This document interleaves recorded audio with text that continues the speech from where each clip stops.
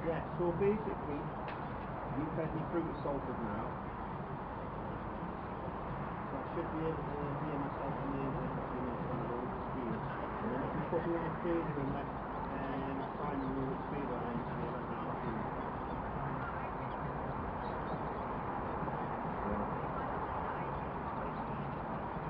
Yeah, because I think the cross-reference each other, don't want one to cross the other, so...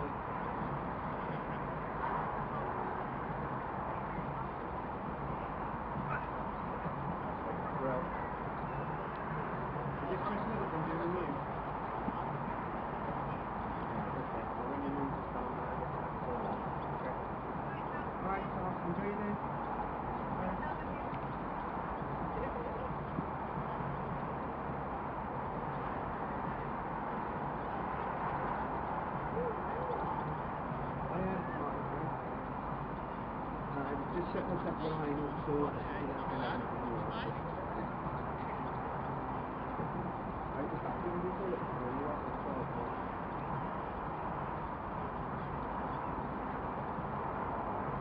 I'll just get Colin's going to take me to some point in this morning.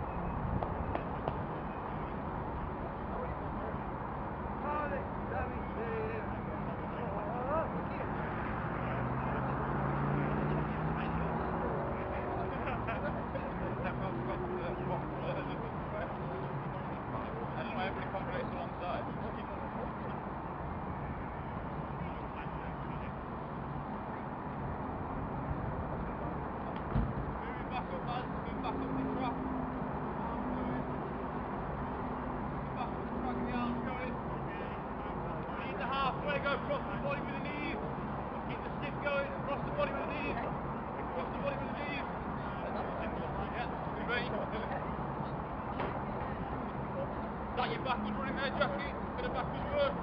Halfway?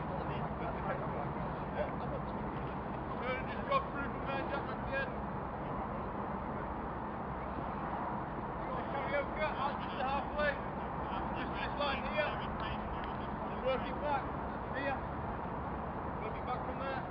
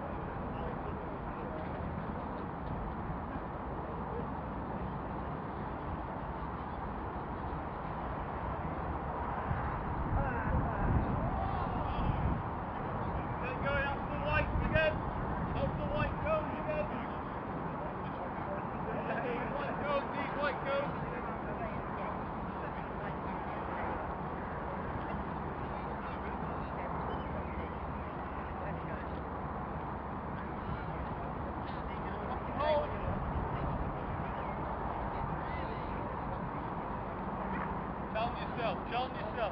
Get a bit of distance. Get a diagonal distance. All the way through, yeah, all the way through.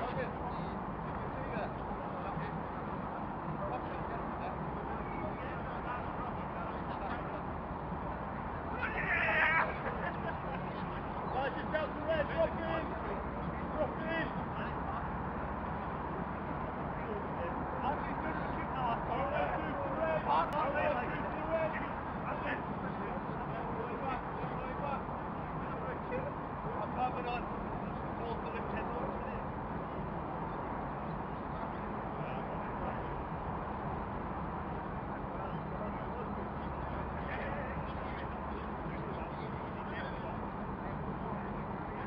Accelerate, put the brake in completely stop. Accelerate, put the brake stop. Keep going to the white, all the way through to the white. Here. All the way through to me. All the way through to me.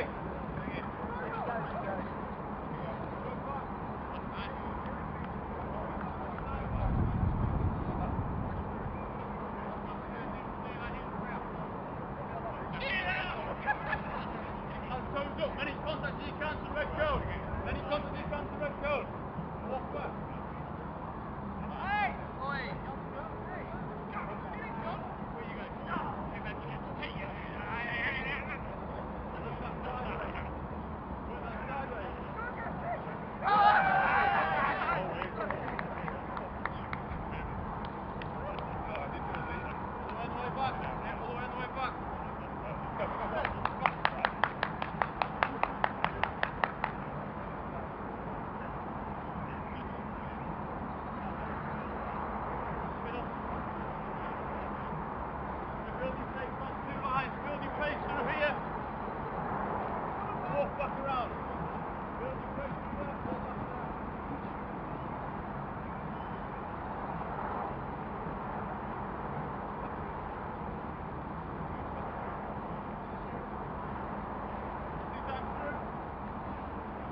Faster.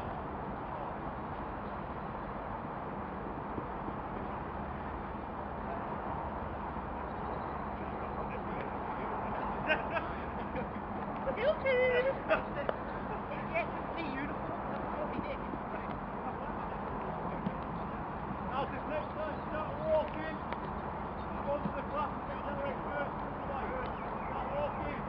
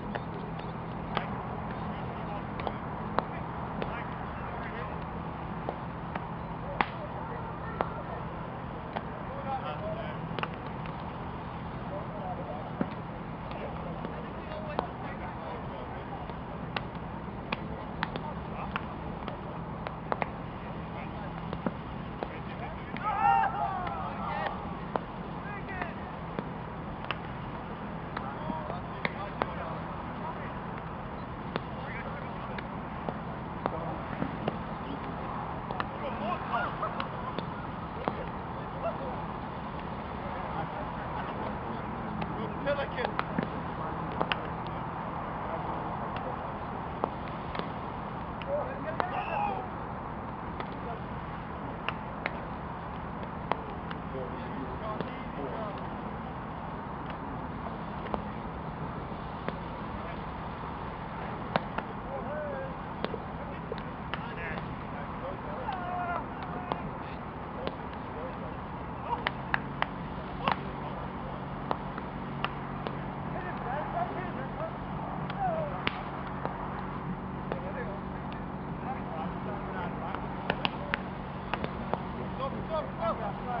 Sorry, man.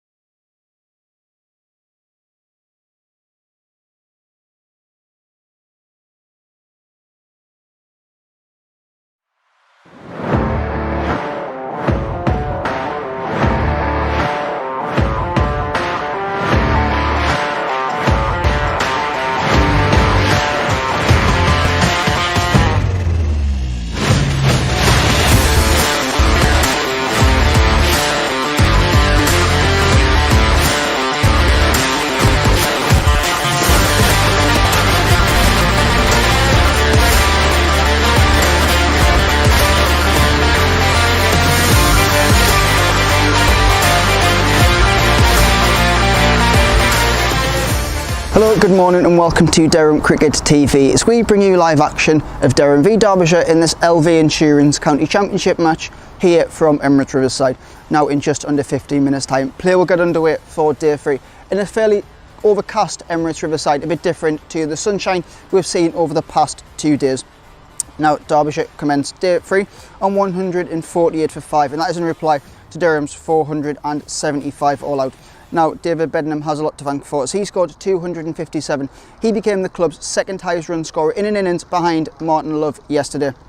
His 257 came in 410 balls, which included 33 fours. Now, Derbyshire closed day 2 on 148 for 5, and it was Chris Rushworth who claimed 4 wickets last night, as Durham are completely on top. Now, let's have a look. If you missed any of yesterday's action, you can see all of the bite-sized highlights now. Bedingham 250 has Durham dominating. David Bedingham's 150 knock told the story of day 1. Durham took the game to Derbyshire and racked up 307 for the loss of just 4 first-day wickets. The visitors had work to do. The Durham man will be a key wicket for Derbyshire, but he started in watchful fashion. A double hundred not far off, early boundaries at a premium. But the two men found their feet. The partnership was soon worth 100 runs, and the score was ticking up towards 350. They'd get there, but Eckersley wasn't long for the middle. Aitchison struck to remove him, LBW for 34. The loss of his partner did little to derail Bedingham. His fine start to the season continued, and before long, he'd achieved another great feat. 200 runs scored off 328 balls. He was enjoying his return to the Emirates Riverside. Pointer couldn't stick with him though, picking out Guest at point off the bowling of Scrimshaw. Lunch came soon after, the score 388 for 6, and Durham were enjoying their return home. Derbyshire fought back at the resumption though. Paul Coughlin was only able to add 10 before Hudson Prentice and Hussain combined to see the back of him. The hosts moved on to 400 soon after. The wicket important for the visitors, but they were still chasing the game. Ben Raines suffered the same fate, his knock brought to an end for 22, caught off the bowling of Matt Critchley. But Bedingham's afternoon kept getting better. He became the first man in the LV County Championship to pass 250 runs. His knock, quite a remarkable one, and setting up the game for his side to go on and dominate. His hard work had also taken his side to the lofty heights of 450, not long after. And that's about as far as he would make it. Connors struck to bring his innings to an end by way of an edge through to Hussain, out for a monstrous 257, the highest score of the LV County Championship so far, and it would take some beating. With the loss of Bedingham, the innings was coming to a close, and it was wrapped up by Sam Connors. Salisbury, his 5th of the innings, but Durham delighted with their return. Bedingham will hog the headlines, and rightly so. His knock of 257 is higher than any score in last year's tournament, and more than any other batter has mustered this year. Connors Pfeiffer was another rare bright spot in a difficult Derbyshire bowling display. Rushworth inflicted more pain for Derbyshire as they started their innings. Wood bowled for 3. He'd have 2 in an over. Lewis Deploy trapped in front for 2. And Derbyshire sank deeper into the mire, Rushworth striking again in his next over to remove Rees. The visitors headed into the respite of the tea break, teetering at 42 for 3. Madsen and Critchley put a stop to the difficulties and guided their side past 50. The two then doubled the total, Derbyshire looking for 3 figures. Soon they'd found their way to 100 runs. False starts aplenty in the visitors' innings so far, but this partnership was looking good. Madsen's contribution came with the prize of a half-century. Derbyshire still with a mountain to climb, but a moment to enjoy. The same couldn't be said for Matt Critchley. They'd have to bat on without him. The all-rounder had added 40 to the total when he had his off-stump removed by Rushworth. And there was more late drama. Ben Raine left one that jagged back and clipped his off-stump, out for 2. Harvey Hussain joined Madsen and guided the side through to the close of play, with the score 148 for 5, but they were in real trouble, still 327 behind the hosts.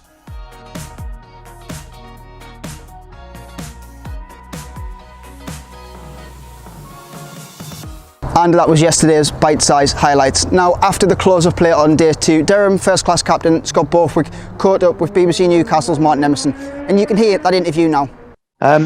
Scott, day 2, what a brilliant position to be in. Let's talk about David Bedingham's 257, second highest score by a Durham player, and faultless, really.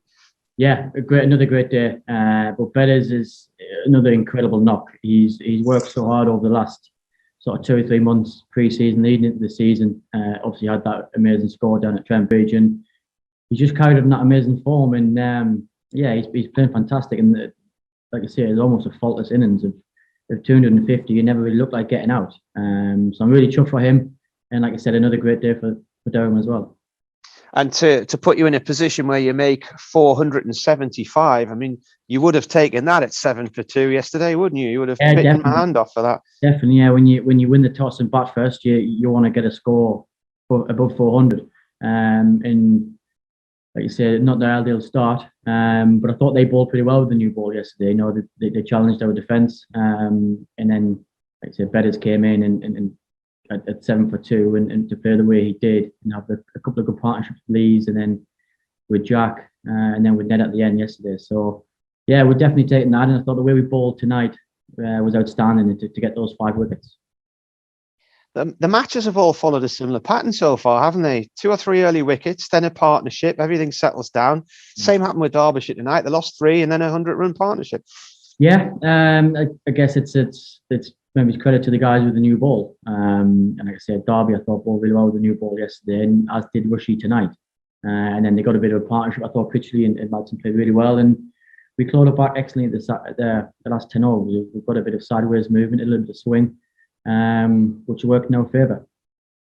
I think Lewis Rees was perhaps a little bit unlucky to be given out down the leg side, but I mean, Rushy was coming in and he had real fire in his belly there. As far as I'm concerned, he's now got 500 championship wickets. Some people are trying to tell me you can't include last year because it didn't carry the title, the championship. But it was a championship format competition and you can't take those wickets away from him. So to me, he's at 500 championship wickets for Durham now. Okay, that's amazing. Now he's been magnificent and he's absolutely a captain's joy. He always wants to bowl his overs, and you know what you're going to get from him. And he really pumped his knees up his first 5 or 6 overs and bowled a lot of energy on the ball. And on a slow wicket, he actually got a bit of pace out of the wicket. Yeah, let's talk about the wicket then. This is a new square. Nobody knew how this was going to play. You chose to bat yesterday. We have seen the ball not quite carrying to the slips on a number of occasions, and the slip cord moving a bit closer to the stumps a bit earlier today in the Derbyshire. And he's seen a few dead spots as well. So it's still a little bit of the unknown with these wickets, isn't it? Because it's brand new. It's only been laid over the winter. Yeah, it is. And it's probably the hardest pitch I've ever seen here at Riverside. I know Vic, the groundsman's been preparing it really well over the last 2 or 3 months. And to get it as firm as it is, credit to Vic.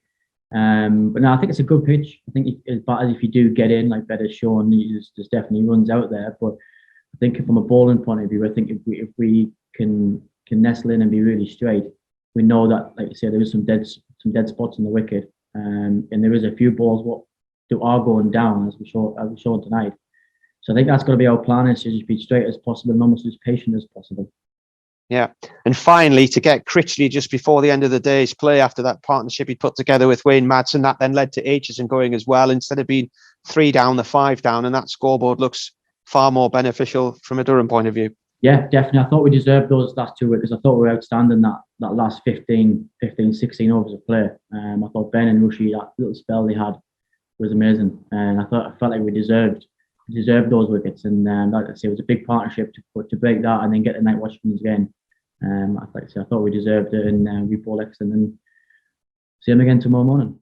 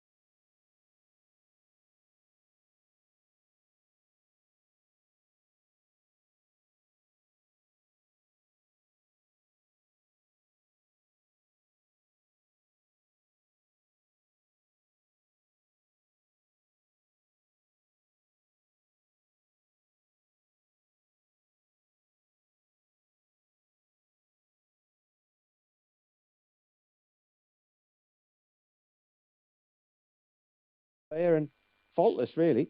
Yeah, another great day. But Betters is another incredible knock. He's worked so hard over the last sort of 2 or 3 months pre-season, leading into the season.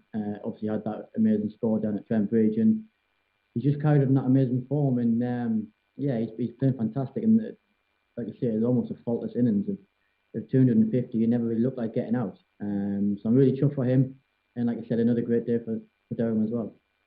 And to put you in a position where you make 475, I mean, you would have taken that at 7 for 2 yesterday, wouldn't you? You would have bitten my hand off for that. Definitely, yeah. When you win the toss and bat first, you want to get a score above 400.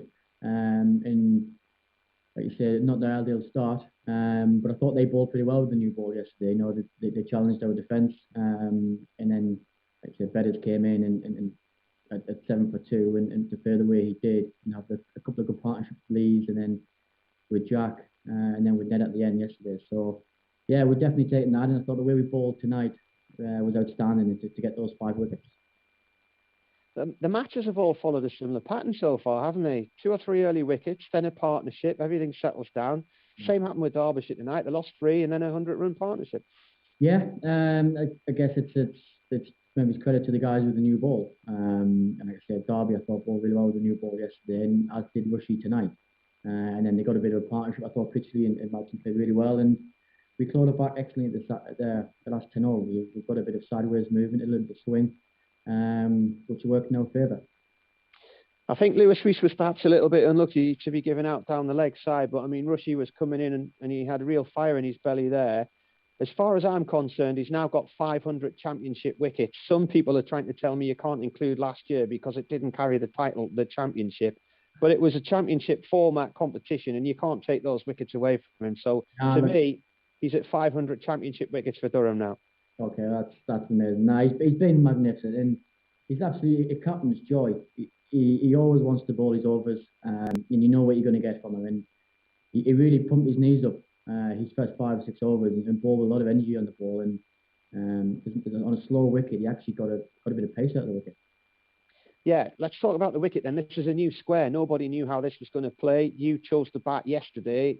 We have seen the ball not quite carrying to the slips on a number of occasions, and you know the slip cordon moving a bit closer to the stumps a bit earlier today in the Derbyshire.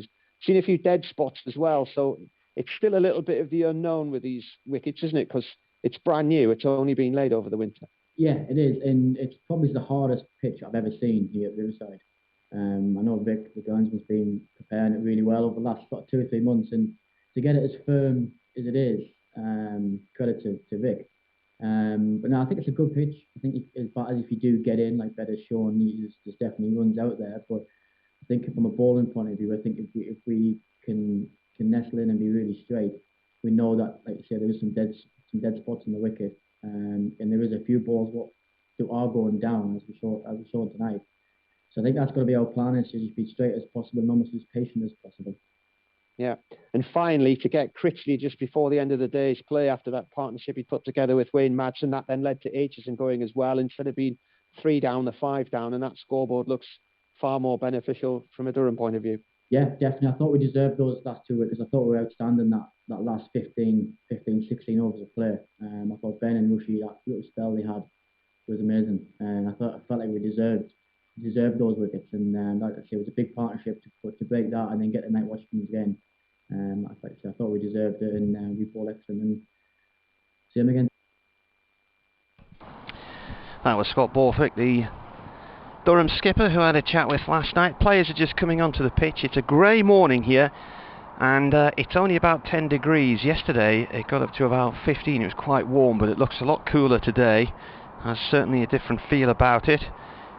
Does it have a Rushy morning feel about it? That's the question that many people will be asking. He needs 2 wickets to break Simon Brown's 518. He got past 500 first-class wickets for Durham a while ago now. I think it might have even actually been last year. So of the 517 first-class wickets he has, 1 of them is against Sri Lanka A, 16 are against Durham Uni, and 5 for the MCC in matches in Abu Dhabi. So we're ready to get underway.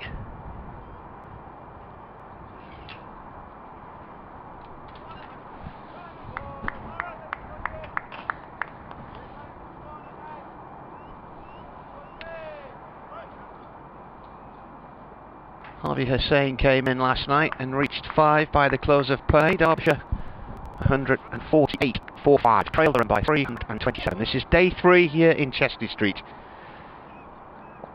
And Rushworth is going to start here with a short mid-wicket.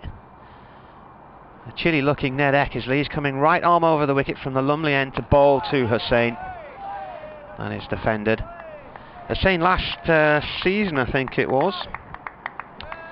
When was it? Actually, it was 2019, that opening game of the season when Derbyshire won in Derby, beat Durham for the first time since 2004. He got 2 half centuries in that one, a 78 and a 62. Comes from Chesterfield. He's currently 24. His 25th will be in August, and this is his 54th first-class match. Rushworth comes in and bowls, and Hussain plays that to match Salisbury at mid-on.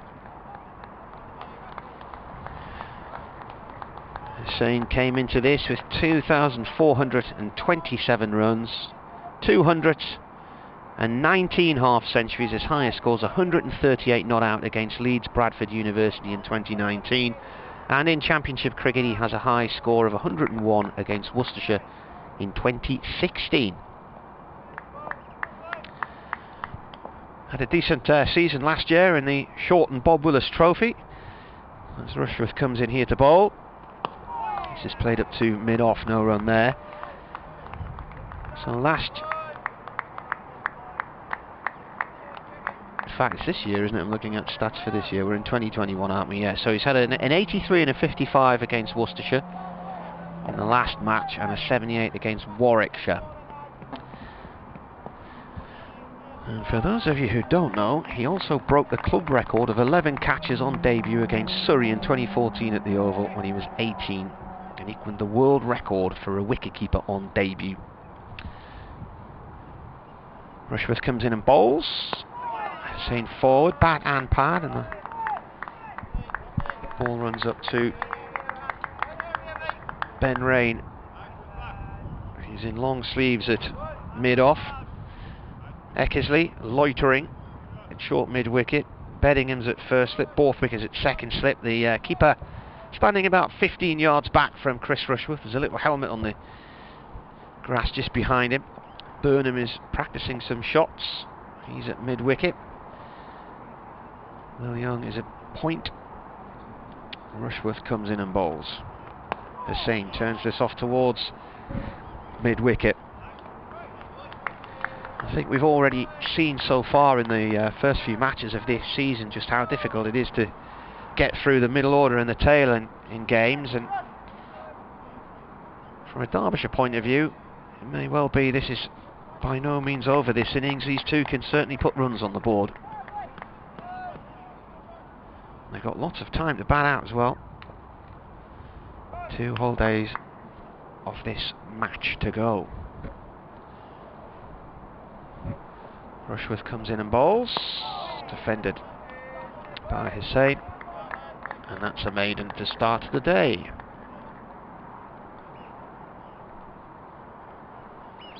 If you want to email, it's weircricket@yahoo.co.uk. Paul Wilson's been on. He says, "How do, Marty? Greetings from a fairly sunny and fairly mild Costa del Hartlepool. Should be with you most of the day, apart from when I pop out to the chippy at around 12ish. Keep up the excellent commentary," he says, "and come on, Durham." Oh, what will he be going to the chippy for? Plenty of batter as well. Fish and chips and batter and curry sauce. A few mushy peas as well mixed in there. Feeling hungry now. Paul Coghlan is going to start the day from the Finkel end. This is a bit of a change in plan from a Durham point of view. It has been Matt Salisbury up until now.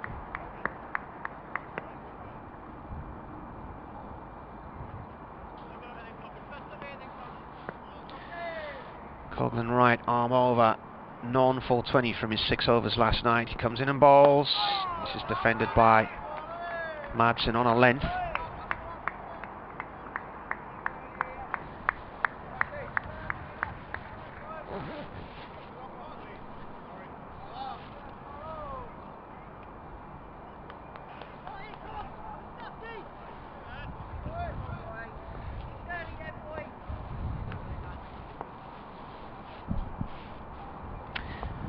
Coghlan in to the right-handed Madsen, bounces it, it's gone over the kill. No, he's got it. I thought that was over Stewie Pointer. He somehow managed to snatch at that one, fingertips.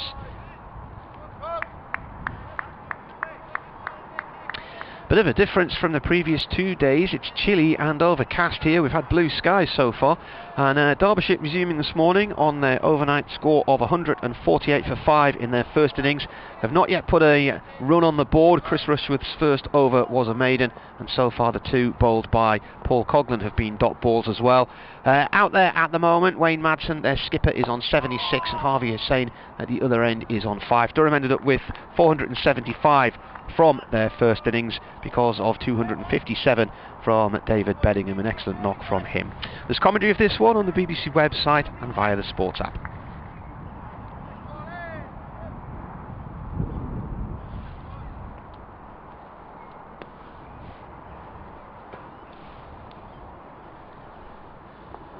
In comes Coghlan and bowls. Oh, leading edge, and that is out. That is the end of Wayne Madsen, and he's played a false shot there, and it's gone off towards point.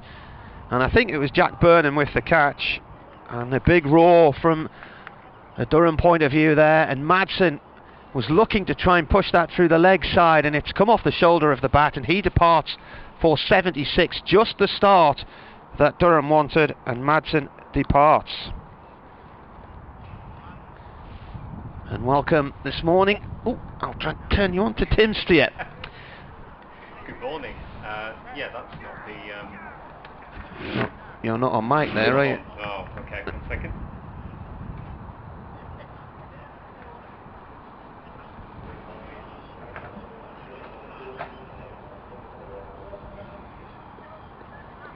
See if that's any better.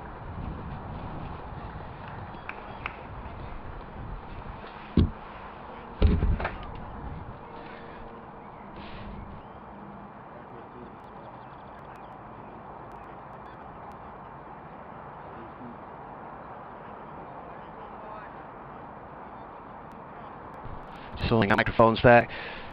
A good wicket though from a Durham point of view. Jack Burnham taking a fairly simple catch. Paul Coghlan gets his first wicket of the season. And Derbyshire haven't had the run for overnight. That partnership was worth 11, so they still trail by 327. And we've had 43.4 overs of the innings. The new batsman is Brooke Guest.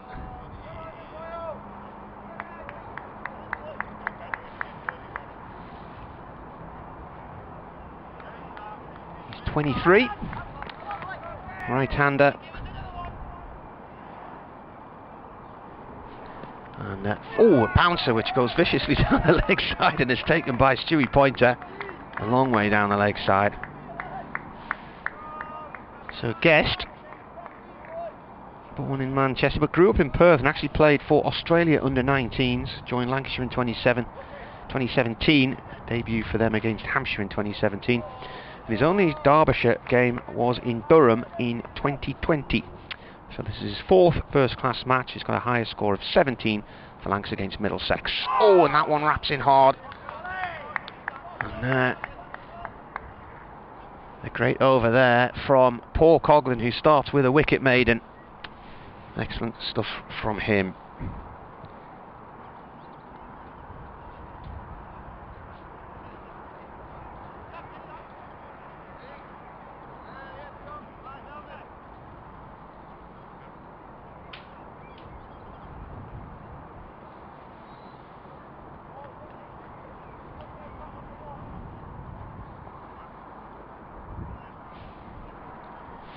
Just the start Durham wanted today.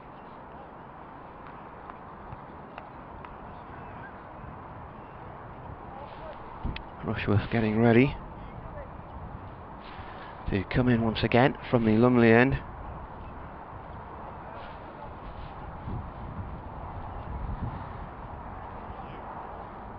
Two slips in place, and now Burnham, I think it is, has gone in short leg under the helmet. So I look to put a bit of pressure on Harvey Hussain, the wicketkeeper batsman.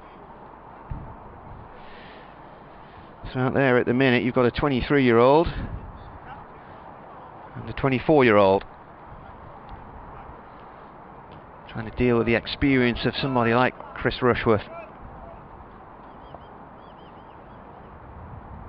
Rushworth comes in.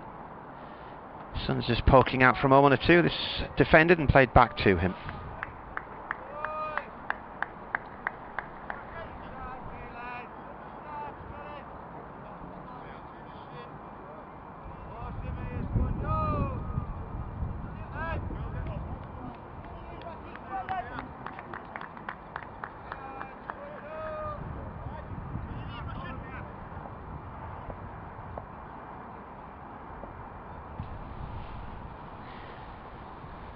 Rushworth comes in and bowls, and that's pulled by the batsman Hussain out towards long leg, and is cut off by Paul Coghlan coming round in front of the pavilion steps. Hussain runs 2 and Derbyshire make it to 150 for 6 after 44.2 overs.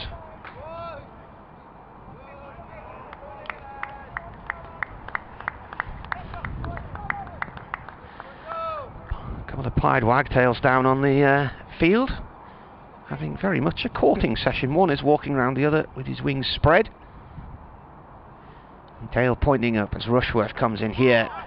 He's got his tail up as well, but that's gone away for 4 down towards fine leg off the bat. Just strayed slightly down that leg side. A little flick off the shins by Hussain. 154 for 6. So I think we can now bring Tim in. Yes, there we are. Good morning. Good morning. Good morning. Well, that's not the start that Derbyshire definitely would have wanted to the day, because they would have looked for Wayne Madsen to stay out there as long as possible after what happened yesterday. So for him to be the first man to go is, well, it's a massive dent in Derbyshire's hopes, to be honest, of getting anything from this. Rushworth comes in. Hussain on strike. Oh, inside edge onto the pads. Yeah, if anything, it's the old sporting terminology, isn't it? And you see it in newspaper headlines. Whoever it is holds the key. Madsen holds the key, and very much they would have been looking for him to be batting throughout the morning. See how this develops, though, because Hussain's had some runs. If he can get some support, as I said, he's had 83 and 55 against Worcestershire this season, and a 78, so he's in good nick.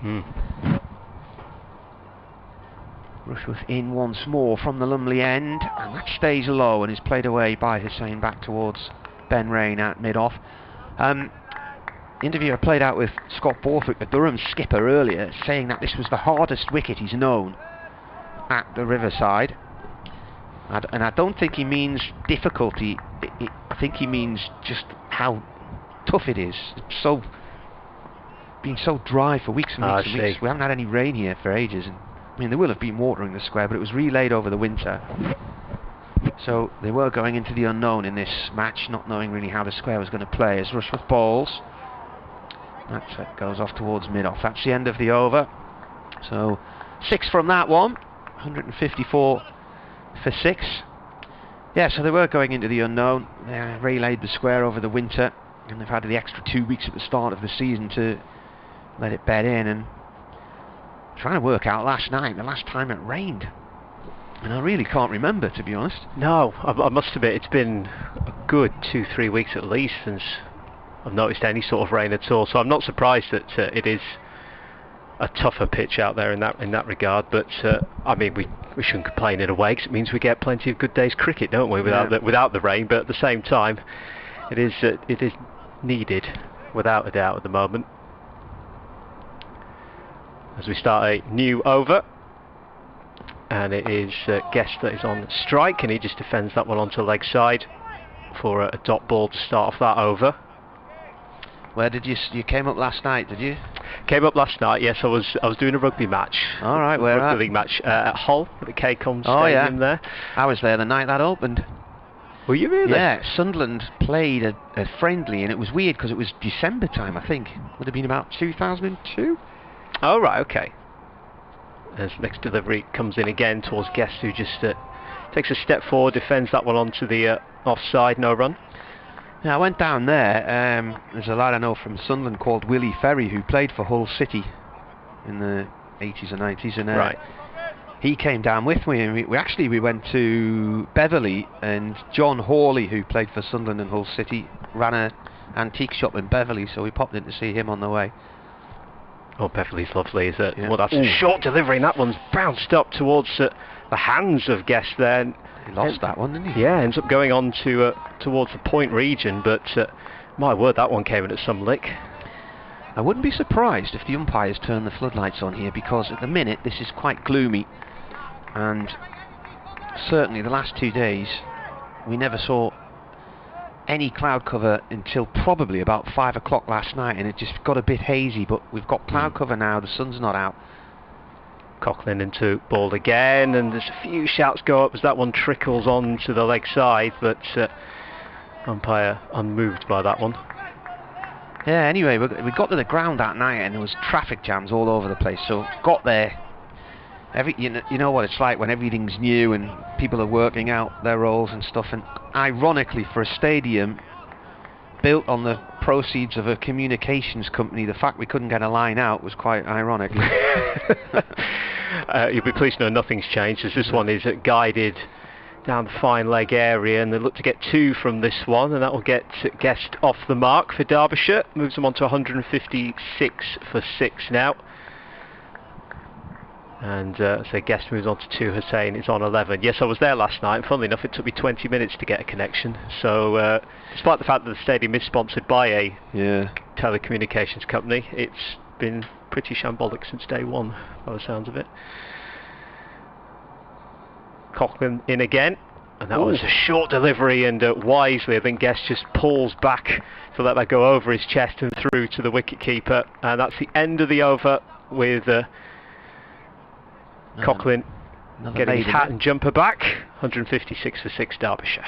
Coughlin's figures 1 for 20 from 8 overs, 3 of which have been maidens. 2 of those were today. He started with a wicket maiden when he got Wayne Madsen with his 4th ball. Ball that was banged in, and it came off the shoulder of Madsen's bat and looped to Jack Burnham and backward point. I think the issue from memory when we were there was all of the lines into the stadium worked, but it was then the relay from the communications centre somewhere down in the bowels up to the press box. So I ended up doing all my reports in this communications room in the bowels of the stadium, where you couldn't actually see the ground or anything, but Rushworth from the Lumley end. That's a nice drive from Hussein right out the middle of the bat. That looked lovely, and that's racing off towards the castle boundary for 4, but rain hasn't given up hope yet, and actually it slows right down as it's reaching the ropes, loses all of its momentum. Rain stops it, and Hussein gets 3. As that went across the square, it looked like it was going to be a 4 all the day, and then suddenly it slowed up in the outfield. Looks a little bit cooler out there today, judging by what the ground staff are wearing. Vic, the main groundsman, Vic Domain, is in his shorts still, but I think he puts them on in about February. But he is in a hoodie today, and arms crossed. Some of the members of the team have got their coats on. Rushworth right arm over balls here, and that's played wide off the slip cord and along the floor by Guest, down towards third man. Borthwick chases after it and grabs the ball right in front of our commentary position, and his throw is not very good at all. That swayed a long way from the keeper, who raced up the wicket to try and get hold of it. It went over his head, and it's ended up back at the bowler's end. So I think he put a bit of a slice on that one, in golfing terms. Feel free to get in touch on Twitter at Marty Cricket or Tim Steervo, so S-T-E-E-R-E and then V-O at the end, or weirdcricket@yahoo.co.uk on the email. As Rushworth bowls, Hussein flicks at that one, and it's gone down the leg side for 4. Rushworth's finding that leg side again to Hussein. It's leg bys, just drifting off his line there. So Rushworth needs one more wicket to equal Simon Brown's 518 in first-class cricket for Durham. Brown grew up in Clevedon, I think it was, and went to Bolton Comp. I played against him at school level. And then he went off to Northants. And then when Durham became a first-class county, he came back up from Northants. One of many players from the North East who ended up down at Northants over the years. As a result of Doug Ferguson, a local coach and scout. 186 for 6, is that right? Is that 166 for 6? Dot ball this time, played out towards the covers. The numbers on the computer scoreboard seem to be doubling up as I look through two panes of glass. Yes, yeah. It's not been as easy on the IRAP scoreboard this week. Yes, I've heard you and Fletch talking about that, yeah. It's a good job I've got my binoculars so I can keep checking it. The old scoreboard on our right hand side is excellent at the minute with its bright orange numerals, but when the sun gets on it in the afternoon you can't really see it. Right, okay. Rushworth bowls. That keeps in low. Hussain plays it up to Salisbury at mid on, no run there. Yes, I have tuned in for the past couple of days where I can, and I have heard you and Fletch talk about these scoreboards, so I was intrigued to come and see it for myself, really, just to see what it's like. But yeah, at the moment, it's the one to the right-hand side, the older scoreboard. You can see that one clear as day, without a doubt. But it has definitely clouded over, though, so there's no threats of the sun maybe getting in the way in that sense. Yeah, I was discussing this with Joe Rushworth earlier. He'd looked at the weather forecast and said it should brighten up this afternoon, but I don't think it's going to get any warmer than about 10. Right. We've got that chilly breeze coming in. Last ball of the over, and that's a bouncer down the leg side, which is initially taken by Stewie Pointer. He's up in the air, and then he sort of loses his balance and drops the ball and whacks off his foot and runs away towards square leg, but it's a dot ball. That's the end of the over. Sun's trying to poke through now, but when I did my pre-match video at around about 10 o'clock, the sun came out and went in about 7 times in about a minute and a half's worth of video. So yes, it's currently bathing the pitch in sunshine at the minute, and it looks lovely in that regard. But you can see there is a bit of a breeze out there, which is why there's still a few jumpers going on and long sleeve shirts as Coughlin is into bowl towards Guest, and that one finds a good length, and that one's defended straight back up the track for a dot ball there. Started that over there before Durham's 12th man was even off the pitch. No messing. Is that Matty Potts under there? He's got his back to us, he's got a hat on, a face mask on. Yes, he's just behind the boundary rope right in front of us here as Coughlin bowls over the wickets, and that one again is defended onto the offside, but you can hear from the fielders' cries in the background that they're liking the lines that he's finding at the minute, Coughlin. Jab back in that one, didn't it? Oh yeah, that came in sharp off the seam. There was more of the fairground on show when I arrived this morning, so they've been arriving in dribs and drabs the last few days. I'm not sure when it's meant to start, might begin tomorrow. Coughlin in again with a bouncer, and Guest just drops down to his knees to avoid that one as it goes through to the wicketkeeper. Some fierce bowling going on at the minute.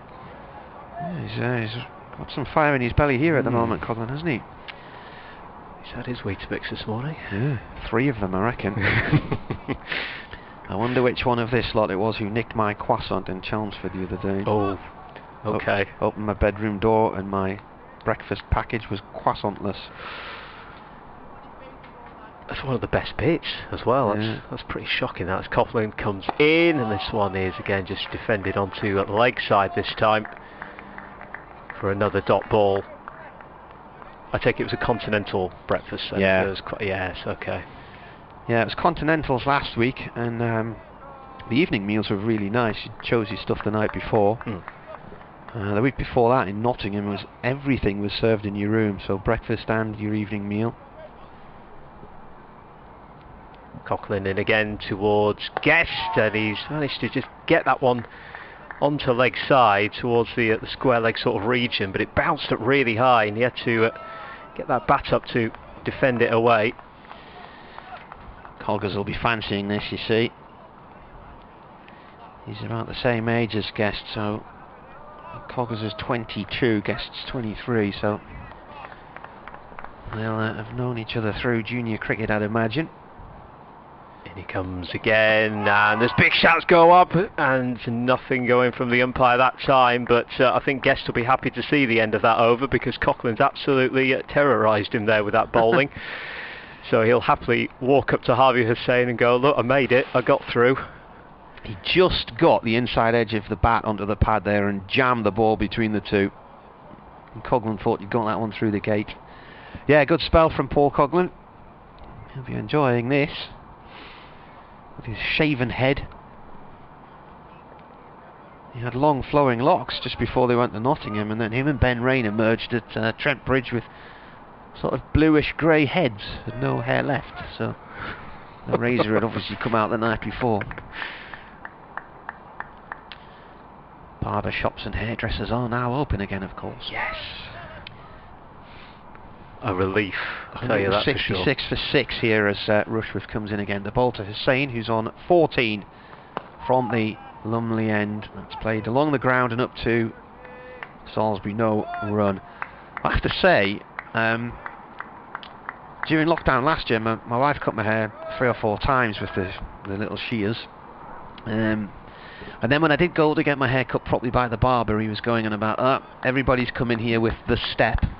And I said, well, the step was quite stylish in the 1980s. But I asked him how you get rid of the step. He said, I'm not telling you, I'd lose me living. So, good point. Yeah, all Rushworth in again, and a bit of a false shot here from Hussain. He was looking to play that through the leg side. He's got his back to us, but I think that's come off the thigh pad. I managed to avoid having any home haircuts, but by the time I had it cut, literally the day after hairdressers reopened again, it was the longest I've possibly had it since the 90s, I would imagine. Bit of a Manchester scene going on. Well, you see, I was one of those that used to rock the centre parting and the curtain look there. Just looking back now, it was a grave error. Rushworth balls, it's defended, and that runs up to Salisbury again. I had long curtains when I was at journalism college in 1989, and then a ponytail for a while. Wow. And then I got it all chopped off and I went on work experience to the Shields Gazette in what would have been about April 1990, I think. That would be sensible. Yes. Professional and all that. Yeah. Well, anyway, we watched a few videos this time, and my wife cut my hair a few weeks ago. She did a cracking job. Rushworth comes in and bowls. And that's played beyond the grasp of Jack Burnham at short leg to Ned Eckersley at short mid wicket. Along the ground though, Durham scents blood here, I think. Pressure situation for these two young batsmen, but Hussain has been in this sort of situation before. He knows the crack. This is his 54th match in first class cricket, so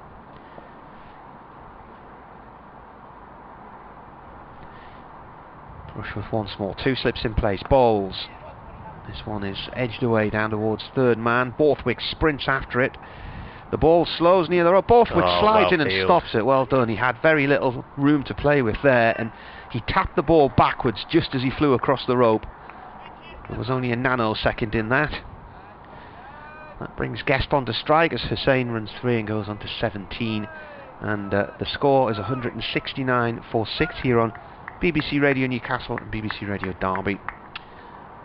Welcome along if you're just joining us. Madsen, the only wicket to go this morning in a second over, shouldered one to Jack Burnham at point off the bowling of Paul Coughlin and went for 76. Rushworth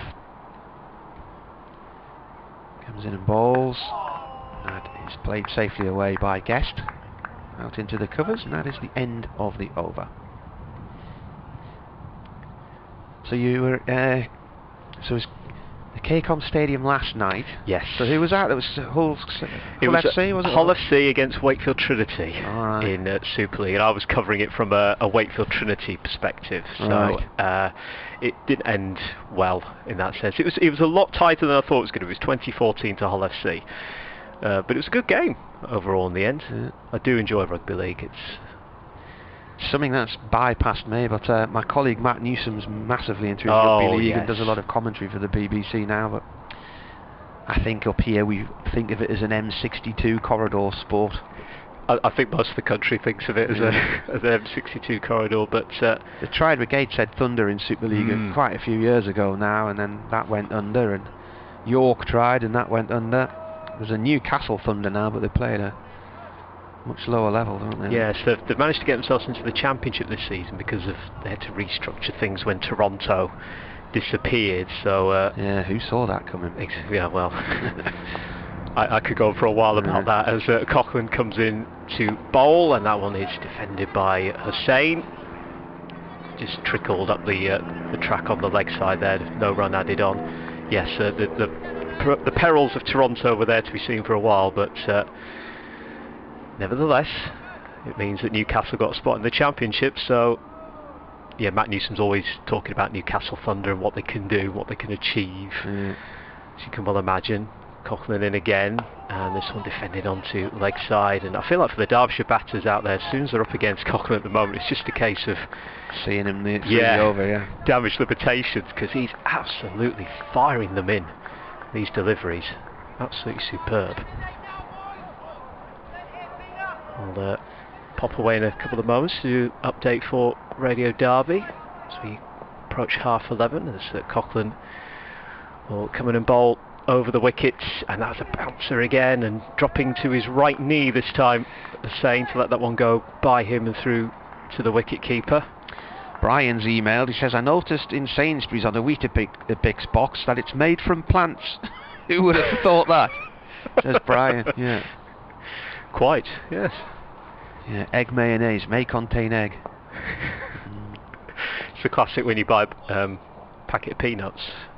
Yeah. What does it say on the side? May contain nuts. That's the one, as Coughlin comes in again, and that one it ends up going on to offside, but again you can tell from the sounds of the reactions of the fielders that they feel that Coughlin is getting very close here to getting one of these two out. It stays 169 for 6 at the moment. And that was inside edge onto pad there.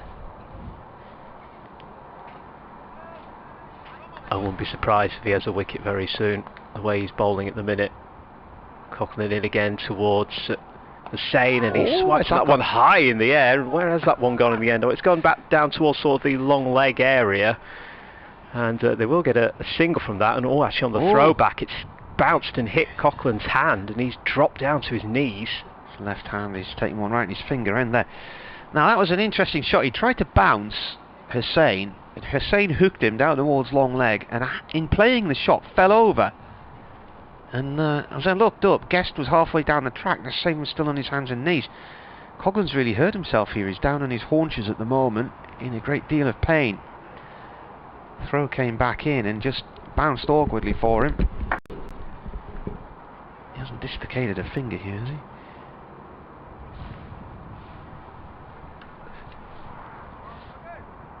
On his left hand, is he going to go off? What's he doing? He's covered in blood, I heard. Durham's new physio heads out to tend to his injury. I think he's split the end of his index finger on his left hand, so the throw came back in from the deep and bounced across the square awkwardly for him. I think from Matt Salisbury, and he's taken one on the finger end, but it is not his bowling hand. So the physio's going to apply a dressing.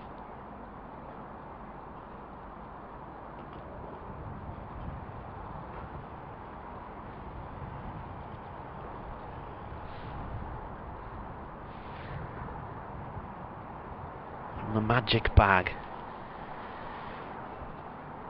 Treatment will no doubt include the magic sponge here. He's putting one of those, he's taping up the finger at the minute.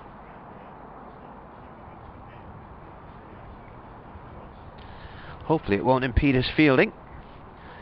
He'll just have to be more right-hand led out in the field. Scott Borthwick's now jogging up to see if he's all right. Giving him a little pat on the back. Chris Rushworth's come for a chat as well.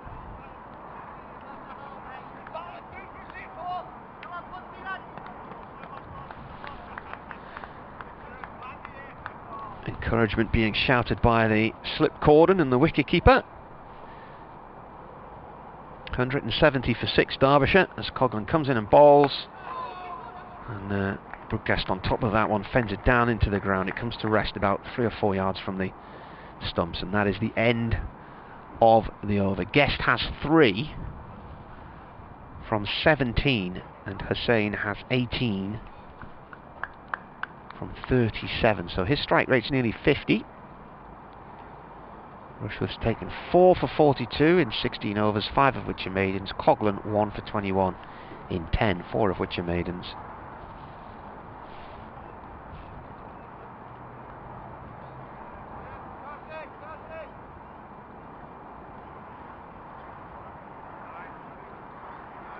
We're going to see Matt Salisbury join the attack now, replacing Rushworth from the Lumley end. So Salisbury, none for 43 from 8 overs, 2 maidens.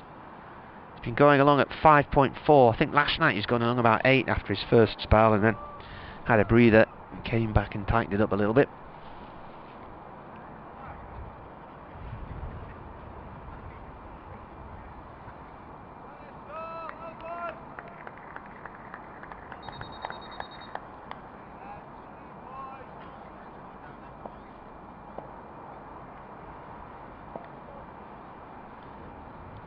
Salisbury then to Hussain, right arm over to the right hander. They're appealing. Everything about that looked wrong to me. That's not been given. Neil Mallender says no. He's got a big white scarf right around his head, Mallender, and it's covering his mouth. Looks like he's wearing a face mask actually. He's got his white gloves on and his white umpire's coat. Richard Kettleborough at square leg has what looks like a waterproof jacket on, and as Salisbury bowls this one, it's played towards point. So Neil Mallender looks like he's gone for like a heavy sort of jumper type coat, a fleecy number, whereas might just be the angle I'm looking at, but Richard Kettleborough's coat looks like it's more of a sort of Gore-Texy type waterproof umpire's jacket. Second round of matches in the North East Premier League today. Comes Salisbury and bowls. This is played by Hussain out towards deep mid wicket. I think Whitburn are playing Hetton Lions.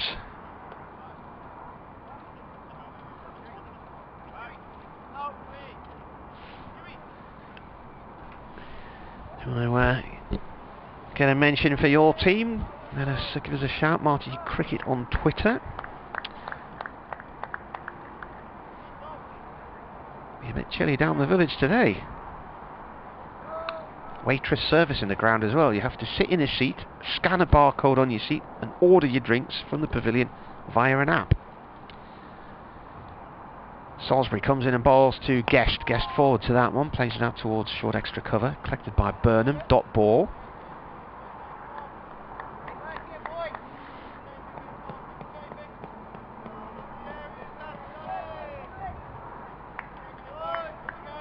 Certainly a chillier feel to things today with this cloud just sitting on top of us. There's hardly any breeze. Looking at the flag on the roof of Lumley Castle, it's more or less just hanging limp. Salisbury comes in and bowls, turned by Guest off towards long leg for 1. Somebody's not sticking to the speed limit again. Gosh, yeah, you can hear that from here, can't you? That's loud, isn't it? It is loud, yeah. I never understood that though, why people seem to get like those extra exhausts, don't they, on cars to make it sound like that. I don't think that was a motorbike, but given the speed limit outside the stadium. Yes.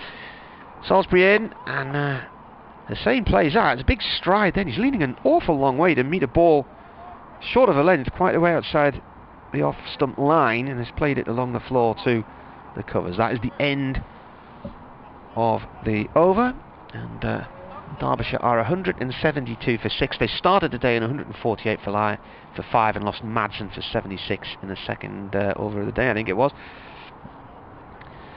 So what's going on in the North East Premier League today? Let's see who's playing who. Of course, the big game today is Shotley Bridge against Ashington. Paul Collingwood playing for Shotley Bridge if he's picked. Mark Wood playing for Ashington, and will be allowed to bowl 2 sessions of 4 overs apiece. So, seen Mark Wood training here this week with Durham in the nets. Not sure when he's going to be allowed to actually play for his county. Coughlin is back in bowling now for Durham, and it's towards Guest, and that one ends up going down leg side. It bounced quite low in the end and went through to the wicket keeper, as I think Guest was certainly looking to try and clip that one in the square leg area. Benwell Hill are hosting Chesley Street. Chesley Street batting at 8 without loss after 2 overs. Eppleton are playing against Bernard Field, which is Neil Killeen's team. No, he's not. He's Anfield playing, isn't he, Neil Killeen? Neil's just walking around the boundary at the moment. Bernard Field 14 without loss. Sacriston are batting against Burnmoor. Coughlin in again, and that one has squirted off the inside of the bat, and it's gone all the way for 4 by the wicket keeper. Just got a little inside edge there before it heads by for the boundary. 4 more runs. Yeah. Definitely not planned, that one, but they'll certainly take it, Derbyshire. I think that was a thick inside edge, and it's gone way down towards fine leg. It's deviated off its line quite some distance there. They did go at a fair old pace as it went all the way for 4 in the end. The bat was quite away from the body as he was playing it, that one. 176 for 6 Derbyshire is Coughlin in towards Guest again. That bounces up chest high and it goes through to the wicket keeper, but as you can tell by the fielder and Martin's reaction, that was very, very close to getting an edge. Well, I don't know if he edged it or not, because either way the keeper put it down. That was a sharp delivery. He's really been bowling with some menace this morning, Paul Coughlin, and see the replay of that one as to whether he got an inside edge or not. Judging by his reaction, I don't think he felt it was a drop, but it slammed into the keeper's gloves and out again. I think it's just done too much. It's moved an awful long way. Coughlin in again. That one is pulled down towards that long leg area. It's not going to go for 4, but they should get 2 for this, and they will do, as it's fielded and thrown back to the wicket keeper. 178 for 6 now. Derbyshire. Guest moving on to 10 with Hussain on 19. Sacriston just up the road from here, 13 for 1 against Burnmoor. Tynemouth batting against Felling. They've got 6 on the board. Washington, Ashthorpe's team, 8 without loss against South Northumberland, and Whitburn are batting first. They are 10 without loss after 3 overs against Hetton Lions. Coughlin again, and that one this time is just defended by Guest as it bounced up to hip height and defended onto the offside. Just load up the county championship scores. Internet seems quite slow today. Something that definitely isn't slow is Mr. Coughlin with his bowling today, as he comes in again with the whites of the eyes of the Derbyshire batsman, and that one is glanced onto leg side quite nicely in the end towards that mid-wicket region before it's fielded, and that will bring up the end of the over now with Derbyshire 179 for 6. Hussain's on 19 and Guest is on 11 for Derbyshire. Looks like a low-scoring epic at Hove. Yorkshire 197 for 6 in their second innings, and leading Sussex by just 126. Notts in their first innings didn't get into bat until quite late yesterday. 130 for 2 after Worcestershire made 436 at Worcester. And in the Essex-Warwickshire game, Warwickshire have nearly caught up with Essex. They're 275 for 9, so they're 20 behind. Salisbury in, start of a new over from the Lumley end, defended this time by Guest, who is on 11, Hussain on 19. Glamorgan Looks like a bit of a road at Northampton. Glamorgan made 407, Northants 317 for 7 at the moment. Lancashire made 525 at Canterbury, and then they've got Kendon and Mess at 108 for 5. They've had a tough start to the season, Kent. Salisbury bowls. Let's play back up towards the bowler's end. Kent have lost one and drawn one so far. Northants at the bottom of that group. That's Group 3. Start of this round of matches, Warwickshire were leading, followed by Essex, and then Worcestershire, Derbyshire, Durham and Notts. Durham haven't won in 9. Salisbury comes in and bowls. This is pushed out towards mid-off, no run there.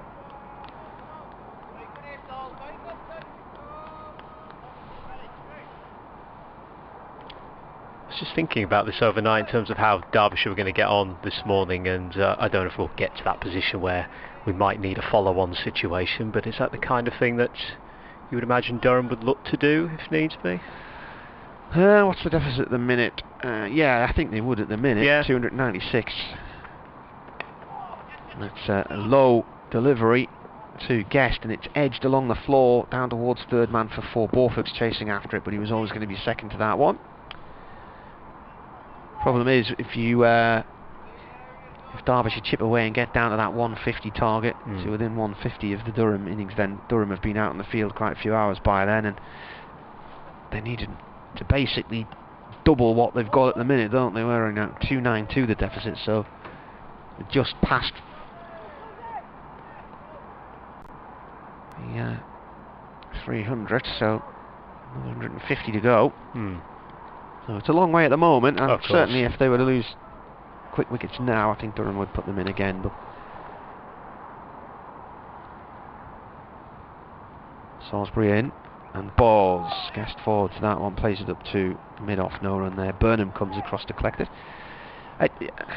The other thing is, when innings come to an end, I mean, if for instance they were at the ball up towards lunch and then they were all out just around about lunch, Durham might feel 40-minute breather, feet up in the dressing room for 40 minutes would help refresh them and come out and have a go again. Yeah. Well, if they were to get, beyond lunch into the afternoon, then certainly I think Durham would probably bat again. Salisbury in, that's defended, and that is the end of the over. Got to remember, it's a bit of a gamble, isn't it? Because Derbyshire got bitten here a couple of years ago. Durham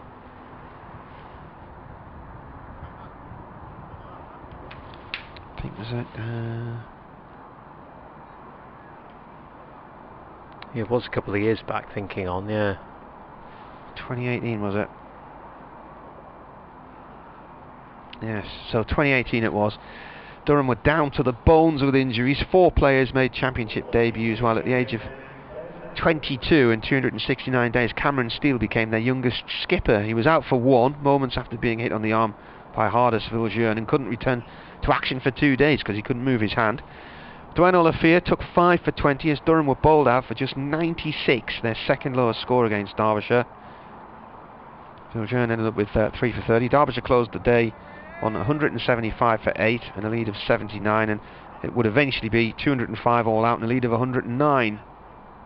Right, okay. And Durham fought back, and it was the first time that they'd won after being bowled out for less than 100, and that came the match after Leicestershire forced them to follow on, and Durham won for the first time following on. Ben Rain is into bowl now for Durham. This one is towards Hussain, who guides that one towards point, but it's fielded, so it will be a dot ball. Now the Rose Bowl, Hampshire 470 in their first innings, Gloucestershire 150 for 2. Surrey are playing Middlesex in the derby at Lords and are 121 for 6 in their second innings, so they lead by just 7. They were bowled out for 154 in their first innings, with Murder getting a few before Middlesex came and made a total of 268. Rain is into bowl again over the wicket, and had to step back there, the same, before defending that one towards the mid-off area. No run. At Grace Road, Leicestershire have lost 4 second innings wicket and now lead Somerset by 1 run at 86 for 4. And that's your matches up to date for now. Excellent stuff. We'll keep you posted throughout the course of the day today. Rain with figures of 1 for 34 so far from 13.2 overs, 3 maidens. As he comes in to bowl once again, that's a decent looking strike, but it heads towards the cover area, and no runs added to the total there. Still 183 for 6 Derbyshire.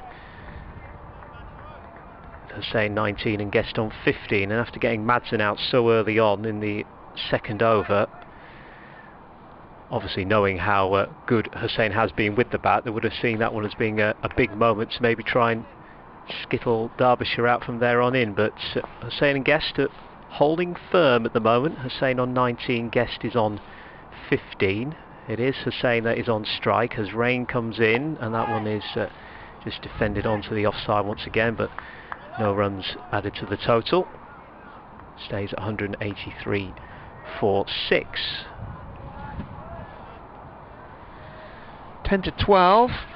The 1 wicket to go so far this morning was Madsen. And an update will be coming from BBC Radio Newcastle in about 15 minutes time. Rain starts his run up to bowl over the wickets and a back foot defence, which trickles ever so slowly towards mid-off. No run added to the total. Stays at 183 for 6 for Derbyshire. They've still got a lot of work to do, obviously, to make up to that total of 475 from Durham. Deficit now of 292. I see what you mean by that scoreboard now. I'm just peering at it myself now, but it's 292 deficit as Rain comes in again, and that one's got an edge and it's gone through, and it bounced though, so that'll be the end of the over. But it was a good over from Rain there. He's on figures of 1 for 34, 4 maidens from his 14 overs. That deficit remains at 292 for Derbyshire, chasing that big total, as I say, of 475 this morning, and doing so without, well, the man that led the way in the end of Wayne Madsen out for 76. But Hussain's on 19 and Guest is on 15. It's solid enough from them so far. Oyster catchers flying by. Been quite prominent this week. It's a good spot.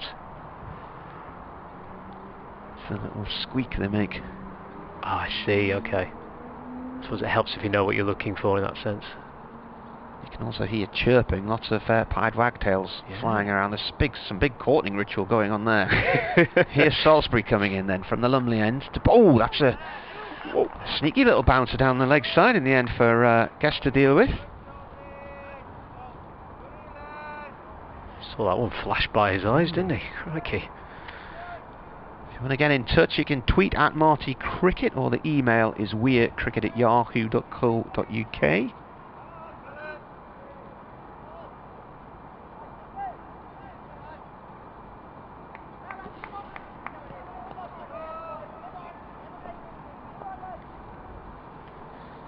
Salisbury comes in and bowls. That stays low and is played by Guest off towards mid-wicket. This is not a bad little partnership actually from a Derbyshire point of view. 35 runs from 63 balls. Hussain has 19 and Guest 15. They have found the inside edge of Guest's bat a couple of times, but he lives on.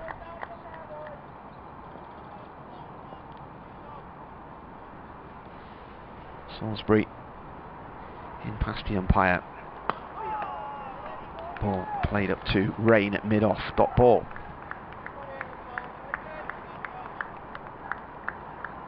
It is a useful partnership because when you start the day knowing the challenge you have ahead of you and you see your man that's on 76 go very early on, that can easily shake you up a little bit.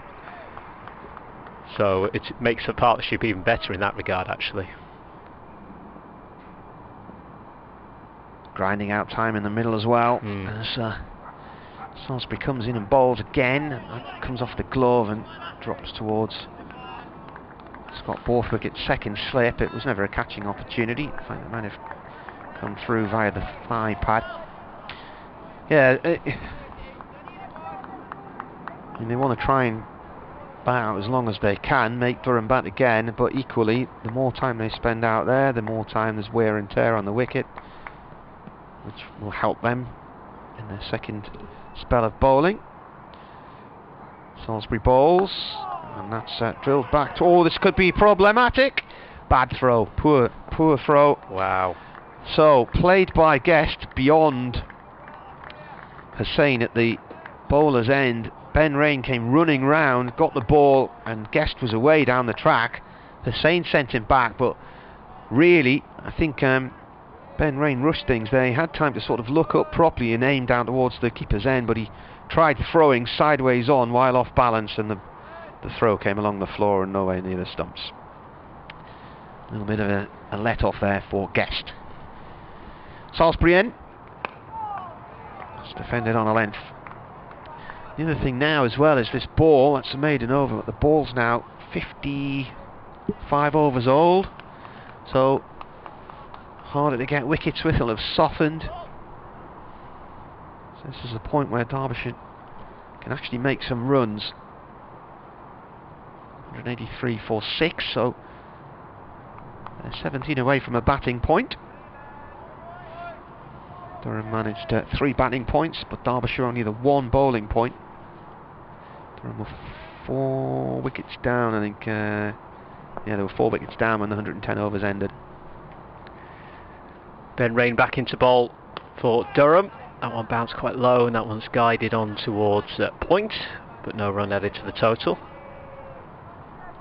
183 for 6. Yeah, Derbyshire creeping closer to that first batting point now, as you rightly say, Martin.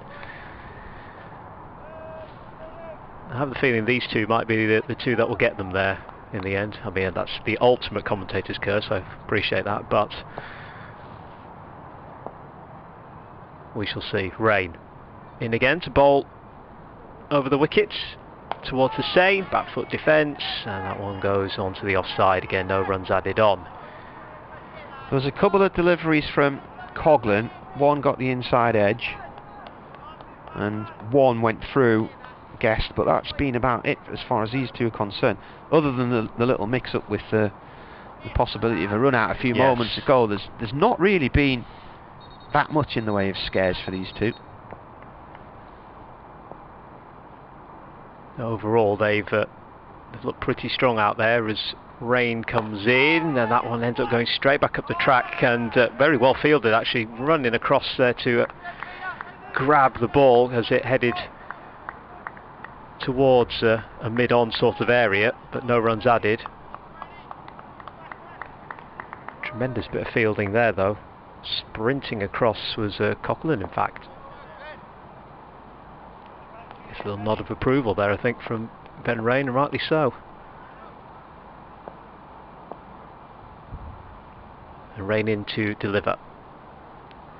Once more, over the wicket to Hussain, and he's guided that one nicely past the man at second slip, and that will get him a single. They'll gently trot and get that single run added onto the total. 184 for 6. Hussain on 20, Guest on 15. That was a nicely played shot. But we know he's got it in him, Harvey Hussain for Derbyshire. He's come up with some very useful innings at times, not just this season, but previous seasons as well, when needed. The wicket-keeper batsman. Little shift around to fielding here from Ben Rain, just moving. Everybody's moving. So Ned Eggers they're all come off out now. of cover to third slip. They've switched Coghlan to an advanced mid-off and put Rushworth at mid-on. See, that pays dividends as Rain comes in to bowl, and this one that clips the pads and goes down leg side. It's just going to be a single. Quickly run though. Well run from Guest on that occasion. 185 for 6 now. And that puts Hussain back on to strike. Go and give an update to Radio Derby at the end of this over. I've already had to give him the disappointing news of Madsen being out. That wouldn't have gone down well.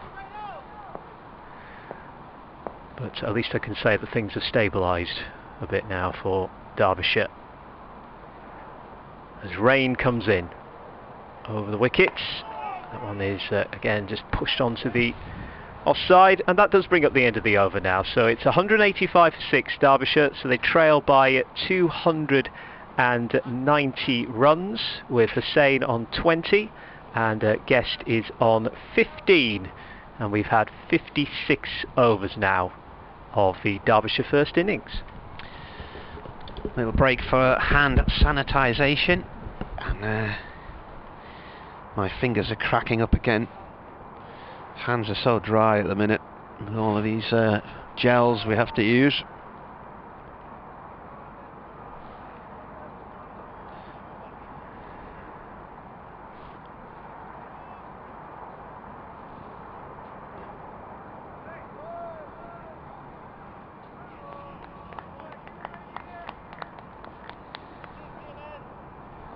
Midday, and an update for Radio Newcastle in 3 or 4 minutes as Salisbury comes in and bowls. It's a full toss more or less, that one. I think he was attempting a Yorker and it's played out through mid-wicket and away up towards the Health Club pavilion for 4. Scott Borthwick's warming himself up, so I might have a bit of a twirl of leg spin from him.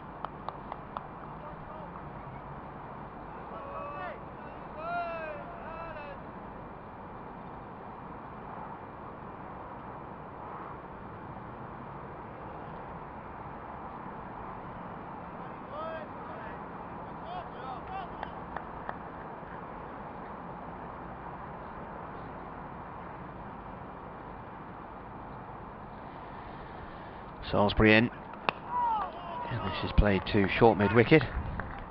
Ned Eckersley's back in there now. Dot ball.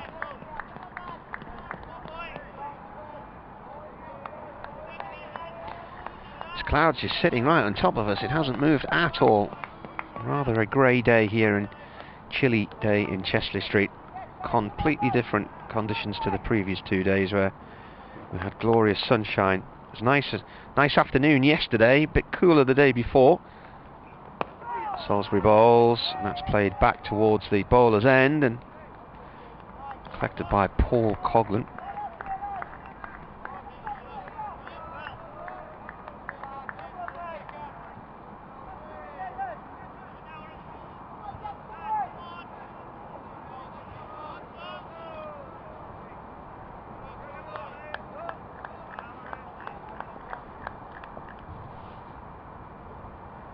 Three balls so far, 4 from this over. That's turned by Guest down towards square leg for 1. Collected by Alex Lees, who has not had much to do in this game since he was out for 39 after lunch on day 1. Put on 101 for Durham's 3rd wicket with David Beddingham. He's fielding it deep mid-wicket with his back to the pavilion, so he's got a lot of area to mop up there, but has not had much involvement in the game so far today. Salisbury swapping his field now. Will Young's moving from point down to 3rd man. Eckersley's come in towards mid-wicket. Burnham moves to point, and Lees is brought in off the boundary to mid-wicket in the square for Hussain, who is on 20. Salisbury comes in and bowls. Oh, and he had a little fish at one outside the off stump there. Both batsmen are on 20 actually. 42-run partnership.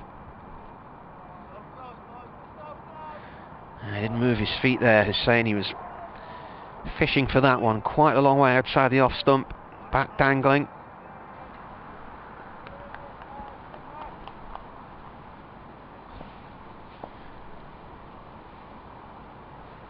In comes Salisbury again. This is pushed up towards mid-off. And is the end of the over. I've put the aircon on here in the belief that at some point it warms up, but at the moment it feels like I'm in an ice station and I might turn it off again. Yes, it is sunny, but when you're in the sun, it's not bad.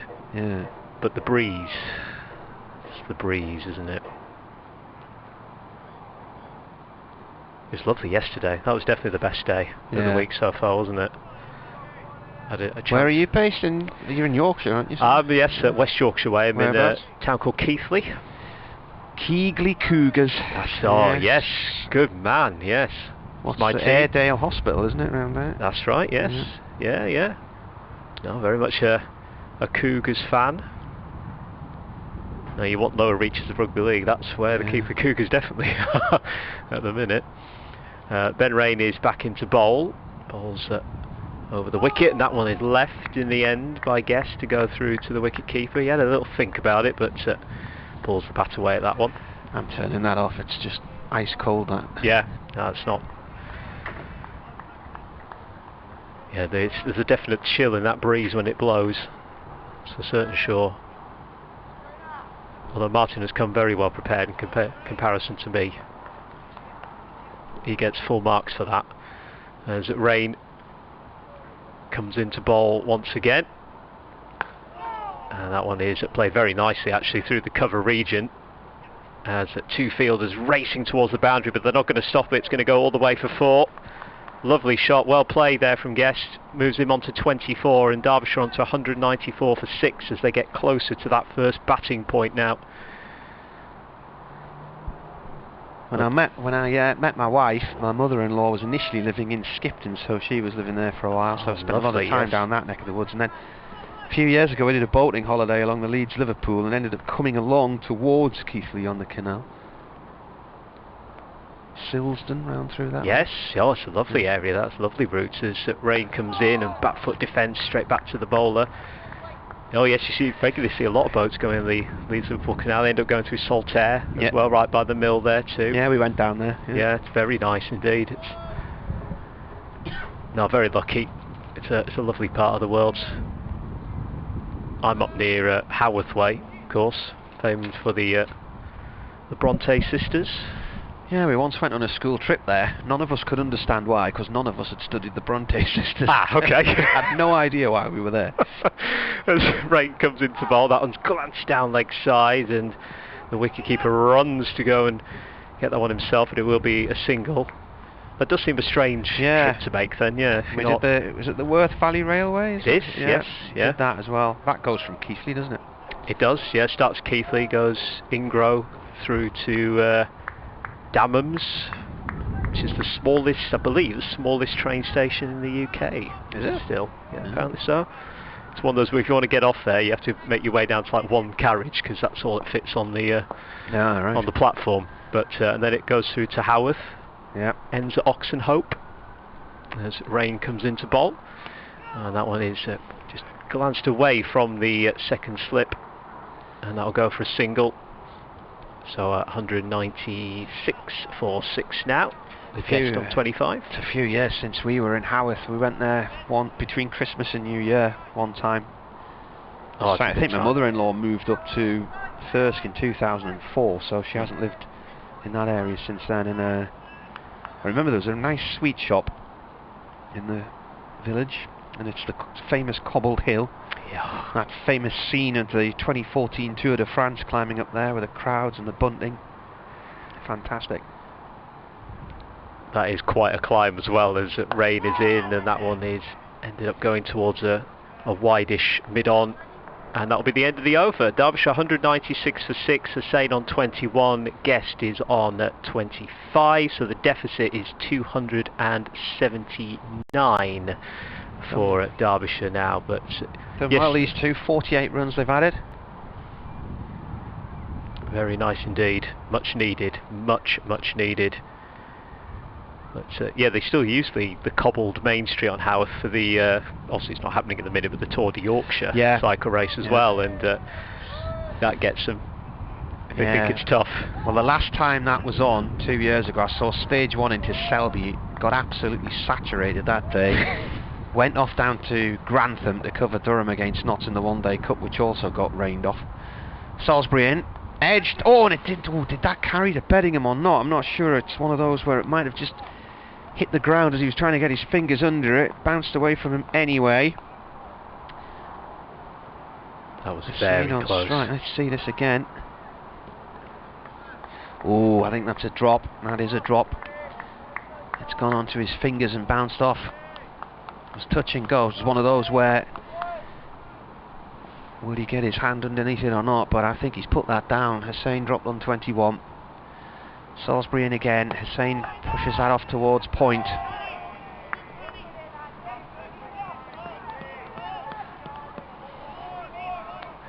Yeah, if that one is dropped, that's a let-off. Yeah.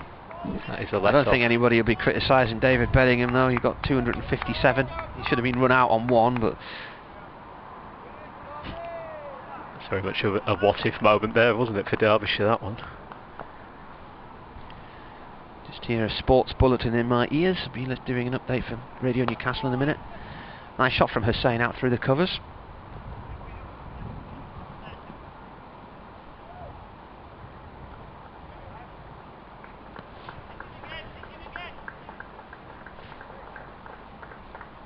Well, the young guns are going well for Derbyshire at the moment. Harvey Hussain and Brooke Guest, 22 and 21 respectively, have put on 50 runs. Hussain 18 and Guest 25 if that partnership. And they came together in the second over of the morning when Wayne Madsen, who'd been key to what you believe Derbyshire could achieve, was out after he shouldered a ball from Paul Coghlan, came off the shoulder of the bat and looped up to Jack Burnham in the backward point position. So he departed on 76 and Derbyshire were 148 4-6 at that point in time and still trailing by 327. To avoid the follow-on, they have to get down to within 150 of Durham's total, so they're currently 277 behind.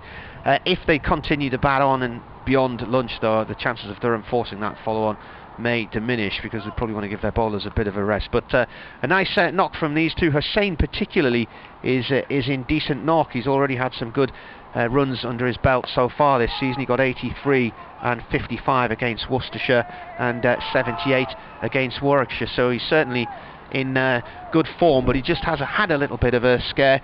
It looks like he was dropped on 21 by David Bedingham off the bowling of Matt Salisbury in this over, one of those where it looked like it carried and Bedingham just couldn't quite get his fingers to it, but I think he can be let off because he got 257 yesterday, so he's done his bit so far in this game, I would say.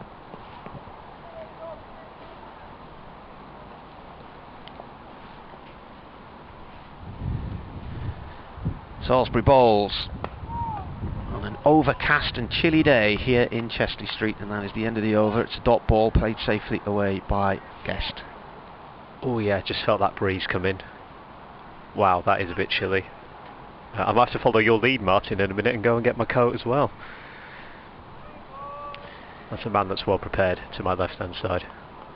That's why that partnership come in about 90 balls, was it? Did you write it down? No. It's 92 now. 89 it was. Right. Very handy indeed for Derbyshire. 199 for 6 at the moment. And it is Ben Rain that's back into bowl. 16 overs so far, 1 for 41.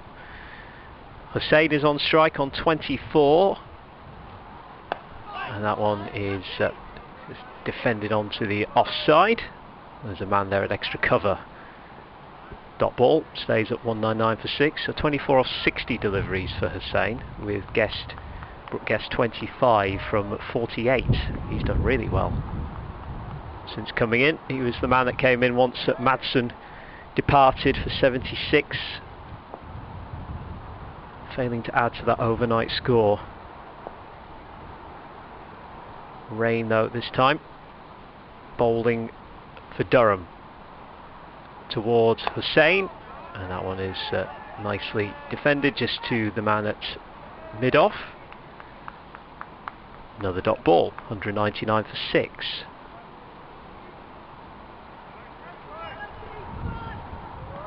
BBC Radio Newcastle, BBC Radio Derby, online via the BBC Sport website and app for you today. Day 3 of this county championship match.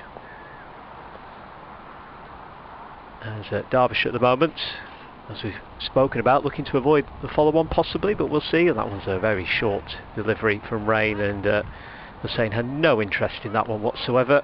Ducks his head, goes through to the wicket-keeper.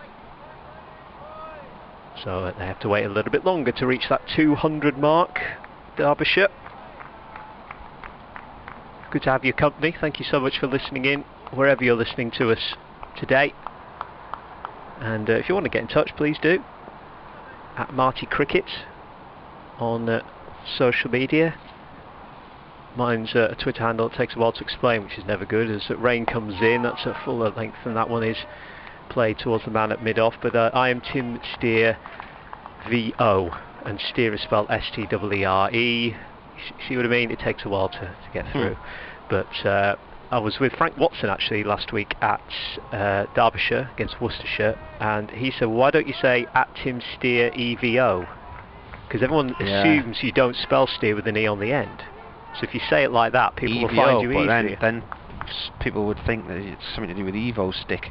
It's probably my level, to be fair, but as the delivery comes in from Rain, and this one is nudged onto the offside. Stays 199 for 6. Yes, I'm definitely nothing to do with Evo stick. Even at footballing level, I wouldn't be anything to do with Evo stick, although I don't think they sponsor it anymore, do they? I don't know. It's beyond my non-league footballing knowledge, that, I must admit. 199 for 6. So if you can find me, fair play, at Tim Steer VO, give it a crack. Love to hear from you. Rain into bowl, over arm, and that one is again just clipped towards the offsides, and no runs added. So a good over once again from Ben Rain there. He's 17 overs bowled now, 1 for 41 and 5 maiden overs, and Derbyshire still waiting to tick over that 200 mark. They are 199 for 6, following on from the partnership of these two at the crease of Guest and Hussain, reaching the 50 partnership in 89 balls, 64 minutes it took them to do it.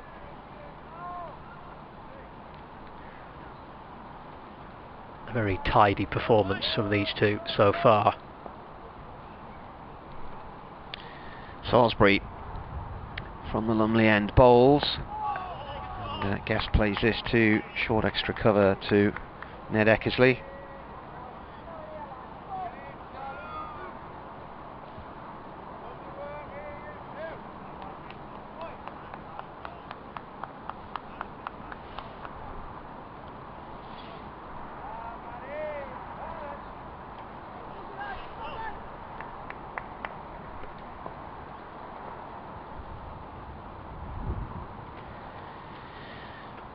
Salisbury bowls, and after an attempted leave by Guest, and he's played it into the ground and onto Borthwick, its second slip.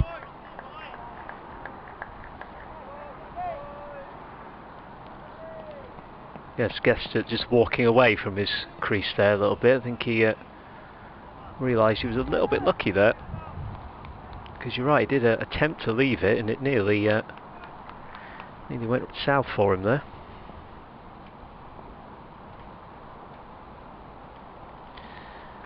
Salisbury bowls again. Guest tries to drive, and that's come off the splice of the bat. Gone straight back to the bowler via the ground.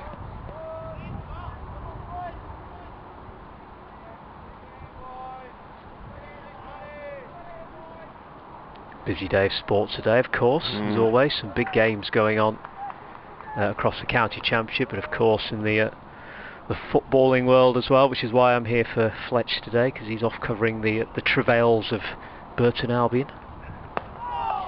Next delivery from Salisbury. He's got his hands on his head there. Thought he got through the defences, but Guest gets it away up towards Chris Rushworth at mid-on. Although they have picked themselves up a bit now, Burton Albion, with Jimmy Floyd Hasselbank back in charge. They were in deep relegation trouble, but they seem to have pulled themselves away quite nicely at the minute. Yeah, was it 6 in a row? He managed to get a run going. Yes, yeah. I think that. Here comes the bowler. Sunderland did beat them during the spell since he took over, but I think they had gone on a good run and then Sunderland beat them and then they recovered from that.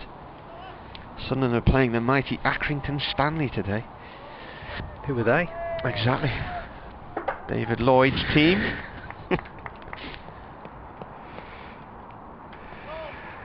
Yes, I used to cover York City a lot, and he used to tweet a lot when Accrington played York. Salisbury balls. Guest goes for. Oh, he could be run out here. He's got himself into no man's land, and there's the throw didn't come in time. That's the second time he set off for a single that was never on. The ball there went up to Chris Rushworth at mid-on, but by the time it actually arrived at Rushworth, Guest turned tail and the throw came back to the keeper's end, but he managed to get back. But communication issues. Again. A maiden from Salisbury. They need one more run for a batting point. Whew, again, relief for Guest. Second time this morning already. Again, not quite sure what he was thinking there. That definitely was not a possibility.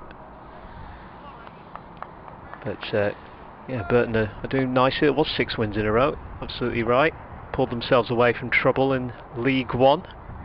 As rain comes in, this one glanced down leg side towards a long leg, and they thought about a second for a minute, but wisely just decide to have the one, and that brings up the 200 mark now for Derbyshire, so they get the batting point.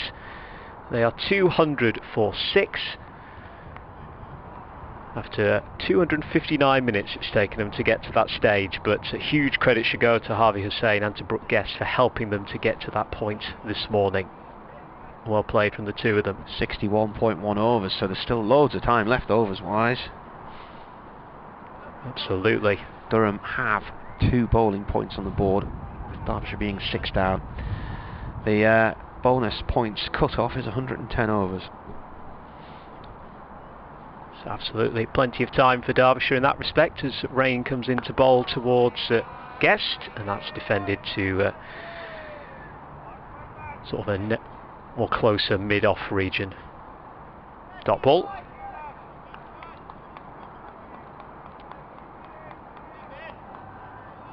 Yes, we used to get a lot of texts from Bumble, or tweets I should say, from Bumble when Accrington played York when I covered them. He always used to listen in though to the commentaries. Because I think his wife's a York fan. Well, they have a house near Thirsk.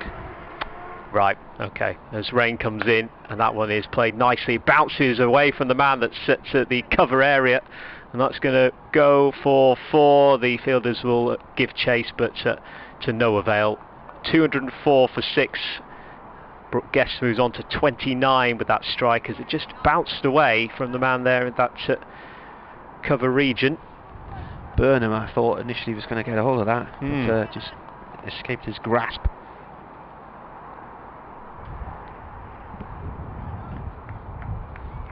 Yes, this has been a good performance overall from Brooke Guest. It's all doing the world of good confidence-wise. Of course, into the squad with no Billy Godleman for Derbyshire, following that mysterious injury that he picked up last week at Derby against Worcestershire. Bouncing delivery comes in, and that one is just defended towards the mid-off region. No runs added. So yeah, no captain for the usual captain for Derbyshire for this one, with Godleman missing out. 204 for 6. Hussain 25, Guest 29. As we approach 25 past 12 on a Saturday afternoon. Change in fielding as they put a third man in the slips. Durham.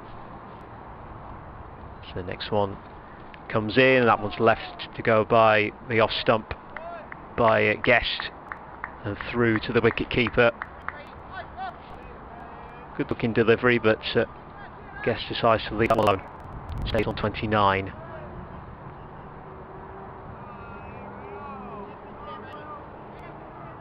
He's saying keeping himself warm at the non-striker's end. Not surprised, because we can feel that cool breeze as it blows across the ground, and rain is in to deliver once again, and that one is a back foot shot that ends on to the offside, and that brings up the end of the over. So 62 overs gone now in Derbyshire's first innings. They are 204 for 6. Hussain, who's going to come back onto strike, is on 25. Guest is on at 29 and playing very well from his perspective. And so Durham, Derbyshire to say, reaching that 200 mark and getting that batting point as well after 61.1 overs. It was. Yeah, and Guest's overtaken Hussain as well, hasn't he? Hussain had a bit of a lead on him, didn't he? He did, start with, yes. About 10, 6, 7, 10, something like that. Wasn't too many, but the breeze has changed in the last few minutes. The wind has turned and is now coming from the northeast as Salisbury bowls to Hussain, no run there. Glenn saying he missed me mentioning earlier, saying there was a crowd in the ground where you could order drinks and stuff on the app. He said, is that at Durham or is that elsewhere? No, that's what they're doing at Whitburn. And it's I was looking through all the regulations from the ECB. So basically when there's just net practices and stuff like that on, I don't think members of the public are allowed in the ground. When there's a game on, they can, but you have to sit in a dedicated seat. Salisbury bowls, that's driven to point. Burnham collects it. And there is a QR code on the seats, and you scan the QR code so the app knows which seat you're at, and then you go through the menu and choose your drinks. So that's what they've been doing there, and we were at the Stack in Seaburn the other day, and they had a similar system there. So it's one of these container built village things with bars and restaurants, so you sit in the middle, right, and there's about 7 or 8 different restaurants, so you can choose from the different restaurants, and then they bring the food to your table. Well, that cuts back in late from Salisbury, and is cut down into the ground by Harvey Hussain, who then leans on his bat in relief more than anything that he's kept that one out, I think. Anyway, some of it was incredibly quick the other day. So, I mean, some of my friends had only just tapped the app and sent the order off when the waiter was back about 2 minutes later with their food. Excellent. So, and what it does do, of course, is it stops people milling around and going to order things in person. Salisbury again to Hussain, that's whipped off the legs. Rain's going to try and come round and cut it off. He dives and he's missed it. It's gone for 4 down at fine leg. He was sliding along the rope anyway there. I would imagine, I haven't been to any clubs this year, but I would imagine a lot of clubs are having to do the same thing in venues. I was just going to say, I think that's the future, isn't it, really, in that sense? Wasn't the future garlic bread? It is the past, the present and the future. Yeah. Garlic bread, my friend. Yeah. 208 for 6. Hussain is on 29. He's caught up to Guest. He plays this one up to mid-off, no run. The European Super League was meant to have on sale today 70,000 official football shirts. And now, there was Mark Radcliffe and Stuart McConey were saying on Six Music this morning, they're now being sold for £2 each. Oh, that's gotta hurt. Yeah. In comes Salisbury, turned off the legs by Hussain out towards deep square leg. Rain comes round from fine leg to field. They run 2. Remember many years ago, the football fanzine When Saturday Comes came out with a t-shirt, and I'm going back to the early 90s, so this must have been around about the time the Premier League was being planned and discussed, and it was the footballer looked like he was dressed in 1950s kit. Yeah. Shoving a modern footballer out the road with his arm as he goes racing past him with the ball and shouting, "Stuff your Super League." And now that t-shirt and that logo has come back so many times over the years, and they were saying on their Twitter feed the other day they're reprinting it. So it's its 3rd or 4th life, I think, that t-shirt. I look forward to seeing that, definitely. Coughlan's coming back into the attack here to try and break this partnership. I think he was the one who came closest to it earlier in that fierce spell. This morning he was really difficult to deal with and caused Guest more than anything a few problems. Found the edge a few times, including a thick inside edge which went off towards fine leg for 4. Can Coghlan break this partnership? Derbyshire have just had the 1 wicket so far today. Madsen going on his overnight score of 76. They're now 210 for 6 as Coghlan comes in and bowls to Guest. Guest turns that to Ned Eckersley short mid-wicket. Overs wise and new ball wise, this is 63.1 overs, so still 16.5 to go to the new ball. So they're going to have to work hard with the ball they have at the moment. What tends to happen during this sort of period of the match is the ball's softened and it's easier to deal with as a batsman. This is turned by Guest off towards long leg. Coming back for 2. Throw from Salisbury's a good one. It's right over the bails and Stewie Pointer whips the bails off, but Guest got back to his crease. Wasn't much in that actually. It was a very good throw from Salisbury. Oh, right over the bails. And Guest had to dive in. He covered about the last 4 or 5 yards on his belly there with his bat at full stretch. That was touch and go. Got 2 men out on the leg side boundary. Eckersley's at short mid-wicket as Coghlan comes over the wicket, right arm over to the right-handed batsman. That's through to the keeper, wide of off stump. Chris Rushworth's warming up again now. Remember, he needs 1 more wicket to equal Simon Brown's 518 in first class for Durham.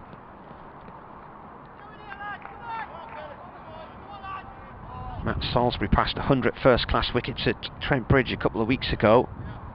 And he and Chris Rushworth have had similar stories, really. As Coghlan comes in here to bowl to Guest. Guest defends, it rolls off towards the covers. In that they were both with clubs and got released. So Salisbury had a few years with Essex and was released and was effectively unemployed during 2016. Played minor counties for a while, and Hampshire took a gamble on him in 2017. Rushworth was released by Durham before returning to the club after a couple of years away. I think he worked in a call centre and sold satellite systems door to door. Coghlan bowls. Oh, that nips back in sharply, but it's too high, and Guest looks to try and play it out through the leg side. It flicks the inside of the thigh pad and comes to rest.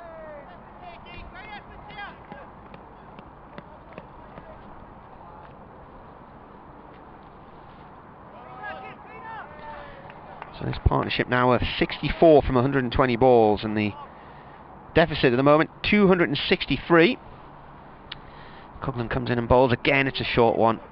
Guest ducks out the road of it. That's through to the keeper. That is the end of the over. So 2 runs from it. 212 for 6.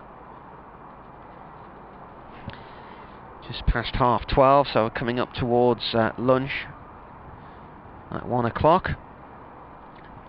Chris Rushworth is coming back into the attack.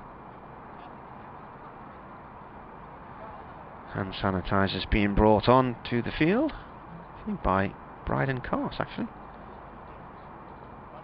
Not playing in this one because he hurt his ankle bowling at Chelmsford last Saturday. He still managed to finish his spell. He was on 4 wickets when he stood in a foothole and slipped. Managed to come back and get a fifer after receiving treatment on his ankle, but then when he batted later in the game he was in quite a lot of discomfort and had Alex Lees as a runner. So Chris Rushworth back into the attack then from the Lumley end. He's taken 4 for 42.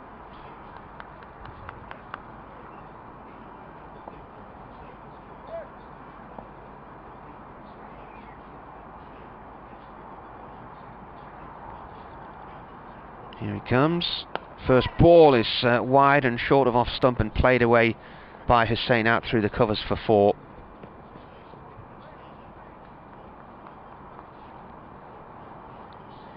Said in a morning preview of the day's play that although Durham would be looking for quick wickets, we'd seen plenty of examples in recent games of how the tail would add some runs, and here we are looking at a partnership now which is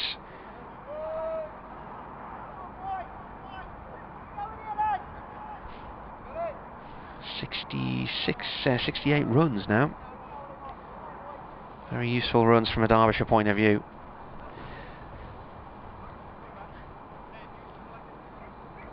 Turned up at Chelmsford last Saturday morning with Durham needing 4 more wickets in Essex's second innings, and Nick Gledhill saying, if we're still here at tea, something's gone horribly wrong for Durham. Well, we were still there at tea because it wasn't until after tea that Durham eventually got them out. The tail didn't half wag.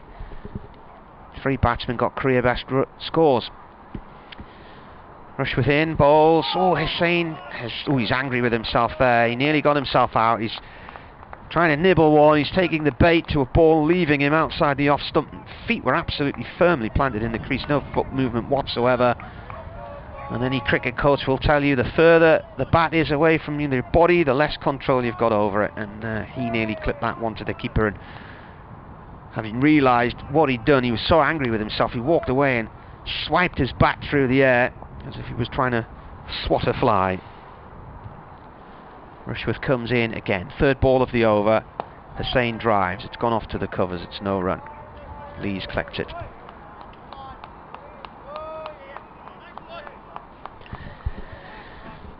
Can Chris Rushworth break this partnership?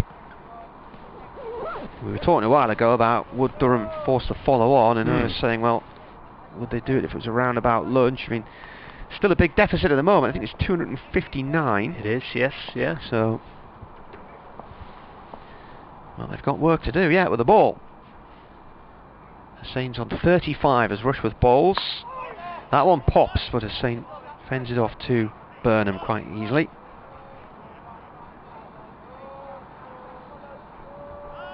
We can just see a little slit in the eye area of Neil Mallender, the umpire. He's got his white cap on, pulled low over his nose, and his scarf is up around his face.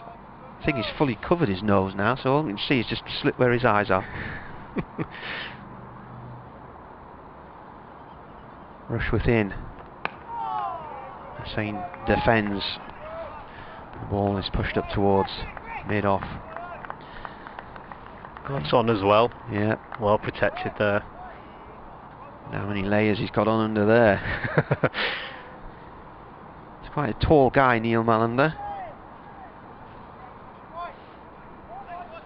I mean, we need 3 layers in here, so he's probably going to be needing the same, if not more. Rushworth up to the stumps, bowls, and that's cracked nicely through the covers for 4 by Harvey Hussain. That wasn't a very good ball. It was short of a length and wide of off stump, and he had plenty of room to choose where to put that one. He's put it straight through the cover area for 4 to the Castle stand. Rushworth looks a little bit disheartened there. He's gone for a couple of boundaries in that over. 4 at the start and a 4 at the end.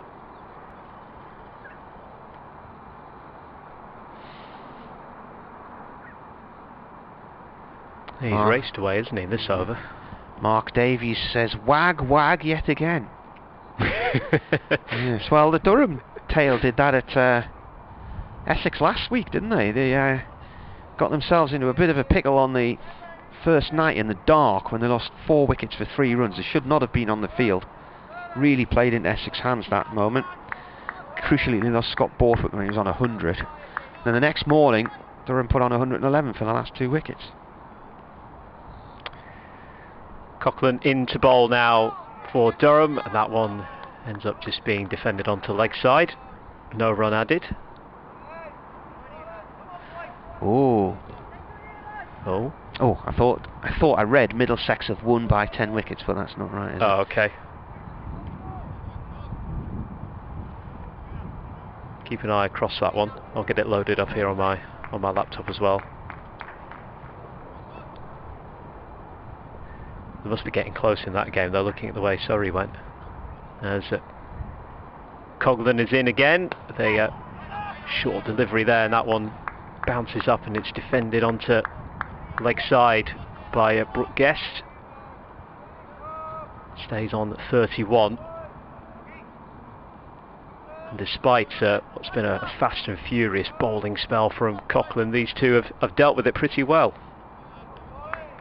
Brooke Guest joining Derbyshire in August last year from Lancashire. As Coughlin comes in again, defended straight on the track towards the mid-on region for a dot ball.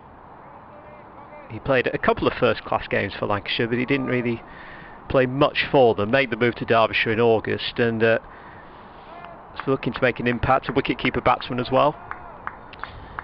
Yeah, he joined Lancashire in 2017 and made his debut that year against Hampshire. His only Derbyshire match until this match. Coughlin in, and that one, it just catches the inside of the bat again. It just stops dead by him on that offside, no run. Yeah, his only Derbyshire game had been here last year. So he's also got his highest score now in first class cricket. Because his previous best was 17. He's now on 31. And he's played very well. Coughlin in, and he pulls at that one, and that's heading towards the long leg boundary area. They're not going to stop it. It's going to go for 4. That moves him on to 35 now, Brooke Guest. Already topping his best score, as Martin says, and he's growing in confidence now at the minute with a shot like that. 224 for 6. So obviously trying to make his mark at Derbyshire as a result, and given the chance in this one with no Godleman in the squad, and well, he's done Derbyshire a huge favour, to be honest, with his batting performance this morning, along with Harvey Hussain. It could have got quite messy after Madsen went early. Coughlin in. Oh, a swipe at that one, and it goes through to the wicket-keeper by the off stump. Coughlin's giving him a stare now. Yes, he is, isn't he? I mean, from a distance, he looks quite the intimidating figure anyway, Coughlin. Yeah. Him staring at you like that. With his shaven head. End of the over, 224 for 6 Derbyshire now, with Hussain on 39, Guest on 35, 66 overs gone now in Derbyshire's first innings. Still to come with the bat. We've got Finn Hudson-Prentice, George Scrimshaw, Sam Connors. Aitchison went last night as a night watchman, never offered a shot to Ben Rain and was out for 2. This does have a bit of a feel of last Saturday about it. Durham ended up chasing 168 and lost. In comes Rushworth, bowls. It's played off towards cover, no run there. Different story in that game though, because they bowled Essex out on day one for just 96, which was Essex's lowest score against them. And then Durham ended up with a nice lead of 163, but in the second innings Essex had been 208 for 7 and then managed to get to 330. Paul Walter made 77, a career best score for him. Ben Allison 52, that was his best, and Sam Cooke 37, his best. Rushworth bowls. He's gone off towards point, no run. And with a guy like Simon Harmer in the armoury, who, although he took a fifer in Durham's first innings, the tail scored 111 runs with him bowling. Durham was set 168 to win, and I felt at the time that was a good 30 to 40 runs too many, and they ended up being skittled out and lost by 44. So the damage was done on that Saturday morning, really, and into the afternoon it got away from them. With balls here. Oh, playing a miss from Harvey Hussain. Shout of catch, but he didn't connect. It wasn't far off though. The difference at the moment is Durham are being made to work hard to try and break this partnership. The ball is 67 overs old, so there's not much going on with the ball, but that deficit's a big 251.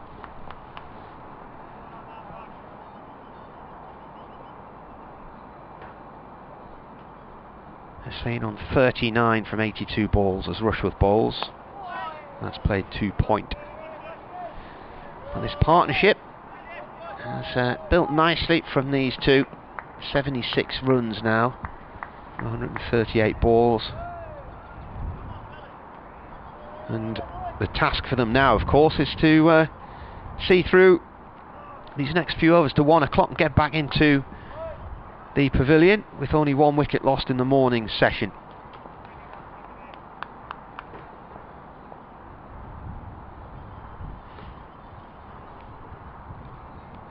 Rushworth bowls. Hussain defends and it goes short on the offside to Ned Eckersley. The run rate at the moment is 3.4. So we've got about, what was it? It's only about 8 overs, about 4 overs to go, maybe a little bit more. Yeah. We'll probably see a bit of Scott Borthwick spin just to try and speed things along.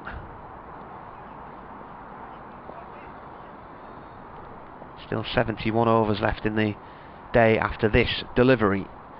Rushworth to Hussain, and Hussain plays that to Salisbury at mid-on, and that's the end of the over. That's a maiden. 224 for 6. Hussain 39, Guest 35. Yeah, when you put it that way, and if these two can get it through to lunch with only the loss of 1 wicket, that would be a decent morning in the end for Derbyshire. I mean, obviously they wouldn't have liked to have lost Madsen as the 1 wicket, but in the circumstances, I think they would take this going into lunch, absolutely. Still work to do with that deficit, of course, but from what it could have been so early on to what it is now, Yeah. it's much more favourable from Derbyshire's point of view as to how it was. Coghlan is back in to bowl towards Guest, who leaves that one well alone as it bounces by the off stump. It's quite conceivable to imagine that not long after lunch these two will both be on half centuries. Yes, absolutely. Particularly Brooke Guest, he's been batting very well for me, because I know that Harvey Hussain can do this, but he's done well too. But I'm impressed with what I'm seeing from Guest at the minute. Coghlan in again.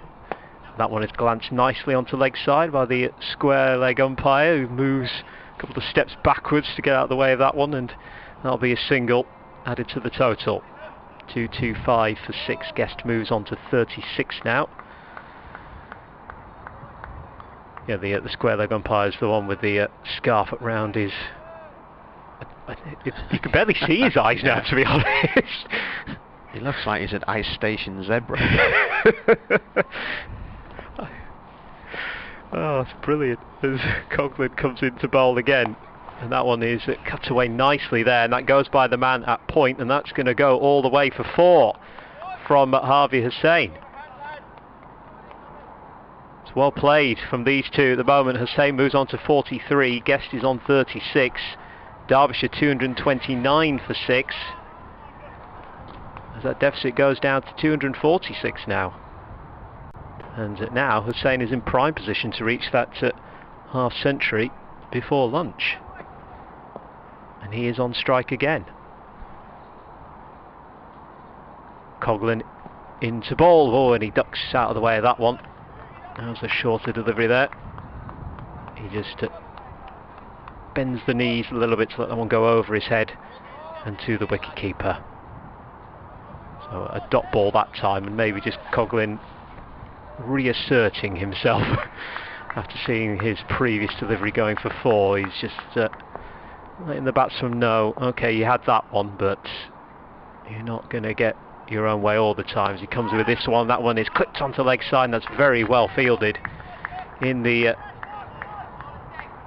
sort of mid-wicketish area, diving to his left-hand side. Very well fielded indeed. Stop that one racing away for any more runs. So it's a dot ball. It was Eckersley diving to his left-hand side. Did very well indeed. So 5 runs off this over so far for Derbyshire.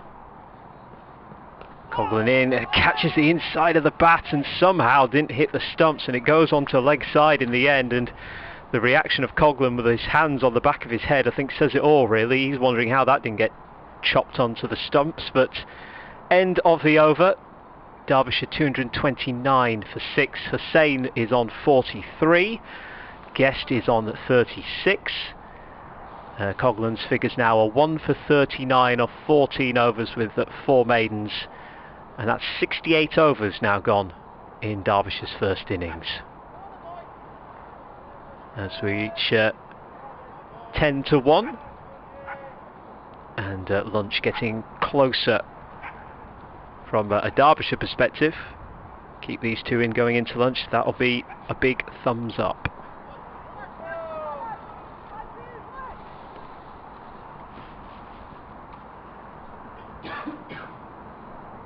Rushworth comes in and Guest defends.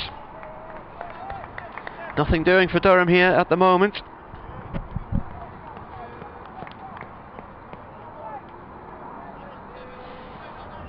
Now, these two are proving to be a stern resistance at the minute. Be interesting to see what the new ball does. And it's due in 12 overs. Mind you, Derbyshire didn't take a wicket with it for quite a while. Pitches just seem to have flattened out.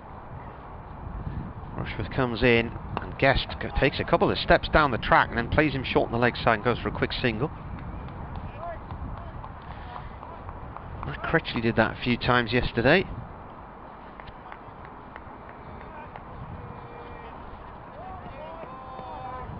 We went outside and had lunch yesterday, or at least I did, and Graham Madison, the scorer, we sat in the sunshine in the bottom corner of the stand there. It was lovely. I'll not be bothering today. I think we'll be shutting the windows at lunchtime, let alone going outside for lunch.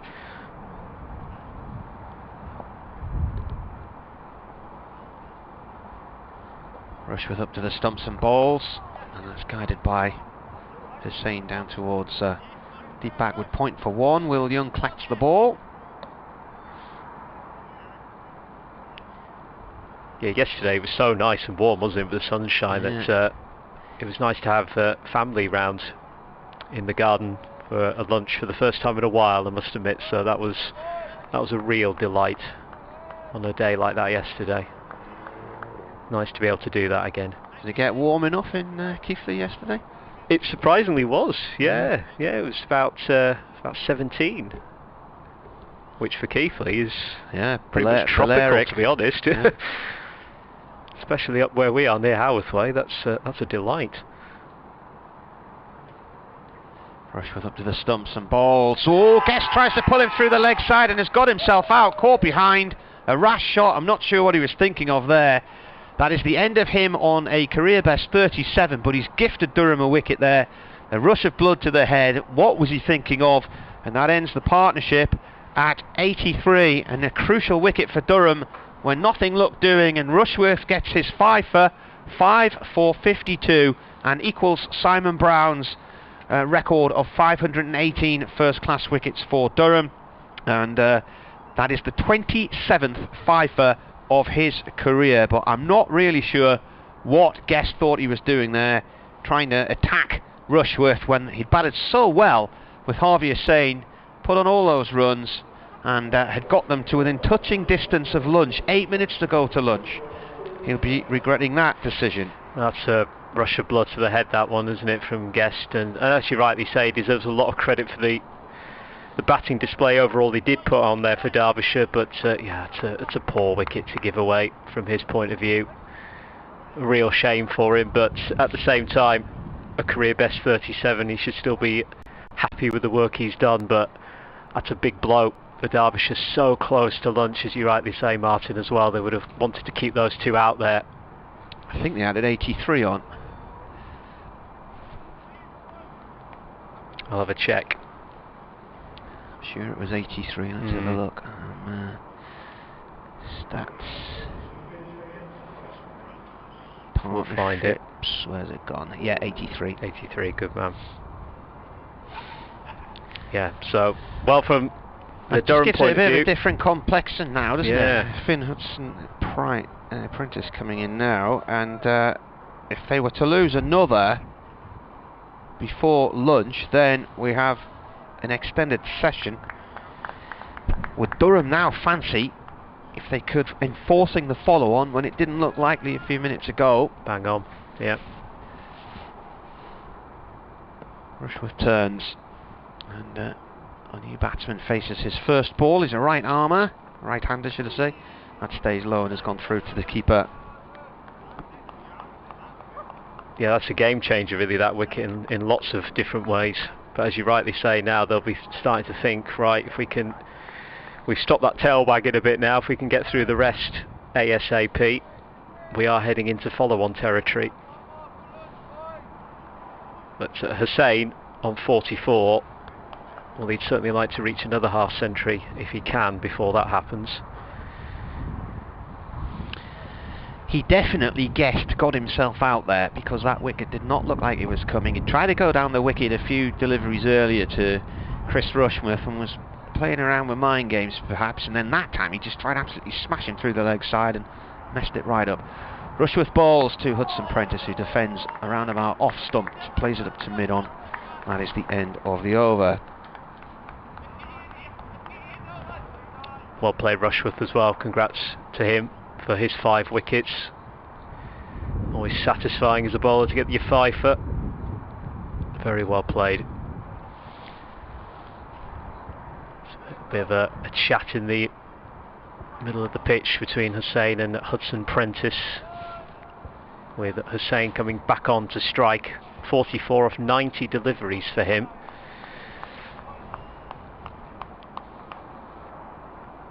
As I say, he'll want to get that half century in the bag if he can. He deserves it. In comes Coghlan to bowl, and that one is well defended, straight back up to the bowler. So no runs added on that time.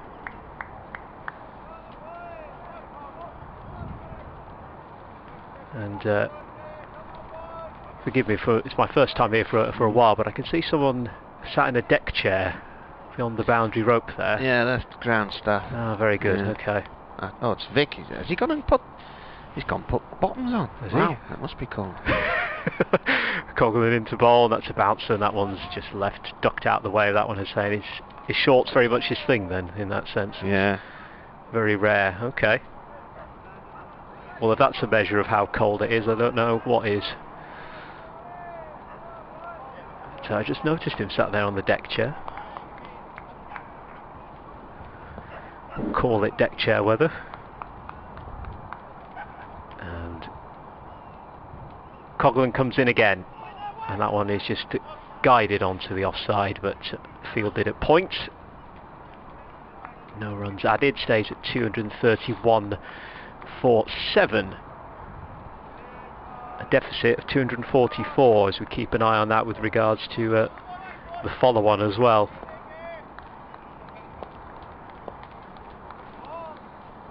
It's a healthier position for Derbyshire. Coghlan comes in, and that one is glanced by the men of the slips, and that'll be fielded at the third man area for a single.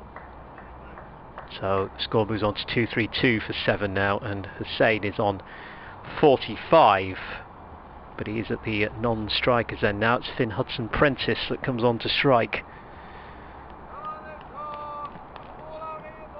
as these two look to build a partnership following on that tremendous 83 between Guest and Hussain. A little pat on the chest from Rain to Coghlan, geeing him up for his next delivery. 2 men in the slips, 1 in the gully region. So this one comes in, glance down leg side and goes through to the wicket keeper. Thought for a minute he might have got something on that, but it goes through. So a dot ball, 232 for 7.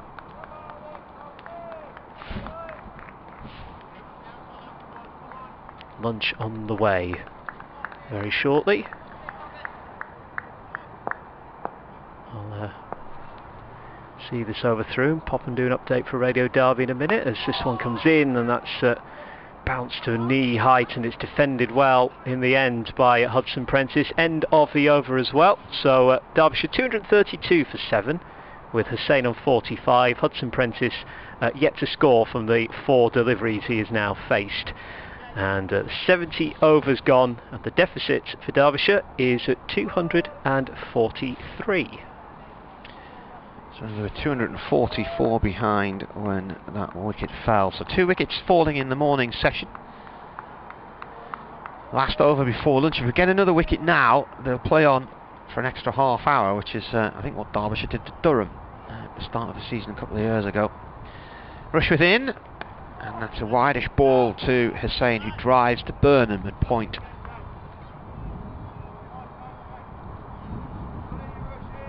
Mohammed Abbas reaches 500 first-class wickets today as well. Pakistan fast bowler who blew Durham away twice on one afternoon, one stormy afternoon in September a couple of years ago down in Leicester. Bowled out for 61 and 66 on the same afternoon, their two lowest scores. He was wind assisted by hurricane winds that day. Rushworth bowls, Hussain drives, good diving stop in the cover area by Ned Eckersley. Short extra cover. He is a wicket keeper by trade. Got across low to his right there to snuff that one out.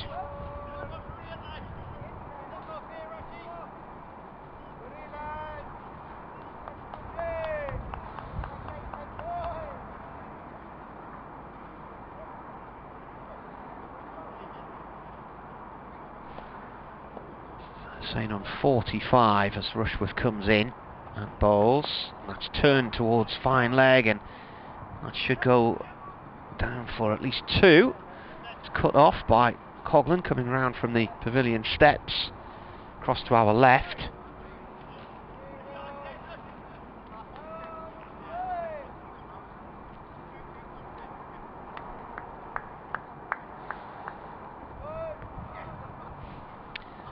Hussain's already had half centuries 3 times this season. A couple against Durham as well previously. Rushworth comes in and bowls. This is played to point. He got 83 not out against Worcestershire and 78 not out against Warwickshire, and also in that Worcestershire match 53 not out. So three innings, 3 half centuries, and no dismissal. He's got 2 50s against Durham. He got 78 and 62 in Derby in their win in the opening game in 2019.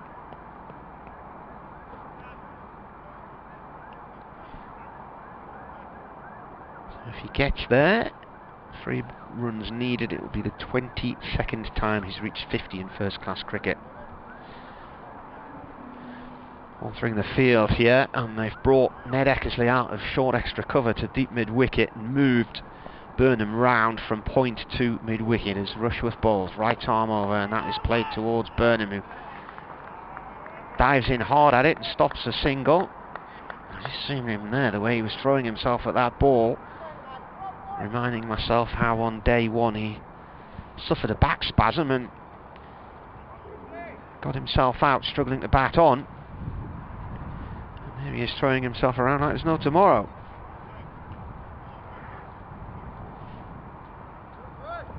One ball left of this over. As Rushworth comes in to bowl. And Hussain turns it out through mid-wicket, and that's going to be 4, I think. Oh, Coughlan's reappeared out of nowhere. He's cut it off right in the boundary. He's going to get 2, and he'll be on 49.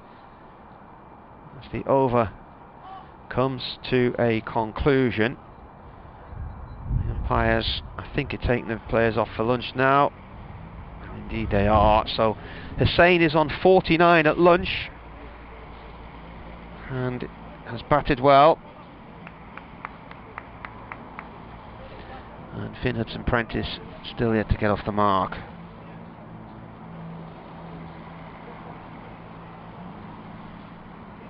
So Derbyshire 236 for 7, and they trail Durham as the players head off by 239. Madsen going for 76 in the second over of the day, didn't add to his overnight score. There were 148 for 6 then. Guest put on 37 before he tried to pull Chris Rushworth through the leg side and was caught behind, having added 83 for the 7th wicket with Harvey Hussain. So that's lunch then, and we'll be back with you at, well, actually walking off here, it's 4 minutes past 1, so Might be just slightly after 20 to 2. We'll see you then.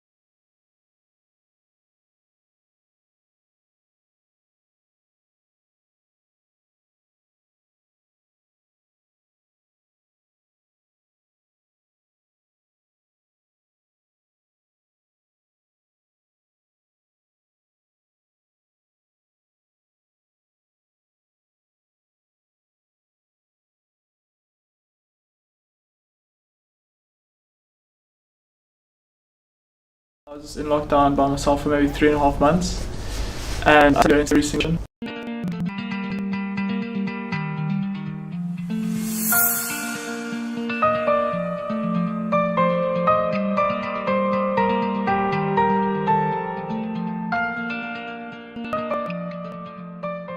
Back home, I went to a traditional boys' school. Basically, yeah, I fell in love with cricket at maybe like 8 or 9. Worked hard at it, and yeah, just really enjoyed it and kicked on eventually. Yeah.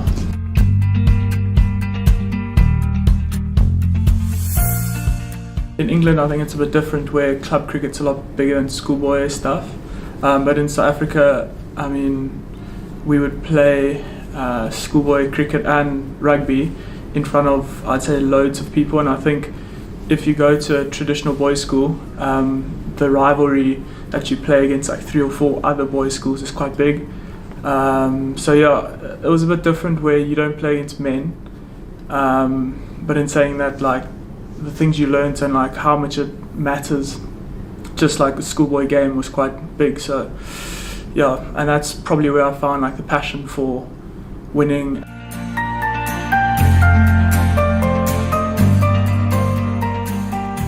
Yeah, so the car accident happened, I think, on the 5th of December, I think 2016 or 17, I'm not exactly sure. When I was driving back home from a golf day, that was like a very hot day, and I think I just fell asleep at the wheel and then drove into like a truck.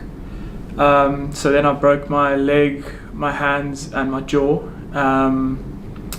And yeah, it was tough, but I was at Stellenbosch University at the time, and they played a massive role in terms of my rehab. I saw doctors, physios, bios and things like that, and they played a massive part in getting me back on the field. And in terms of playing again, I thought I would play again, but just like Sunday stuff with like mates and stuff, but somehow I just enjoyed it, and yeah, that's just how it panned out.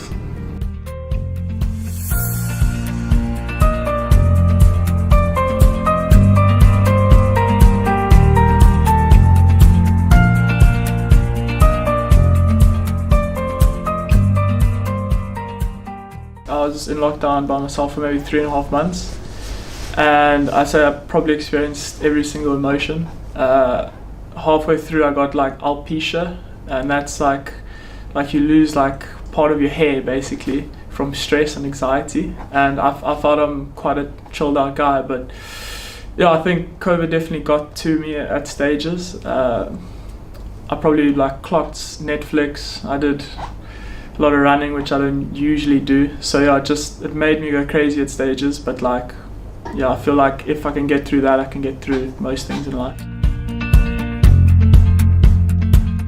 Waking up and then just like saying, okay, well, I have 12 hours to waste here, and just like trying to find new things to do, but just not being able to do anything.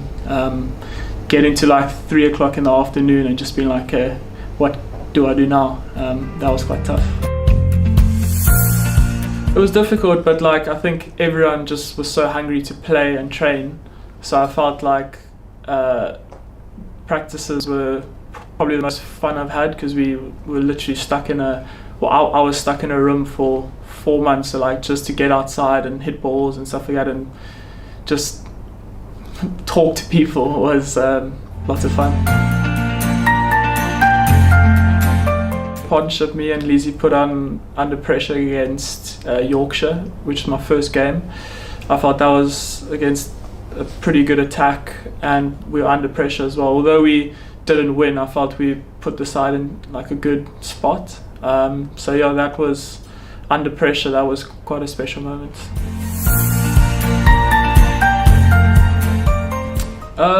Yeah, I try and not look too far ahead, but every year I'd like to think that I'd try and improve every single season. So in this pre-season I'll work hard and work on my weaknesses, and yeah, and just hopefully improve year on year.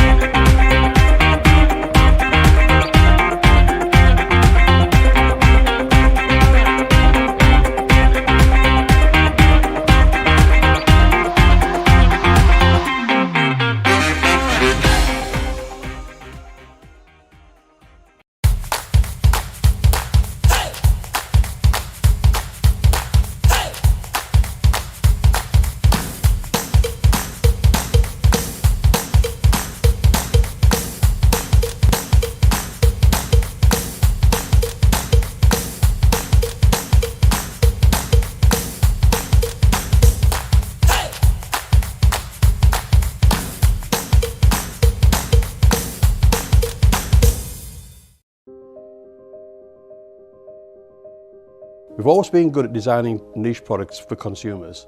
So our thinking was if we can use the same design skills on products which have got more volume, we'll be more successful. The big issue was the plan to do it. We set a figure of a capacity to make 250,000 pieces a year. That's an ambitious target, that's our figure. So we then worked with the machinery designers to make the washing machines. Number one in this product, it's got to be reliable. A washing machine has a lot of hard work to do, and it's a very important part of most households. So reliability was a big issue.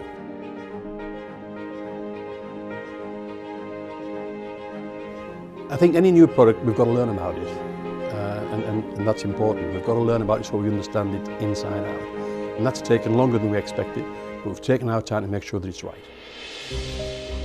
There's a big appetite for buying British products, and rightly so, but we can't rely on that. We've got to make a product that competes with all the imports. And of course, remember, we've got our core business here of making domestic dehumidifiers and bottled water coolers and industrial dehumidifiers, so that takes our time, and we don't want to get this wrong.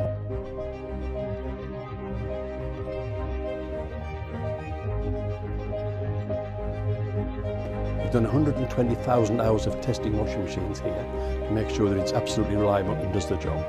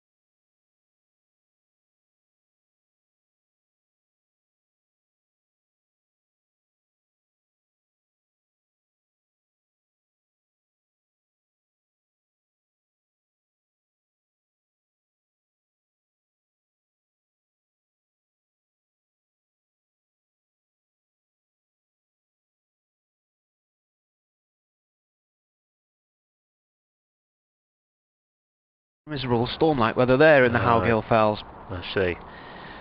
Rain in, and that's played towards point. No run.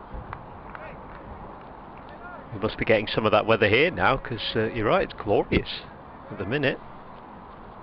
That pitch is bathed in sunshine. Although I think the umpire's still got his face mask on all the way up to... Oh no, it's a bit lower actually. It's a bit lower down now. It's not all the way up to his eyes anymore.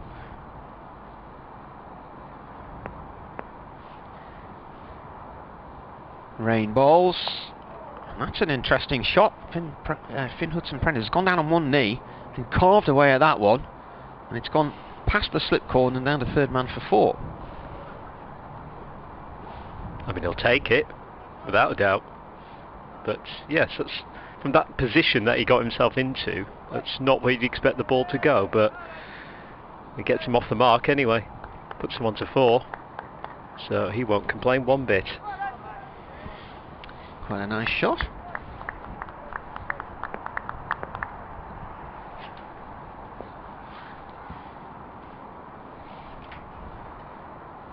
And comes rain once more, that's defended.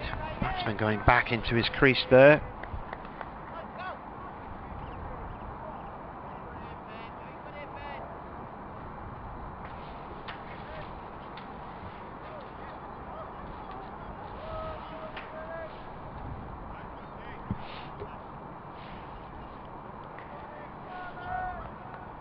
Hussain on 49 from 100 deliveries now.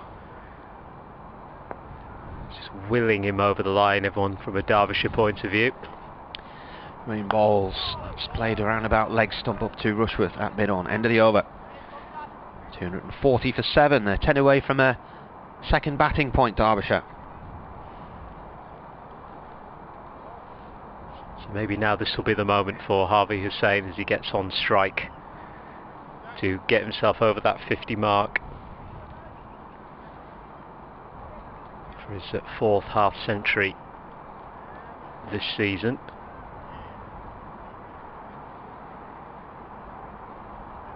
And a change of bowling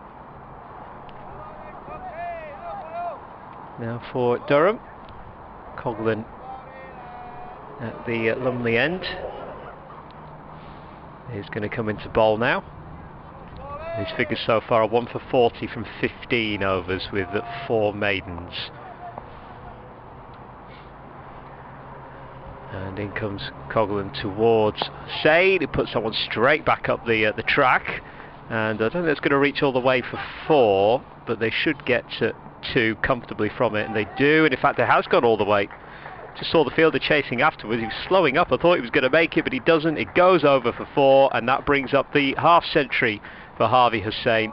53 for him off 101 balls, 6 fours in that, taking him 145 minutes to do so. His 4th half century of the season. He just keeps on delivering at that lower end of the batting order for Derbyshire. Well played. Batted nicely, hasn't he? And his strike rate's just over 50 as well, 52 at the moment. And he clips this one onto leg side this time to a wideish mid-on area, and he'll trot on through for a single as well, so he can have a bit of time at the bowler's end to reflect on reaching that 50 mark and give himself a little pat on the back as well for doing so, because he has helped Derbyshire a lot in that first session this morning to get them into a slightly healthier position. Now it's Coghlan into Hudson-Prentice, and that one was full-length delivery and defended onto the offside. No runs added on for that one. So 245 for 7 is Derbyshire's total, and the deficit, as they appear towards the scoreboard, 230 for Derbyshire. 2 men in the slips for Durham as Coghlan comes in to bowl. That's just short of a length, and that one is cut onto the offside, but no runs added on, with Eckersley there to field in a cover region. made his way to the point sort of area to pick that one off. Hudson Prentice on 4 at the moment from the 12 deliveries that he has faced. Coughlin in again towards Hudson Prentice, straight back up pitch, straight to the bowler for another dot delivery.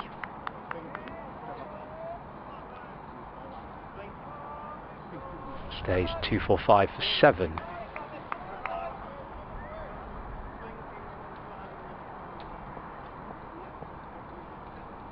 In comes Coughlin once again, and that one is front foot defence from Hudson Prentice towards mid-off, brings up the end of the over, and over it sees Harvey Hussain reach his 50.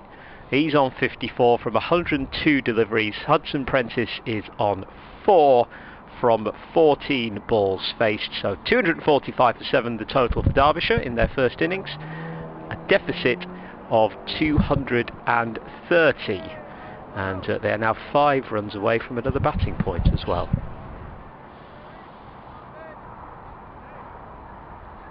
What's that now? 73 overs gone as well.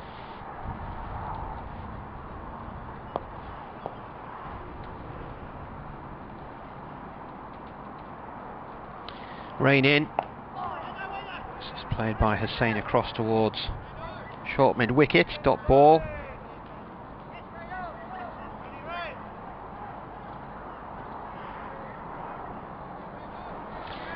Suggestions. People can't hear us, but I've checked both the live video feed from the club, and that's working fine, and so is the BBC website. So,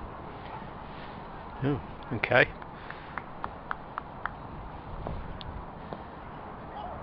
Rain has taken 1 wicket so far for 50 runs. Comes in and bowls. Bowling that around about off stump. We are now 73.2 overs in, so the new ball can be taken at 80 overs. Used to be 90. Just to try and help the bowlers in these COVID times.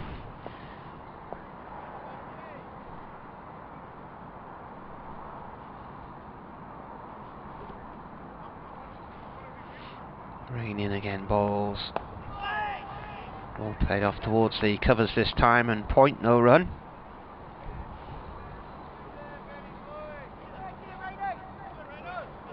In the past I've had my parents trying to listen online, and at times they've texted me going, "We can't hear you," but that could be for a multitude of reasons, to be honest with them, trying to listen online. Yeah, some people emphatically claim they can't hear you, okay. and others are saying they can, and you're thinking, well, I don't know what system you're listening to, why don't you hit the refresh? 4th ball of the over from Rain. Played to Eckersley, short extra cover, no run there. I usually find a quick refresh does it 9 times out of 10.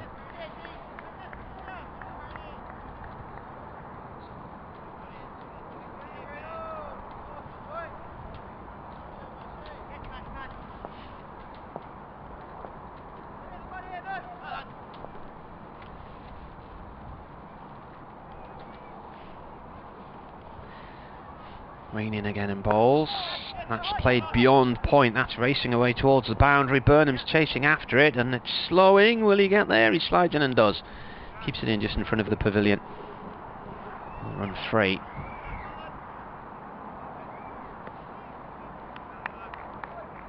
Durham had a lead of 163 last week and lost. And at the moment, the way things are going, Derbyshire will be inside 200, you'd imagine. It's certainly heading that way. And after Madsen went on early on, we would have doubted that at the start of the day. So, well, it was a big wicket to lose first thing, wasn't it? But they recovered well.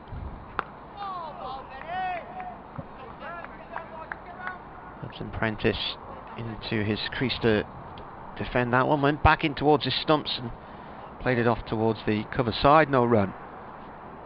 248 for 7. Saying 57. Finn Hudson Prentice has 4. BBC Radio Newcastle with you, and BBC Radio Derby. Oh, they took an extra half hour for lunch, before lunch, with the Yorkshire-Sussex game, looking for the final Yorkshire wicket.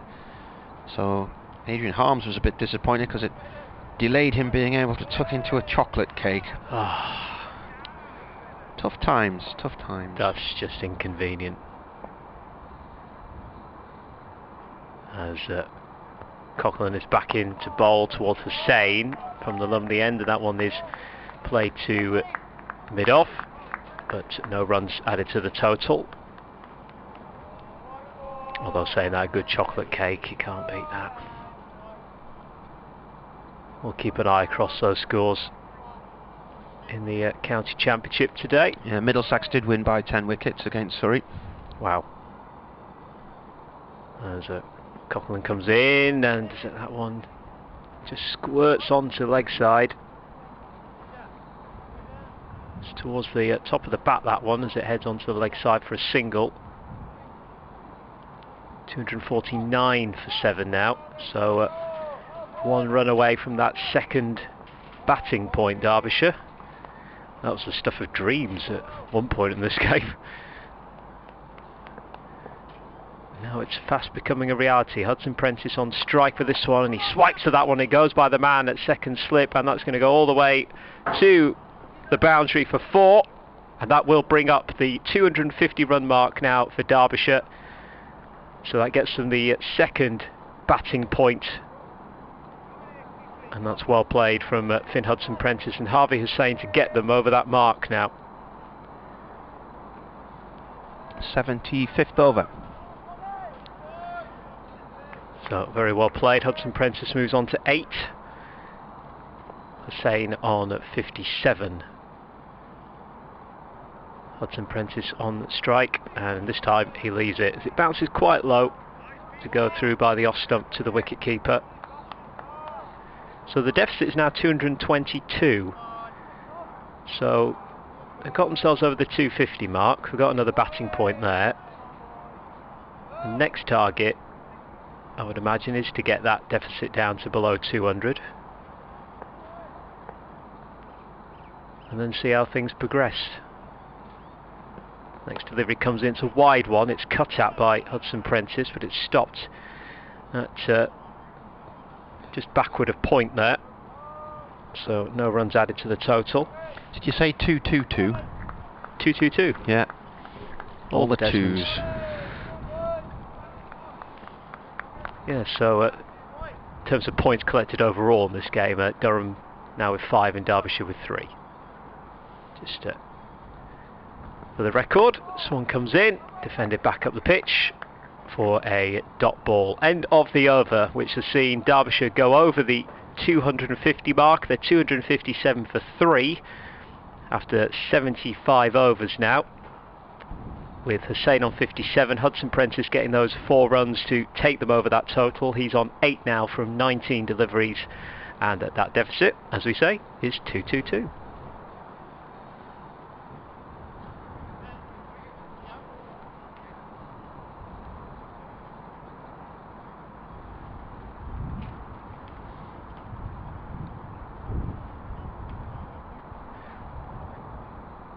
Approaching 2 o'clock as well.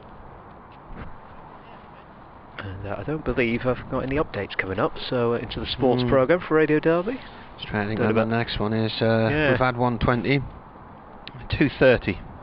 Right, okay. So that'll be the end of the Newcastle game and the build up to the Sunderland match. I see.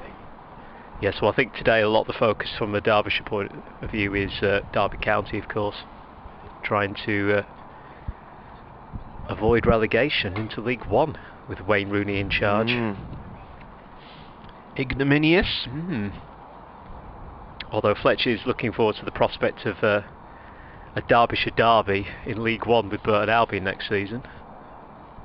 David Griffin, the Derbyshire statistician and photographer, has just tweeted a nice picture of Chris Rushworth in action. As Ben Rain comes into bowl here, and Hussain drops that down towards third man for 1. He says, always competitive and a superb performer, Chris Rushworth has bowled in 16 first-class innings against Derbyshire and never failed to take a wicket. He currently has 48 Derbyshire wickets at an average of 16.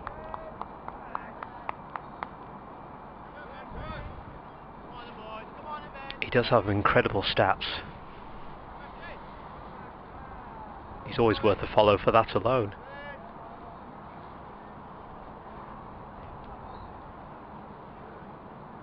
Bit of a delay going on here while they reposition the field.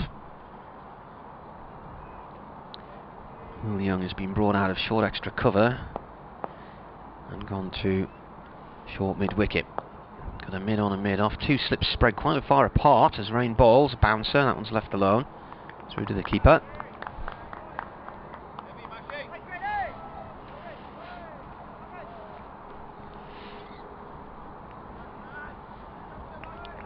I don't know if you see Martin on social media, but someone's done a lovely sketch of Chester the Street before plays got underway today, based on one of your pictures. Yeah, Dr. Dan.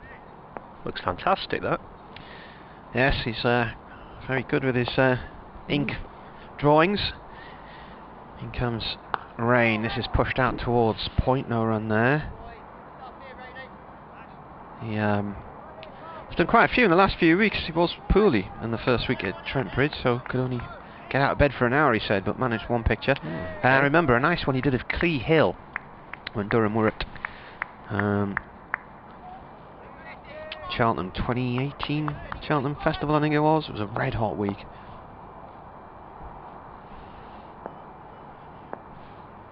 .254 for 7. Fourth ball of this over from Rain. Defended by Hudson Prentice.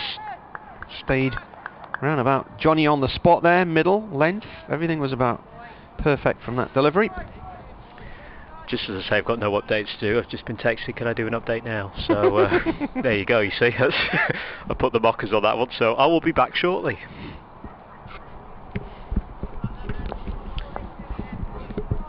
Liverpool were leading Newcastle United the last I heard, 1-0. Sunderland to kick off 3 against Accrington. Inside edge under the thigh pad there from St Prentice. The ball just drops next to the keeper on the leg side.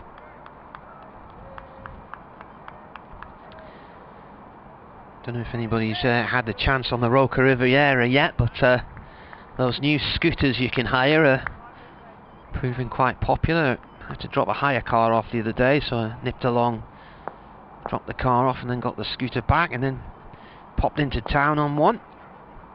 They do about 15 miles an hour, but if the surface is a bit rough you do need to slow down because your head gets a bit of a wobble.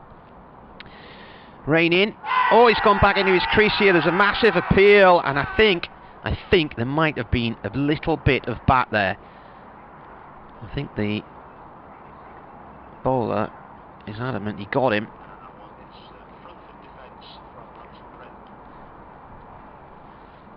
Well, the video feed seems to be a little bit behind where they are, but he did go back into his crease. That ball pitched and never really got up. Well, I think he just got the toe of the bat on it. It's the end of the over. 154 for 7 here on BBC Radio Newcastle and BBC Radio Derby. Martin Emerson and Tim Steer with you. And Tim just doing an update for Radio Derby. We'll be back shortly. And Dave Fletcher will be back with us tomorrow for the final day.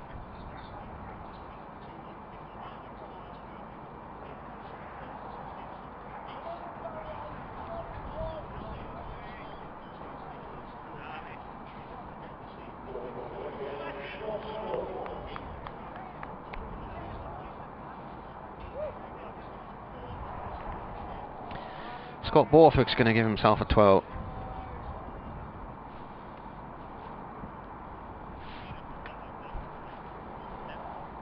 Bowled 3 overs last night, quite a few full tosses in it. Here he comes, leg spin from the Lumley end. Hussain turns the first delivery out towards square leg for 1.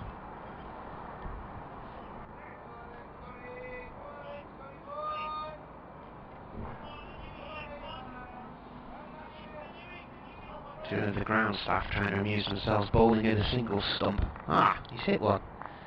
Quite accurate there. And Hudson Prentice on strike. Borthwick comes in and bowls to the right hander. Right arm over. First ball played safely into the offside, no run.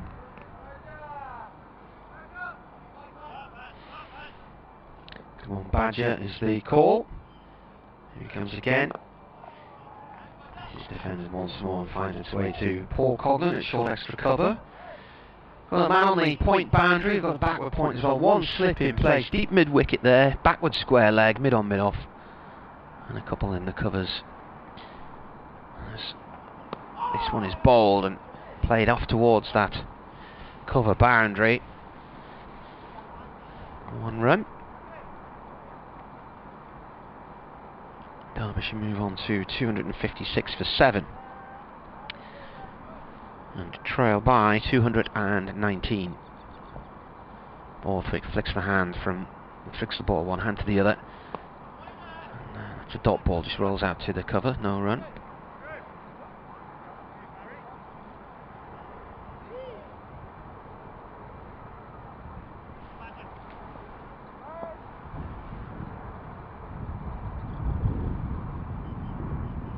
Comes in again and bowls. That's defended. That's the end of the over. 2 from it.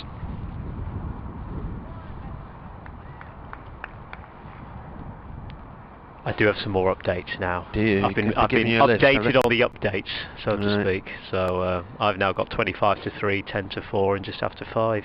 So that's me sorted.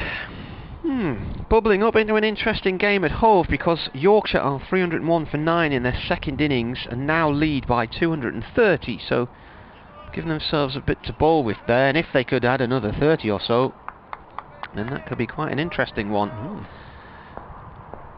They can certainly do with the result at the minute, Yorkshire.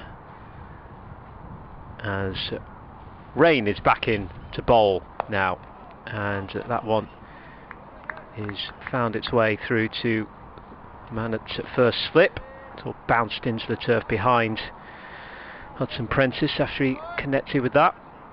Notts are not quite halfway to wiping out Worcestershire's deficit, and they're halfway through their wickets though. They're 201 for 5, so they're 235 behind at Worcester. Warwickshire were all out for 284, so they were 11 runs shy of Essex's first innings score. Essex now 36 for 4, lead by 47. Rain back into Hudson Prentice, and that one squirts his way through to second slip. For another dot ball, stays 256 for 7.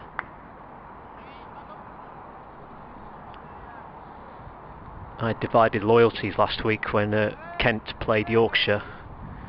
Wasn't quite sure who to support in that one. What's your links to Kent? But I was actually born in Kent. Were you? Whereabouts? Dartford. Yes. But my family moved up to Yorkshire when I was 2, but I still have a lot of family down in Kent. So it's a bit of a strange one, that one, as the delivery comes in this time, and it's just defended onto the offside where it'll be fielded for a dot ball by Eckersley. Yeah, we've got some friends live at Eltham, so just a little bit further up the river from Dartford. We're about 3 miles from Greenwich, I would say. Okay, yeah. Yeah, so I have hazy memories really of Kent. I have more memories obviously of going back to visit family rather than anything else. But Rain comes in again towards Hudson Prentice. A short delivery, and that's come up and almost hit him on the chest nearly there. Yeah, he lost sight of that one. And goes through to the slips. Glamorgan against Northants. Glamorgan are batting again, so they ended up with a lead of about 43. They're now 22 without loss.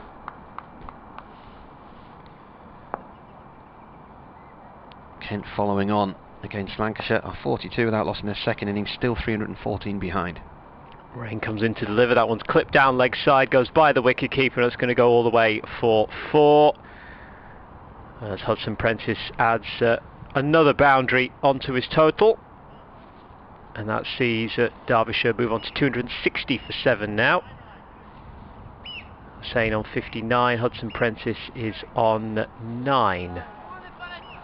Gloucestershire still with quite a lot of work to do at the Rose Bowl after Hampshire made 470, just 5 short of Durham's score here. They're 201 for 4 in their first innings, and Middlesex only needed to taste 17 to win and got there without loss, so they've beaten Surrey at Lords by 10 wickets. In fact, that boundary has been given us leg byes. So Hudson Prentice is on 9 as the delivery comes in, and this time it ends up squirting backward of a square leg there off the bat of Hudson Prentice, and they're going to get 2 for that as it's fielded. Thrown back to the wicket-keeper to bring up the end of the over. Derbyshire 262 for 7. Hussein's on 59. So, as I say, 4th half-century for him this season. Hudson Prentice on 11. And it's 78 overs now gone, and a deficit for Derbyshire of 213. So they're slowly chipping away at that now. Well, Hussein looks well set. Hudson Prentice is on 11, and we've got 2 overs to go to the new ball. And Durham want to think that when they get that new ball, it pays instant dividends. It didn't last week at Essex, and it didn't for Derbyshire yesterday. But Durham have got to hope they use it wisely and end this innings quickly. Borthwick bowling now to Hussein, who cuts off the back foot out towards the cover boundary for 1. Leicestershire are in their second innings at Grace Road and are 168 for 7 against Somerset, so they lead by 83. And there's action today at the Tribhuvan University International Cricket Ground, and Nepal are playing the Netherlands. Rushworth bowl. Borthwick bowls. It's gone towards short mid-wicket, no run there. Nepal made 238 for 3 in their 20-over game, and bowled the Netherlands out for just 96. So that's quite a hammering. In 17.2 overs, they lost by 142 runs. Just played towards backward point to Burnham. It bobbles awkwardly, but he manages to stop it.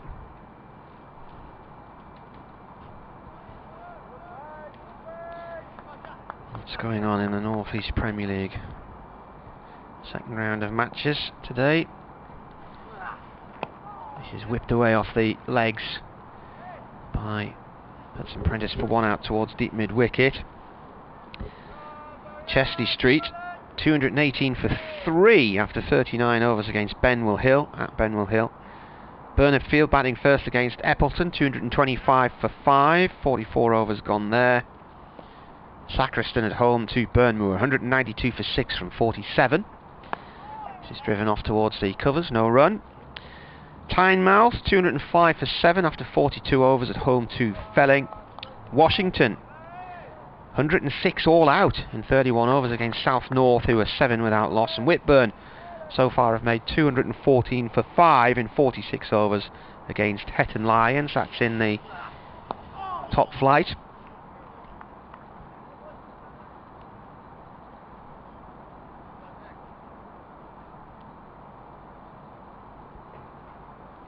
That's the end of the over here. 264 for 7. So that's the Premier Division. Let's look in Division 1. See, find... oh, they are. Shotley Bridge, right. Shotley Bridge playing at home to Ashington. Paul Collingwood playing for Shotley Bridge. Mark Wood playing for Ashington.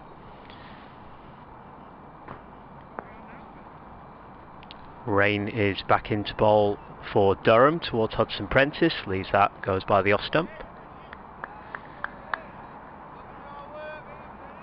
So what's going on there then?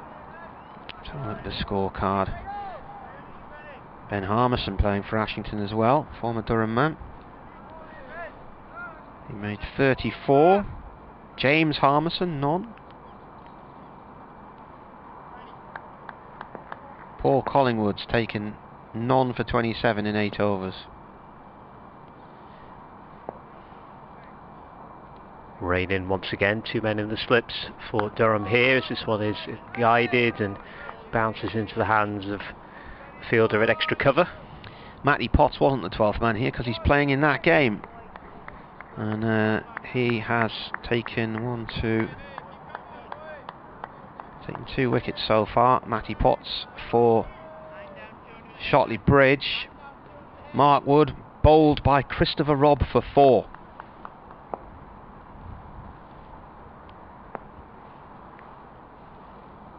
Rain starts his run up to bowl over the wicket here towards Hudson Prentice. Plays a nice little strike at that one. It will go to a wide-ish mid-off area, but no runs added. Also in that division, Lanchester 170 for 4 after 32 overs at home to Crook. Philadelphia 92 for 8 against Blaydon. They're struggling there. Willington are at home to Newcastle Cricket Club. Newcastle batting 161 for 4. So there you go. Woody yet to have the ball in his hand, and Collie hasn't had a bat in Shotley Bridge versus Ashington. It's rain in towards Hudson Prentice, and that one bounces into the hands of Eckersley again. That's at extra cover region. Another dot ball, 264 for 7. Julia's been on. She says the electric scooters are a nuisance in Newcastle.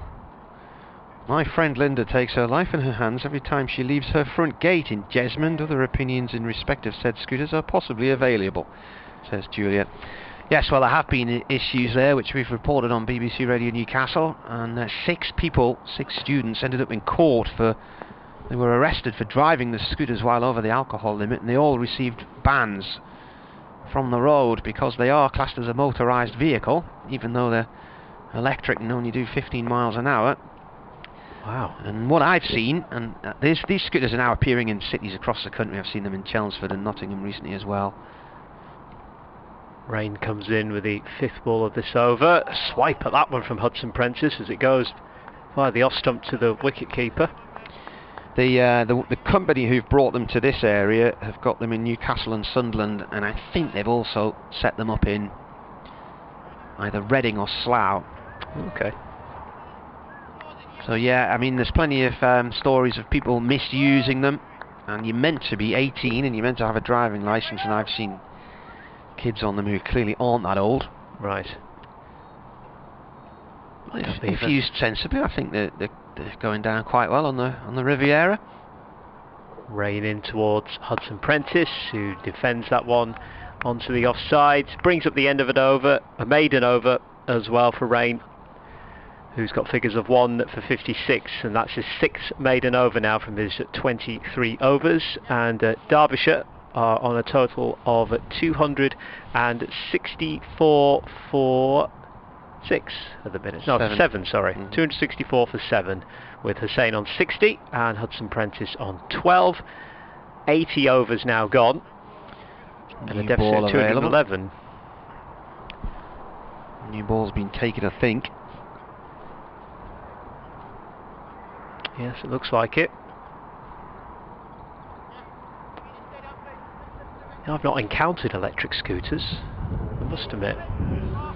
Well, the idea is they're supposedly an environmentally friendly green means of transport, and the idea about introducing them now is to help people avoid public transport. So where I live, for instance, I'm about 1.5 miles from the town centre, so I can get a scooter on the marina near where I live and be in the town centre in about 7 or 8 minutes. Oh, okay, right. And there's lots of places to park them up there as well.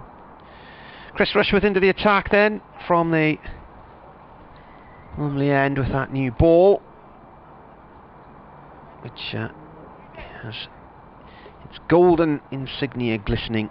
First delivery from it is played off by Hussain to square leg. I tootled over the other night to meet my daughter. She was coming out of school, and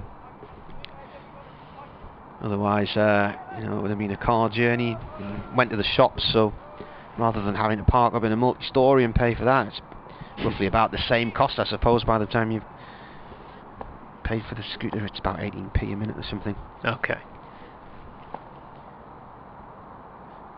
Rushworth in to bowl to Hudson Prentice, and that's defended. Ends up on short extra cover. And then they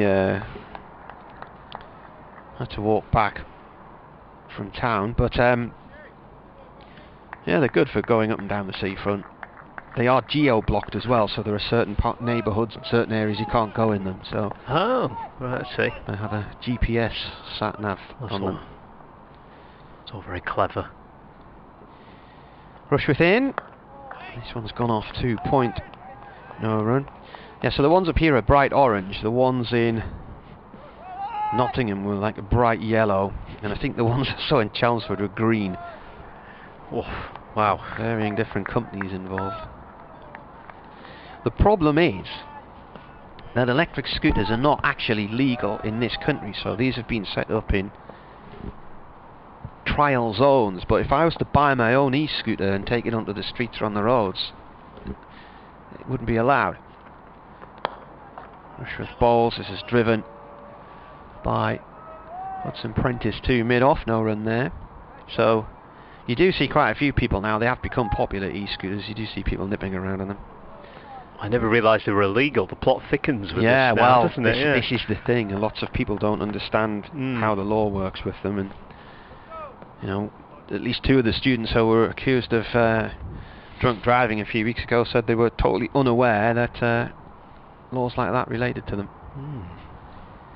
Here comes Rushworth. Oh, it's a decent delivery. It's just done a little bit too much. He's trying to york the batsman there. He got his back foot out the way and it just missed the leg stump and went through to the keeper. Yeah, so I think the law's going to have to become more clearer, and it's a developing situation as these things become more popular. Definitely, yeah. But I was talking to a guy last summer who was coming along the seafront past the top of our street, and I mean, he must have been in his 60s, and it was a lovely sunny day, and he was out going for quite a long ride on his. Rushworth Bowls again, and that's played towards short, mid-wicket, no run. And he'd paid about £350 for his on eBay or wherever, one of these sites. And it had a range of 16 miles. Well, I mean, I could get from my house to work in that range. Probably take about 3 hours. Yeah. You gotta go up and down pavements and back streets and all over the place. But a minor detail, yeah. but yes, yeah. A few times I've cycled to work because I'm in Sunderland, so you've got to go across the north of Sunderland and then through the back eastern side of Gateshead and then across the Tyne Bridge or whatever, over the Tyne and up to Radio Newcastle, which is up on the town moor on the other side of Newcastle. So it has taken me about an hour and 20 because the routes you've got to go, you're trying to avoid all the main roads and the big dual carriageways and whatnot, so you're sticking to the little back roads. Change of bowling here then, so I thought that would be the end of Ben Rain, and it is. The new ball has been brought in, so Matt Salisbury has it in his hand from the Finco end. And he comes in to bowl towards Harvey Hussain, who's on strike. There's 2 men in the slips for this one. It's a swipe at that one from Hussain, but it just trickles very harmlessly towards mid-off. So no runs added there. Rain is the man to pick up the ball and give it a bit of a clean. Katie says, why is Mark Wood playing for Ashington rather than for Durham this weekend? You tell me, Katie. Give the ECB a ring and let me know what they say. That's a very fair question. Yeah. Salisbury back into bowl again. Good length, and that one is just played to backward a point, and that'll be a single. 266 for 7. Ken Richardson's just tweeted a picture of 2 of these scooters. They're parked up near the lookout point at Roker on the seafront, just across the road from the park. You're not allowed in Roker Park on them, they're geo-blocked in there. He says, I haven't tried these scooters yet, but they are proving really popular along our coast. As for the match, it's developing into another keen game, and Derby clearly aren't done yet. Definitely not. Salisbury in, balls over the wicket, and he's bowled him! Tremendous delivery, sees Hudson Prentice go for 12. The off stump goes flying, and just into bowl, and with his 3rd delivery, he has claimed the wicket of Fid Hudson Prentice for 12, and Derbyshire have had another wicket taken from them. 266 for 8, and Hudson Prentice goes for 12 with 2 fours. Well, he's played right around that. 48 delivery, so he's gone. And at Derbyshire, 266 for 8 now, and that was a cracking delivery from Salisbury in his first over back. Yeah, he hadn't had a wicket until that point, so he's now got 1 for 54, and Derbyshire 266 for 8. 35 added for that partnership. And he made 12. So what are we, 81.3 overs in now, aren't we, I think? Yeah. We are indeed, yes. Out comes Sam Connors, who took his first fifer in this game.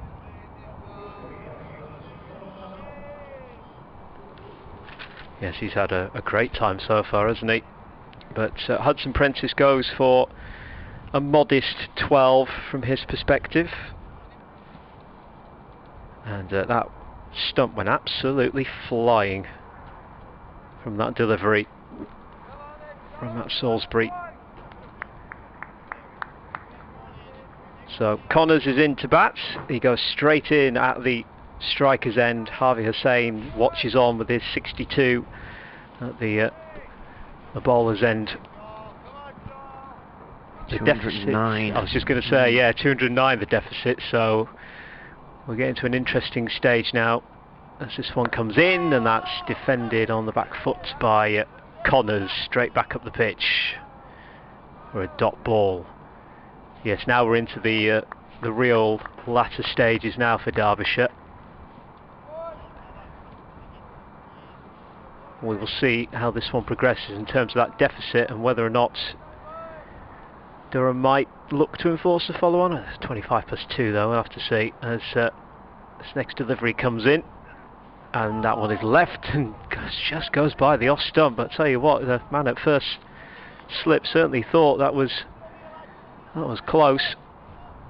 And Connors just steps away from his crease for a little bit.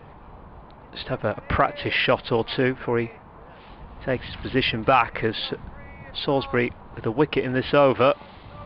One ball left now for him.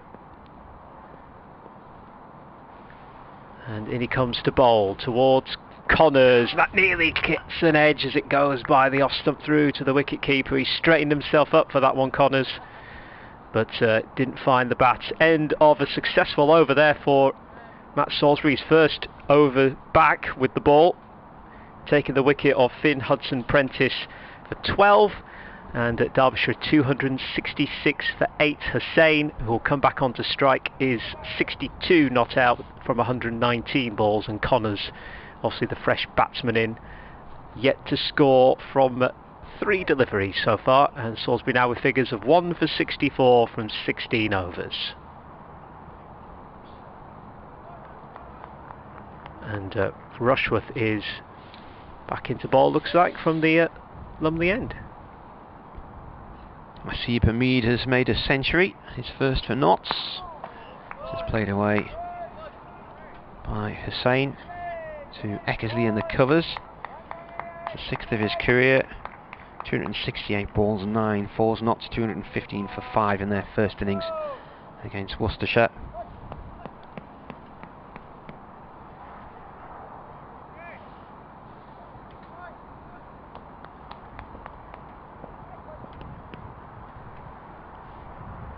One slip in place here as Rushworth bowls to Hussain.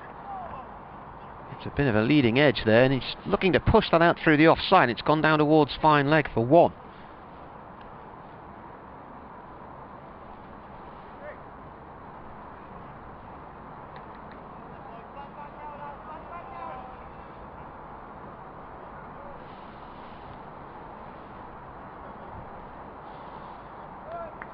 Newcastle United got a late equaliser here.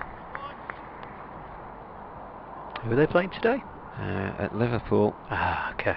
Full time. Willock has got an equaliser in the 95th minute. Oh, wow. Rushworth bowls, defended by Connors. Ball comes to rest just next to the track on the leg side. It's the second time he's done that in about a week. What a turnaround in events for Newcastle United, because they looked like they were going to slip into the bottom 3, and then there was that Friday night game where Fulham were winning, or Fulham were playing Wolves, and Wolves got an injury time winner, and Fulham never quite recovered from that, and then Newcastle have gone on quite a run, haven't they? They've pulled themselves right away from trouble. Rushworth bowls. Oh, that's in the air, and that's out. That's a dolly, and that was a false shot from Connors, who's gone for a 5th ball duck, caught by, I think, Alex Lees at mid-wicket, and that's as soft a dismissal as you are likely to see. Lees is laughing his head off there, and Connors was just trying to defend leg stump, and he just popped it up. So Chris Rushworth is now out on his own as the second highest wicket taker for Durham. He moves on to 519 in first class cricket. Yes, that was a bit of a gimme, wasn't it, really, from Derbyshire's point of view, as Connors makes the lonely walk off now. So 267 for 9 now, Derbyshire, so just one wicket left. The deficit is still over 200 at the minute, it's 208. Hussain is on at 63, and now Scrimshaw will come out as the last batsman now. His senior debut, of course. Best bowling for Durham against Derbyshire. Melvin Betts took 7 for 30 in Darlington as Durham beat Derbyshire in June 2000 by an innings and 79 runs. I covered that one. It was on my birthday. Weird that, yeah. It was one of 2 wins for Durham that season. They started the season beating the champions Surrey and then beat Derbyshire in the June. Derbyshire went down with Durham. That was the first year of first and second division. Derbyshire beat Durham in Derby and Surrey. Wow. And Surrey went on to be the champions again. Oh. Right, George Scrimshaw, all 910 feet of him. He's a big lad. My word, yes, yeah. He has to bend down a long way for his bat, doesn't he? Yeah, crikey. Well, Rushworth looking for a 7th. If he can get this, it would be... he's on 6 for 58 now, so not quite Melvin Betts' figures, but he could equal him with 7 dismissals. He's got 2 slips in place and a gully for Scrimshaw, who defends the first ball around about off stump.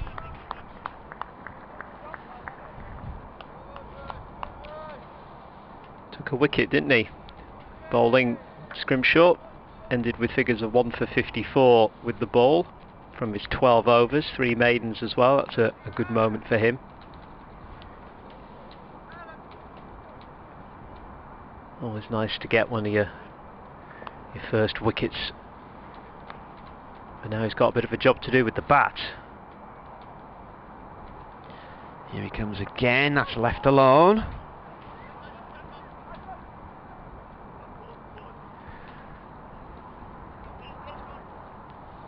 So 267 for 9 for Derbyshire, so yeah, that deficit is 208 at the minute. 83 overs gone. And so 2 batsmen have a chat in the middle of the wicket. Well, that new ball's taken 2 wickets in 2.4 overs. Something that Derbyshire could have done with on day 2. Didn't happen. Certainly the end of day 1 into day 2. Got to do an update for BBC Radio Newcastle in a moment. Hussain's half centuries this season have all been not outs. He's on 63 at the moment as he faces Salisbury. And he's gone. He's been caught at first slip by David Beddingham. Derbyshire are all out for 267. Hussain goes for 63. And they lose their last 2 wickets without adding a run. And they've lasted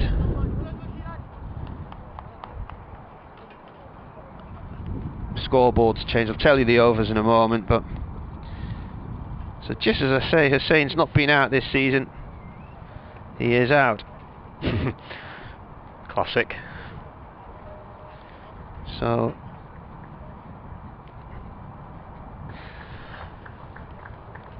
how many 83.1 overs, so 3.1 overs for 3 wickets, I think. Update for BBC Newcastle now. Yeah, they've got there. The last 3 wickets have come just after lunch with the introduction of the new ball. There wasn't much doing for Durham this morning, to be honest. They got off to a good start when they got Wayne Madsen for 76, caught at point off the bowling of Paul Coghlan. He hadn't added to his overnight score, but then a partnership developed with Brooke Guest making a career best 37 on what looked like a fairly flat track. The ball had lost a lot of its hardness and it looked like quite a decent period of the game for batting. He put on a partnership of 83 for the 7th wicket, but with a rush of blood to the head, got himself out just before lunch to give Chris Rushworth his fifer, the 27th of his career. And after lunch the new ball was introduced, and it's taken 3.1 overs to get the last 3 wickets. Hudson Prentice bowled by Matt Salisbury for 12 at the start of the 82nd over, so it was the 3rd ball that Salisbury had bowled with that new ball. And then Sam Connors went for a 5th ball duck, popped up the dolly to Alex Lees at mid-wicket off the bowling of Chris Rushworth. Matt Salisbury's finished it off. Harvey Hussain has been dismissed on 63, so his previous 3 half-centuries this season were all not out. I just said that on air, how he's not been out this year when he's got to a half-century, and then he clipped one from Matt Salisbury to David Beddingham. So he departs for 63, and Derbyshire all out in the end for 267. So Durham have a decent lead there, and Derbyshire haven't got within the follow-on target, but because they've got close enough, I'm not sure perhaps that they will think about the follow-on, and I think we might actually see Durham batting again in a few minutes' time.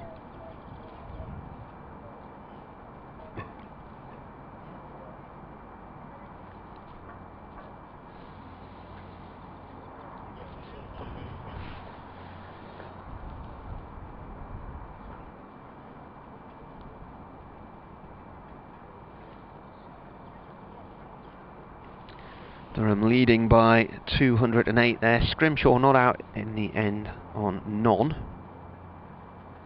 from 2 balls.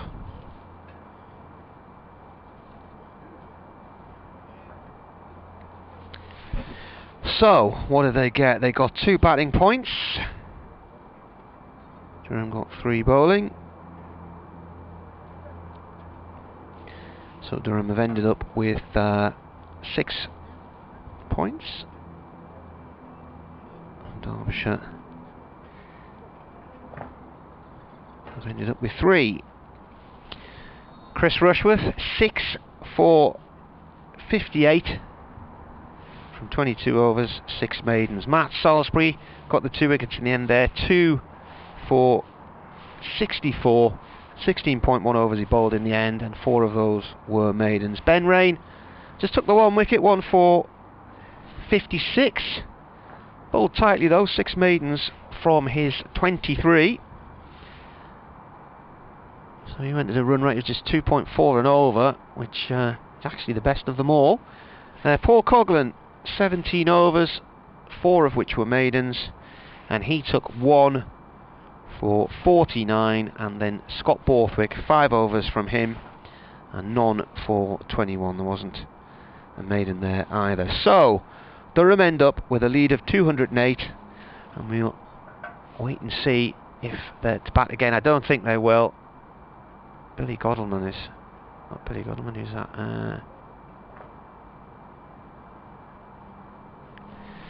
One of the Derbyshire players is coming out of the middle. I think it's Sam Connors. It looks like he's going to do some warm-up bowling, so it looks like Durham will be batting again. We'll be back with you at the start of the innings.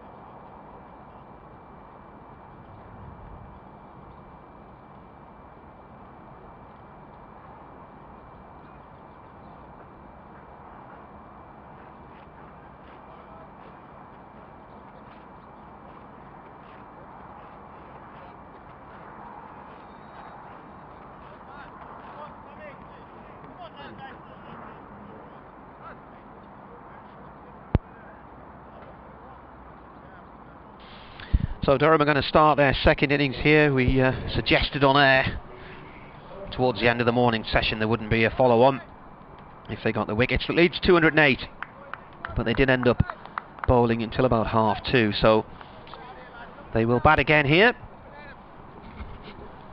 Try and see if they can build a big score come the end of the day. Alex Lees waits. That's the first ball of the innings, is bowled by Connors. The clue to the fact that Durham wouldn't be enforcing the follow-on came pretty quickly as Sam Connors was out warming up just as the players had walked off the pitch. So Alex Lees and Will Young open the batting. Young went for 1 in the first innings, caught by Wayne Madsen in the slips off Connors in the 3rd over. Lees went on to make 39. Connors in, it's across the line of the left-handed batsman, right arm over from the Lumley end. Last week Young, in the opening innings, his debut for Durham, made 24 and put on 87 for the 3rd wicket at Essex with Scott Borthwick. Borthwick went on to make 100 straight. Lees was out for 6 in that first innings and then got a duck in the second. So he's still looking for a bit of form this season, Alex Lees. As the bowler comes in. Oh, that stays low. Having said that though, that takes out of the equation the innings at Trent Bridge, which I'd forgotten all about, in which he made 58 in the first knock at Trent Bridge, but was then out for a duck in the second. So he's had a little spell of, he's had 2 ducks, and did I say a 6 or something?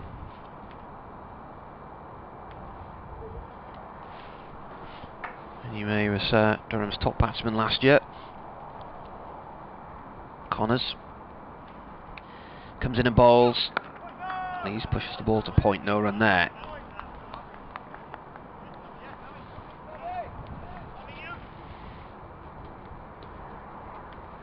What do you reckon then, Tim?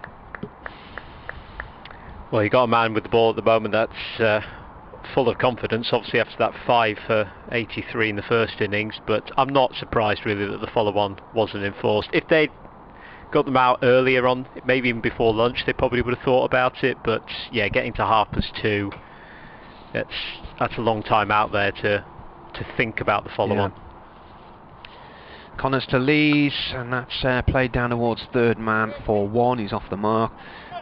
Yeah, the other thing is, if you know, they've bowled 80 odd overs there, haven't they? 83 overs, so yeah, it's been a full session really. A few hours out in the field. If you come out and it doesn't work for you with the follow-on, and you don't get the wickets that you need early doors, and the other teams settle back in and get themselves rooted, then it can backfire. So, and there's definitely batters out there for Derbyshire that could have easily surpassed that total. So no, I think it's a good move. I think it's a wise move. Last ball of the over. Young defends around about off stump. That's the end of the over. The question now, of course, is if it's in their hands, how long do Durham bat on for? Because there's the tactics involved at Trent Bridge. They got a really decent lead there and set knots. It was about 396 to win, which they were never going to chase. But you just felt the nature of the wicket. It had flattened out and had become quite slow in the cold. And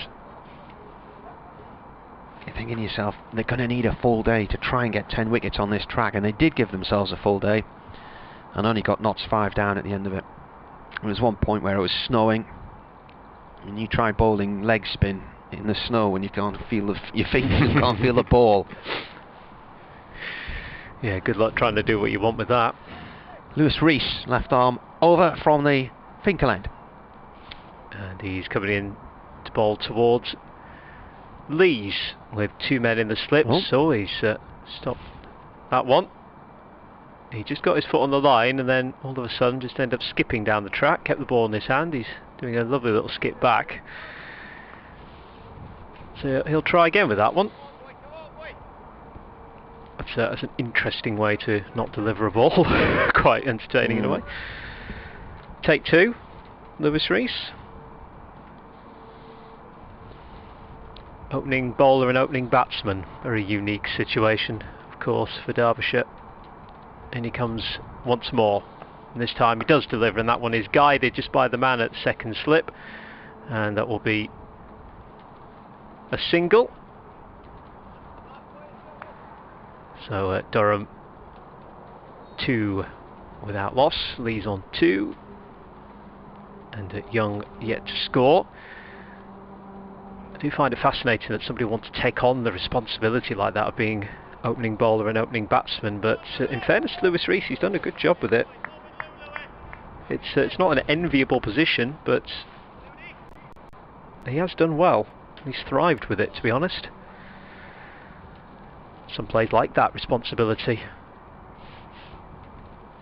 And he comes again, and this one is played to mid-on, where it's a little bit of a misfield there from Scrimshaw, and he just shakes his right hand after stopping that delivery.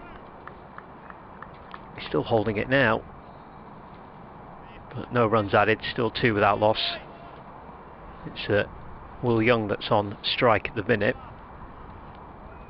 Lee scoring the only 2 runs so far. Rees back in for his 3rd delivery towards Young, who nods that one onto the offside. Took a step forward before putting it towards the extra cover region, where it's fielded for a dot ball.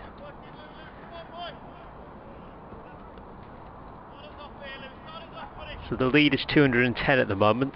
I'd love to know what you think. If you're listening in, what do you think Durham might do with this in terms of building a lead? Well, they want to be looking at about 400, don't they? I mean, as Rees comes in, and a drive at that one to mid-off, no runs added on. What we didn't write down there was 52 overs left in the day when the innings began.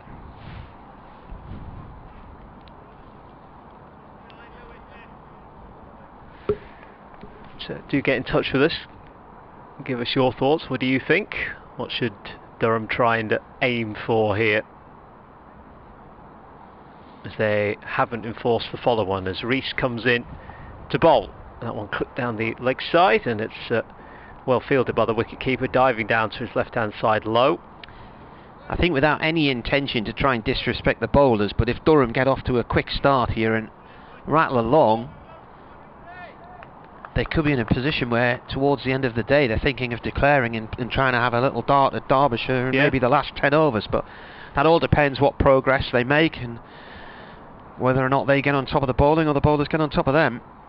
Yeah, makes sense as Rees comes in towards Young. Ooh, he's clipped that leg side, and he will get a single for it, just backward a square leg there. But decent looking delivery, that one from Lewis Rees, and in fact that's the end of the over. So Durham are 3 without loss. Lees is on 2, Young is on 1. So 2 runs off that first over for Lewis Rees. Yeah, so they could find themselves in a position where they don't need to bat out the day. Like you say, they could get themselves a decent total and then declare it, but still plenty of time before we get to that point. There's 50 overs left in the day now. So Derbyshire all out for 267. So Will Young plays this first ball from Connors at the start of the next over, the backward square leg, and calls Alex Lees through for 2.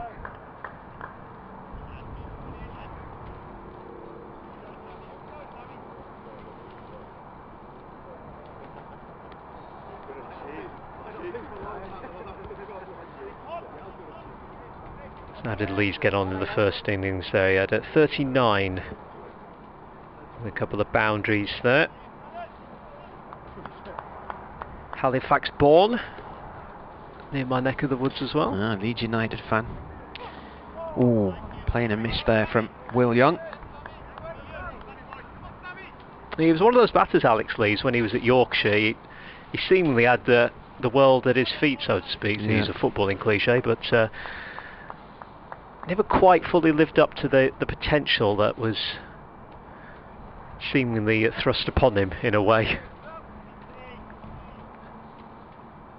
He never really got that opening partnership with Adam Live going at Yorkshire, but always hoped he'd do well. This is turned towards long leg, and that's racing away. It's gone for 4 actually. Initially it didn't look as if it had the legs, but it took up speed as it left the square, and George Scrimshaw couldn't cut it off. I think initially, you're talking about Lees and Live, they were the dream team for about a season or 2, weren't they? And then it all went a bit wrong for Alex Lees from a personal point of view with a change of coach. I don't think they got along particularly well, and a couple of years ago he came to Durham on loan towards the back end of the season and then joined them permanently. There's still a lot of quality there with Alex Lees. Times he's out there doing his thing and scoring runs when there's all kinds of things going on at the other end. Connors, Young forward and blocks. Will Young's playing 3 matches for Durham. He missed the opener at Trent Bridge because he was isolating, having come in from New Zealand as the captain of Central District. He's played in 2 tests for New Zealand in the winter series, our winter, summer against the West Indies. Got a knock in 1 game into the 40s. And he will play this month, and then Cameron Bancroft returns at the beginning of May, and Young will link up with the touring New Zealand party. Drives at that one, just outside the off stump, and plays it up to mid-off, no run there.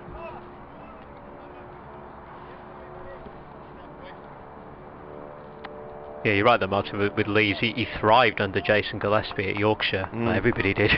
Everybody did. They did really well under Gillespie as a coach. But Andrew Gale came in and, just seemingly his face didn't fit. The future wasn't there for him. But I'm glad to see he's come to Durham. And he's doing well for himself. Connors balls. And this is played down to third man by Young for 1, fielded by Finn Hudson-Prentice. His highest score, Alex Lees, was against Derbyshire in 2013. That was when he had that golden spell. 275 not out in Chesterfield. He's had 16 centuries and 31 half century.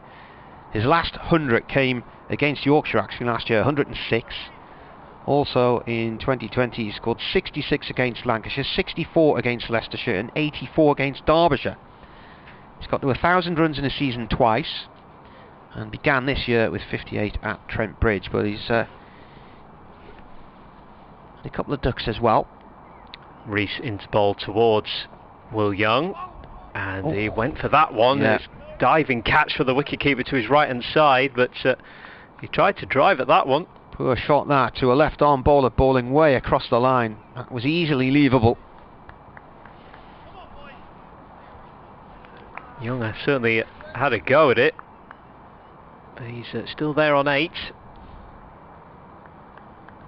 2 men in the slips for Durham, and a point there waiting as well as Rees comes in with this one, and that one stayed really low. Throw. Yeah. Now this is what we saw on day 1 when you weren't here.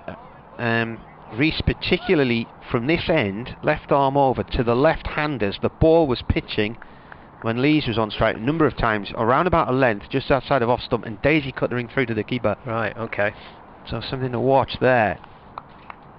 Yeah, that one just stayed really low. And in the end, the wicketkeeper did well to collect that. So in comes Rees again towards Young, and that one's driven back up, and it hits Rees on the foot, in fact, and goes on to the offside where it's a dot ball. It's a unique bit of fielding in a way. Seems to let that one bounce off his leg without flinching at all. Mark Beck says, I would expect Durham will make good progress and declare 40 minutes before the close. They just need not to make the mistake Derbyshire made last weekend and bat on mindlessly and not leave themselves enough time on the last day. Yes, this one comes in from Rees, and that one's just knocked onto the offside, but no run added on. Yes, that one was a strange one, because I was there on the 3rd day of that game for Derbyshire as well. They batted on 10 overs into the next morning, didn't they, in the final day. I mean, I can remember saying at the end of match report, it seemed set for Derbyshire to declare at that point and just try and move on to the fourth and final day and get them out. But it was a very odd one, that. There's Rees in again towards Young, and he's left that one this time as it bounced low and goes through to the wicket keeper, but not the daisy cutter we saw before. Another dot ball. Good over this one from Rees. One away from the maiden over. 10 without loss, Durham at the minute.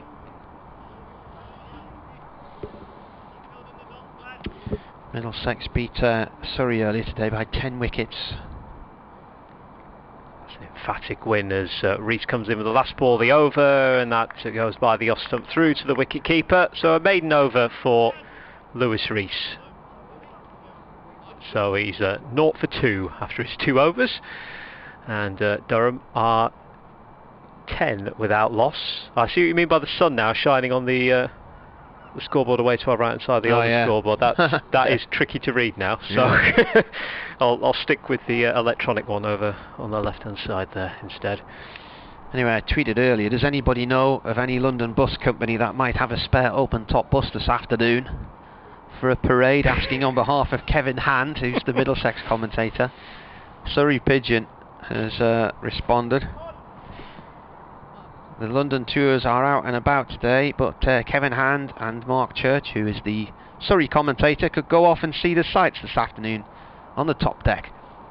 There's Connors bowls to Lees. That stays really low, and Lees just gets the toe of his bat on that one and stares at it to see if there's any damage. That pitched on a length and skidded through. He said they could go and see the sights this afternoon. Top deck, cheese and pickle sandwiches. What more could they ask for? And I said a pot of tea. And he agreed and said, oh yes, and some doilies. Which goes without saying, doesn't it? Standard, yes, of course.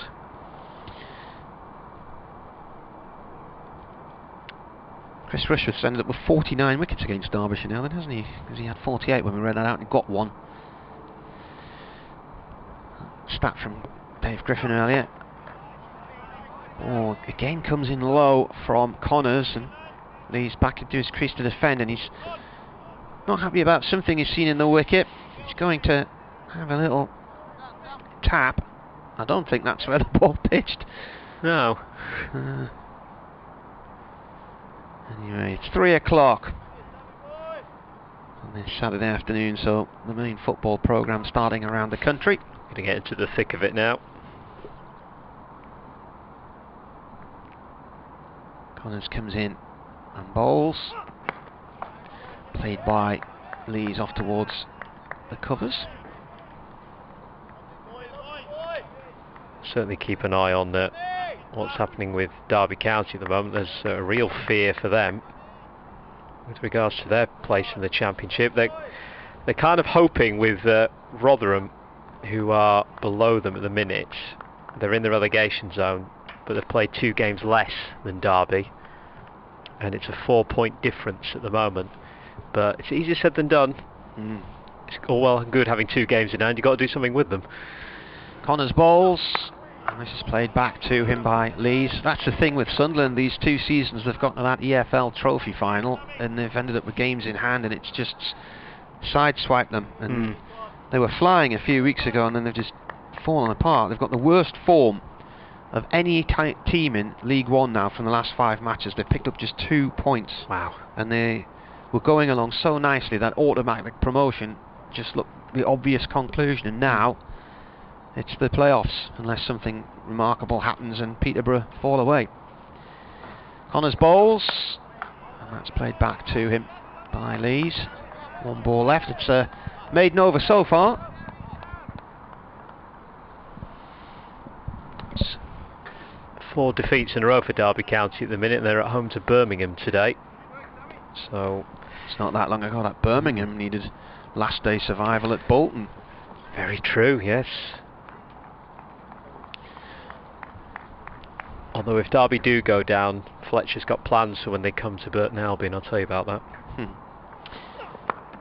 It's a Yorker length ball outside of off stump, and it's jabbed away down to 3rd man by Lees for 1. Yeah, I was joking with Fletcher. What if Derby do go down? You end up in the same league, in League One. for a Derbyshire derby, so to speak. And he said, "Oh, we'll give him a good welcome. I might dub the war paint, this yellow and black Burton Albion colours on my head." That would be the A38 derby, wouldn't it? It would. Burton did get up a few years ago, didn't they? Because I remember they won at the Stadium of Light and relegated. Well, that was a match that relegated Sunderland, and was the end of Chris Coleman's tenure. In fact, until Sunderland beat Burton Albion away recently, they'd only managed 1 win against them in 6 attempts. Rees is back into bowl, and this one is towards Leeds this time, and he's clipped that one nicely on the leg side. It's racing away to that square leg boundary, but it's going to be stopped. It's well fielded in the end. Denies that one going over the boundary rope. But Durham will move on to 11 without loss. That was well fielded in the end by Hudson Prentice, who gave chase for that one. Lees is on 3 and Young is on 8.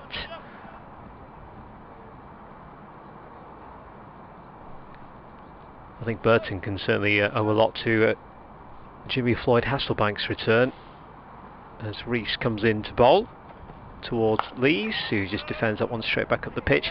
You just find, don't you, sometimes with football clubs, that just some managers fit a club, and it seems to be with Hasselbank, Burton is his fix. He did really well with them before, and then I think he went to QPR, I believe. Can't remember. Something like that. But he was at Burton before, did really, really well, got them promoted, then moved on, and has now come back when they were in real trouble in the relegation zone, and has absolutely turned them around at the minute, so they're not really in any danger of relegation this time, as Rees comes back into bowl, and that one is left well alone by Lees as it bounces low through to the wicket keeper. Yes, he's done a tremendous job there at Burton Albion. My dad was just text to say he was driving the match officials that day when Birmingham stayed up at Bolton. Lee Clark was the manager and Malcolm Crosby, the former Sunderland manager, was his assistant. Gosh. As Rees comes into bowl. That was a full leg delivery, and that one is played towards mid-off, and there's a quick run, and they've managed to get through in time. They did, thanks to the fact that Tom Wood was off balance as he picked the ball up. He couldn't actually raise his head to try and have a go at the stumps. He wasn't far away from the bowler's end. He couldn't do anything with it. That was a very quickly taken single there. And Durham are 15 without loss, with Lees on 6 and Young on 9 now following that. And now this next delivery from Rees is to Young, and that one is to Lee, sorry, that one is straight back up the track into the hands of Lewis Rees once more. Lee Clark, because he was manager at Huddersfield, wasn't he? But I can't remember where he went on from there. He ended up at Blackpool for a while, I think. Oh, yes. And then he was at Blythe Spartans recently, I think. That's right, yes. I can remember seeing that coming through, press release coming through, and it's like, wow, okay. As Rees comes in towards Lees, who knocks that one into the ground, and it rolls onto the offside harmlessly, and that's the end of the over. Durham are 15 without loss then. Lees is on 6, Young is on 9. And the lead now for Durham is 223, with 6 overs gone and 46 remaining in the day. Yes, that's right, it was at Blythe Spartans recently, wasn't he, Lee Clark? I'm going to have to look and see where he's ended up now.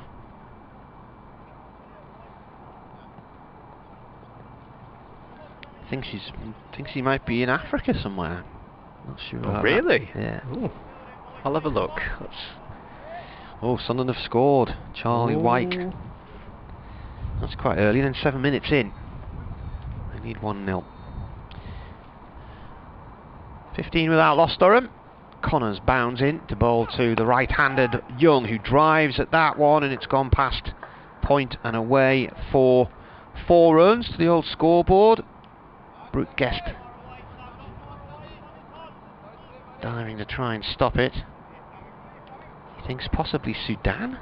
Yes, I just found that now. He's an article that says he's gone to the Manchester United of Sudan. Al Merik, I think that's how you pronounce it. Right. But yes, he is in Sudan. There you go. I definitely did not know that. No. Every day's a school day. Yeah. Connor's balls, defended by Young. We've been down into the furthest I've sort of been into Africa was we were in Luxor in Egypt, and we went on a bus trip down to Aswan, to the Aswan Dam, which is where Lake Nasser stretches for hundreds of miles into I think it's the Nubian desert. And I would say that's the hottest I have ever been. Felt like my bones were cooking. Connor's balls, defended by Young, who is on 13. And looked quite lively so far, Will Young, it has to be said. There's that play and miss to the one he should have left alone from Lewis Rees. But other than that, he has struck the ball well so far. Just found almost like a blog post that Lee Clark has done from Sudan, saying that apparently this club is in the top 5 of African football, and when they get back to normality, they expect 45,000 people for their equivalent Champions League matches. Wow. Connor's balls and a left foot ball there. You could hear the grunt, defended by Young on off stump.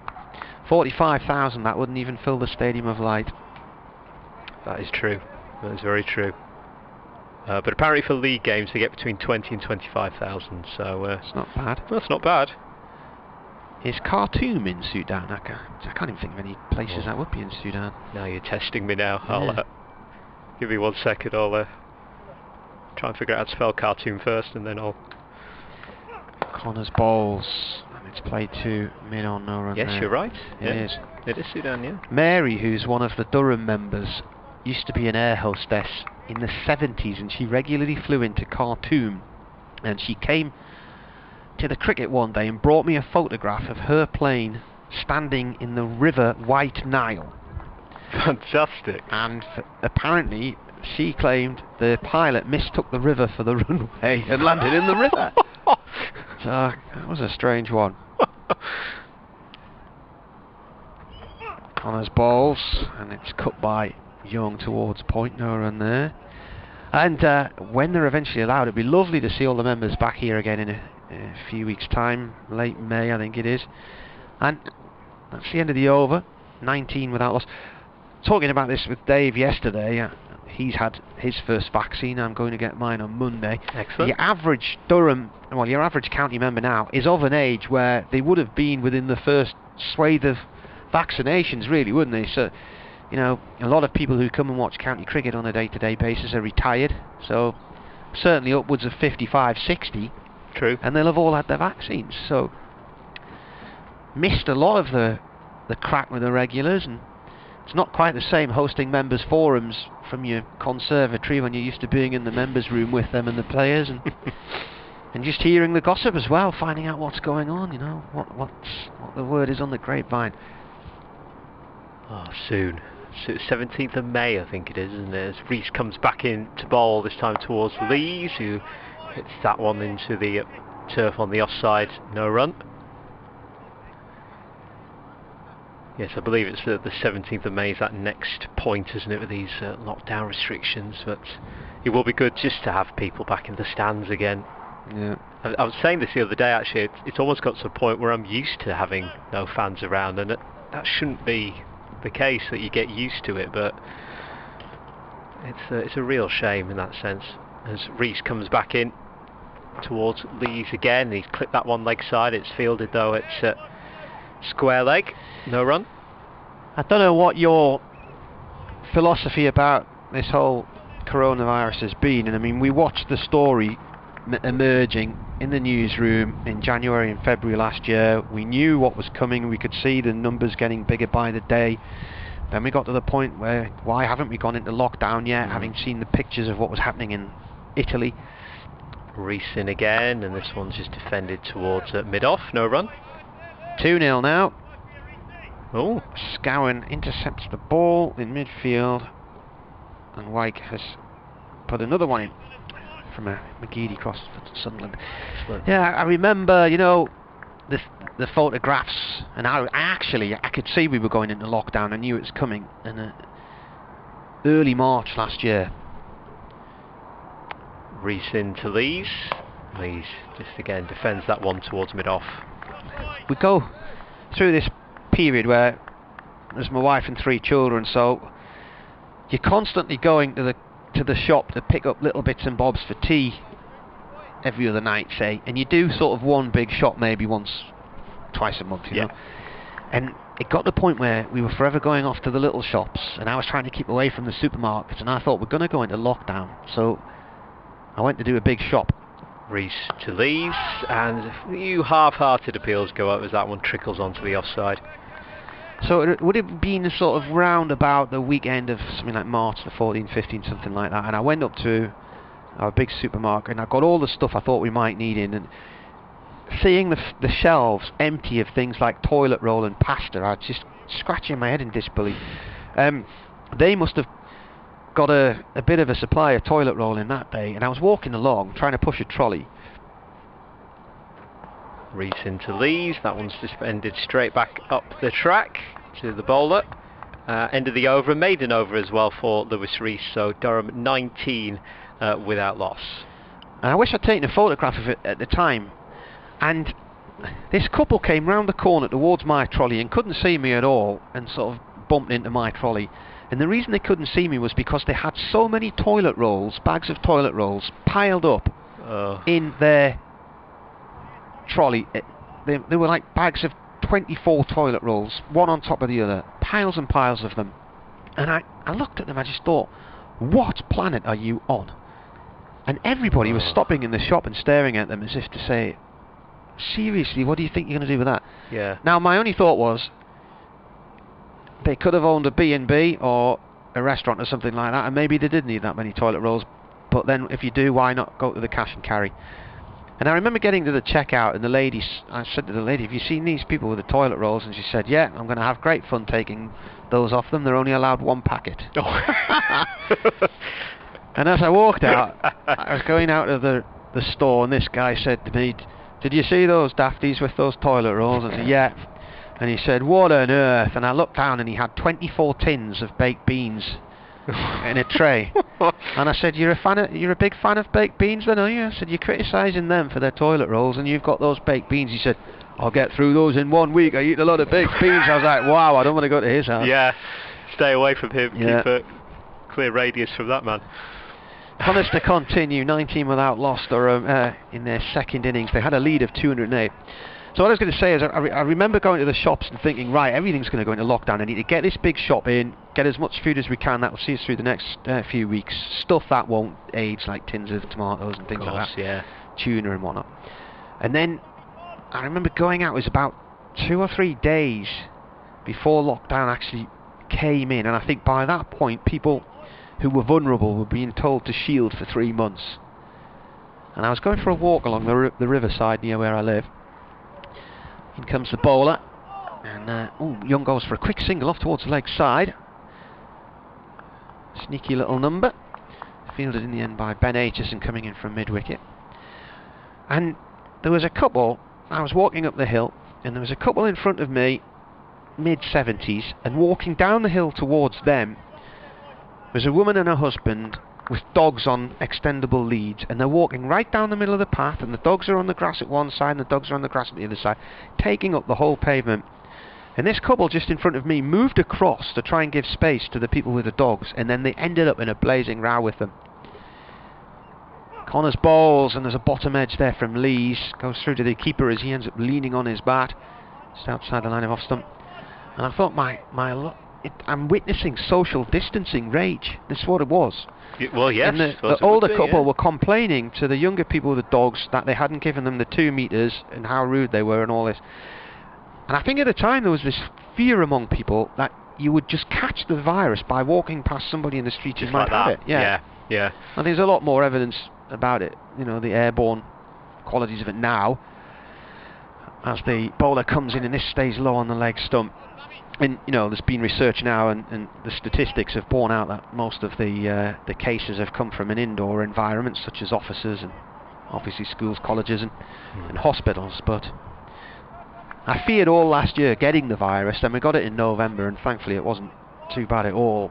And I think once you've had it, it just changes your perspective. But I can quite easily understand why people who might have diabetes or blood pressure issues, something that would never curtail their lives now, as Connors bowls and that goes through to the keeper, it's conditions that generally are just underlying conditions where you can live a normal life and not need to worry about how you live your life, and suddenly all that changes. And the fear that must have been for so many people with things like diabetes and blood pressure problems. Yeah, because as you rightly say at the very start of it, very little information at all as to what it would be like, what it could do, how infectious, how catchable it was, and you do end up with situations where you almost have a standoff on pavements. Yeah. Connors comes in again now, and that's dug out on leg stump. Because I know where I live in particular, the pavement's quite narrow, so you're coming up head to head with someone who's going to give way and go into the road, to keep that distance. Still see quite a lot of that going on, but I think generally people are a lot more relaxed about their social distancing element now than they were. And for instance, one of the local supermarkets that I went to, you were queuing in the street outside, and they were only allowing a few people in at a time. And because the weather was so nice, I was happy to queue in the street, and just get a bit of sun for a few minutes. And then in the shop, it was very relaxed because there weren't many people in. Okay. But as time went on, they were starting to allow more and more in. And now, when you go to the supermarket, you just wander in. There's nobody on the door controlling the numbers anymore. So I suppose certain elements of life have returned, i.e. just going and doing a shop. The only difference is you wear a mask now compared to just over a year ago. But I was wearing a mask before we were told to, quite a few weeks before we were told to. You overthought Rees, who's coming around the wicket to deliver to Young, and that one is clipped by him onto leg side. They thought briefly about the run, but chose not to. Hudson Prentice is there at square leg to field. Borough have scored. Who are they playing today? Sheffield Wednesday, is it? Wind's just caught the microphone again. There's just changed direction momentarily. Yeah, I got a really nasty chest infection which left me in hospital 5 years ago, so I wanted to avoid that, so I ordered some masks before. You do right, as Rees comes in to deliver, and that one's driven straight back up the trap, bounces into the hands of Rees, who thought about a shot at the stumps, but the ball comes loose. 20 without loss. Yeah, Borough 1, Sheffield Wednesday 0, Yannick Bolassi. Yes, thankfully I've never had any underlying health conditions, but always conscious, of course, because I've always taken shopping around like my parents, for example, so always tries to be as careful as possibly can be in that sense. As Rees comes round the wickets and driven by Young, and that one's misfield as it goes through the cover region, and they're going to get 2 for this. Couldn't quite gather that one in. That's a bit of a let off. I think it was Deploy that's there. Yeah, it is. He's hardly been mentioned in this game at all, because wherever he was fielding in Durham's first innings, the ball never really went to him, and then he was out for a second ball duck. Yeah. Yes, he had a better performance against Worcestershire, as Rees again comes round that wicket, and that one is hit into the turf and goes on to the offside for no run. But yes, because at Warwickshire he was out for a duck as well. So he really needed a decent innings behind him, and he got that at home to Worcestershire, that first game back at the county ground in 4,000 days it felt like, as Rees comes in, and it looked like they were trying to clip that one leg side, but ends up going offside. No run. So it stays 22 without loss for Durham. And we're in the 10th over.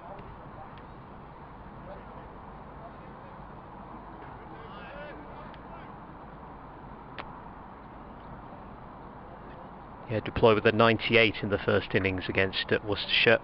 of 170 balls as Rees comes in, and that one is stopped, defended, and heads towards mid-on, and that's the end of that over. So 10 overs now gone in Durham's second innings. They're 22 without loss. Lees is on 6, Young is on 16. Rees now with figures from his 5 overs of 0 for 8 with 2 maidens, and that lead, crucially, is 230.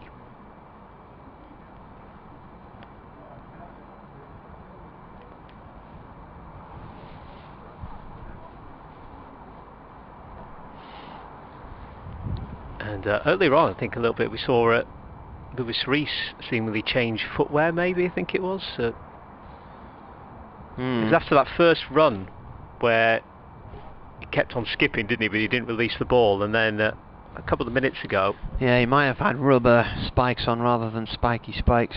And he's just, because it's dry, that's the thing. Just altering his footwear again there.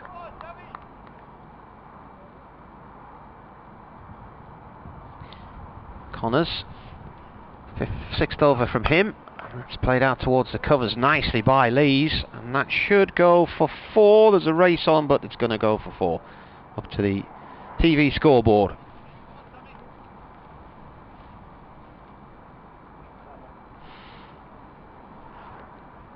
Matt Critchley is out in the covers, got a hand on it, but it was moving. You mentioned them earlier, but keeping an eye across Keithy Cougars, because they're in action today. Albeit a friendly, but still, good to see how they're getting on. 16 minutes gone, they're already 20-0 up, so that'll do nicely. Who are they playing? Coventry Bears. Oh, They are playing. One of the expansion teams of Rugby League. ball by Connors there. Quite a bit of dust came up from the foot marks as he delivered that one. It's played to point, and is stopped at point by Brooke Guest, no run.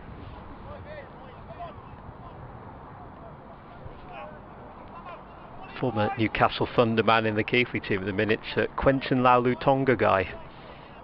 He's known as QLT. Yeah, I'm not surprised. Not heard of him. It's not my forte, rugby league. Get him on side. Right arm over to the left-handed Lees. Lees plays the ball to Brooke Guest at point, no run.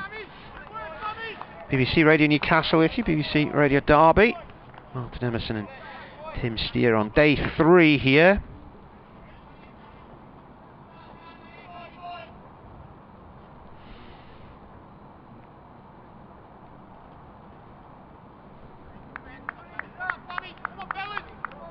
Yeah, it's more rugby union in Newcastle, isn't it, really? Thinking about it. I'm not an expert on rugby union, I must admit. Connors balls to Lees, and that skids through low. Lees plays and misses at it on height, and collapses down onto his knees to thank his lucky stars. He had a narrow escape there.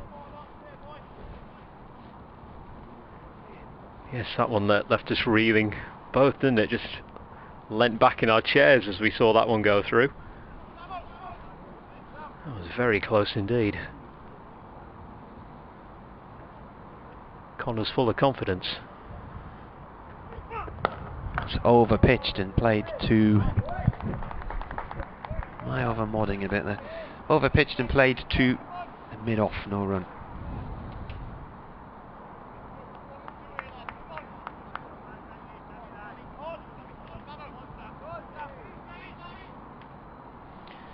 Plenty of encouragement going on out there. It's a very chatty outfield, isn't it? A minute.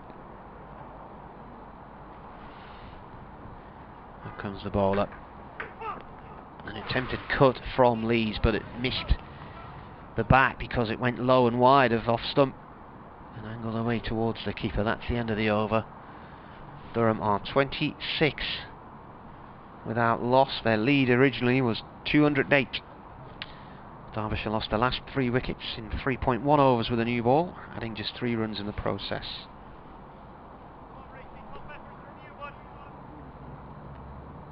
Just seeing elsewhere as well in the county championship, Essex leading Warwickshire by 108 runs with 4 wickets remaining. They're 97 for 6 in their second innings. And Nottinghamshire trail Worcestershire by 170 runs. Worcestershire were 436 all out as Rees comes in to bowl. That one is defended by Young onto the offside. Nottinghamshire 266 for 8 in reply in that one. It's another Group 1 game, of course, in this new county championship format this season. Gloucestershire trail Hampshire by 226 runs with 5 wickets remaining. They're 244 for 5. As Rees will come around the wicket to bowl towards Young, who clips that one very nicely onto leg side by the square leg umpire, and they'll get 2 for this one as it's fielded by Aitchison near that square leg boundary. 28 without loss now, Durham. Somerset needing 85 runs to win. They're 30 for 1 in their second innings. Leicestershire 233 all outs, 199 all outs. Somerset were 318 all out in their first innings, so they are very close to wrapping that one up as Rees comes in, defended, and heads towards Scrimshaw at mid-on. We've already mentioned earlier that Middlesex winning by 10 wickets against Surrey. That was a short day. I think Kevin Howells was down there as well, in fact, today.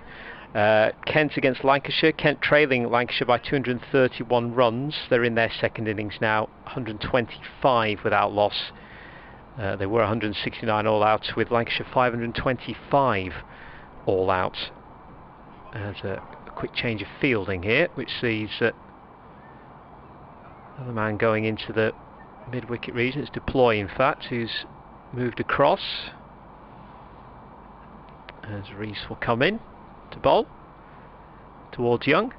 That's a short one, and he tried to pull that one away, and it ends up going towards the offside this time, towards the third man area. Well, that's definitely not what he intended, but it's a single. 29 without loss. I think that's come off the toe or the back of the bat. So maybe the bottom section of the bat on the back side. As Young tried to pull it through the leg side, and it went off down towards third man. Interesting one, that one. 29 without loss. Lees 10, Young on 19. Glamorgan lead Northamptonshire by 109 runs with 8 wickets remaining. They're 66 for 2 in their second innings.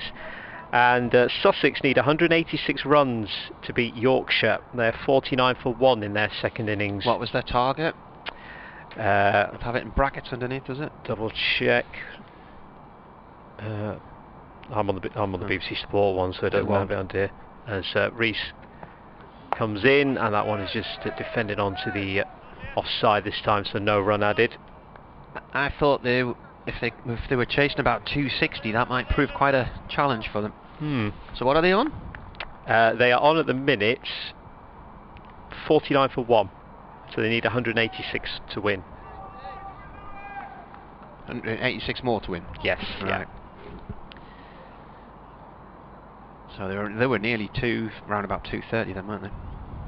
As Rees bowls over the wicket, and that one bounces low, goes by the off stump through to the wicket keeper. Stays at 29 without loss for Durham, and in fact that's the end of the over. So 12 overs gone. Lees is on 10, Young is on 19.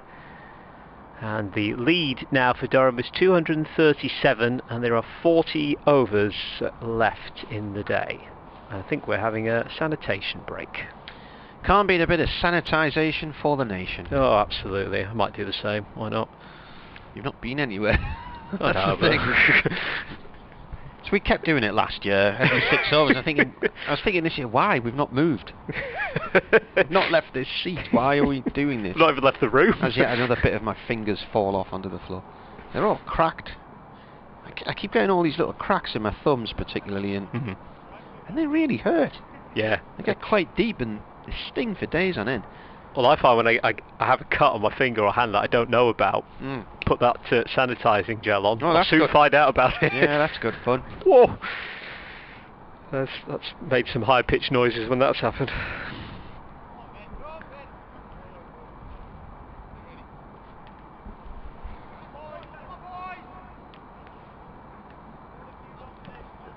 Change the bowling now then. Ben Aitchison's coming into the attack. From the Lumley end, far end of the ground as we look at things. It is back to the Riverside Park where the fairground is slowly taking shape. Looks like there's a lorry with a big, what looked like part of a big wheel on that side this morning. Here comes Aitchison. First ball, tries to York Will Young. There was a lot of bat in that, and a lot of dust came up as well. I think he's thumped that onto his foot. Decent delivery first up there. Sussex needed 235, by the way. That was their target against Yorkshire. Yeah, I couldn't do the exact maths. It was about 230-ish. No, I couldn't either. Ish comes in handy. Young is on 19. And he plays that ball gently back past the bowler to mid-off. So Connors has bowled 6 overs, none for 18. Lewis Rees, 6 overs, none for 11. Rees has had 2 maidens. The umpires have switched round now that we're in our second innings, so Neil Mallender is actually standing at point rather than square leg, because we've got a left-handed, right-handed combination in Lees and Young. Aitchison bowls, that nips back, and there's a bit of a noise, but I think that was too high. And, Richard Kettleborough, the umpire officiating behind the stumps, says no. Yeah, that looked too high for me as well when that came in, so I'm not surprised. That particular stance of the umpire. There's one leg behind him there. There we go. He's moved back now. Player Richard Kettleborough. Aitchison turns, bounding in from the Lumley end up to the stumps and bowls. And Young turns that late round the leg side. Coming back for a second. Good running.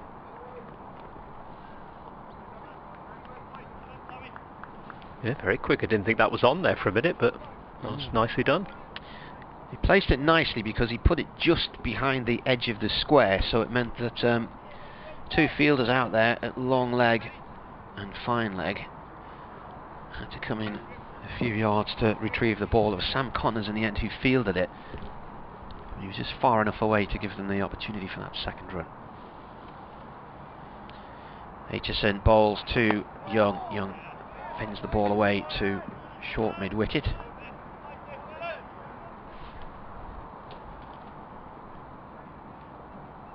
Burton Albion are leading at Wigan, 1-0. Are they? That's good news. And Derby are 0-0 at home to Birmingham at the moment.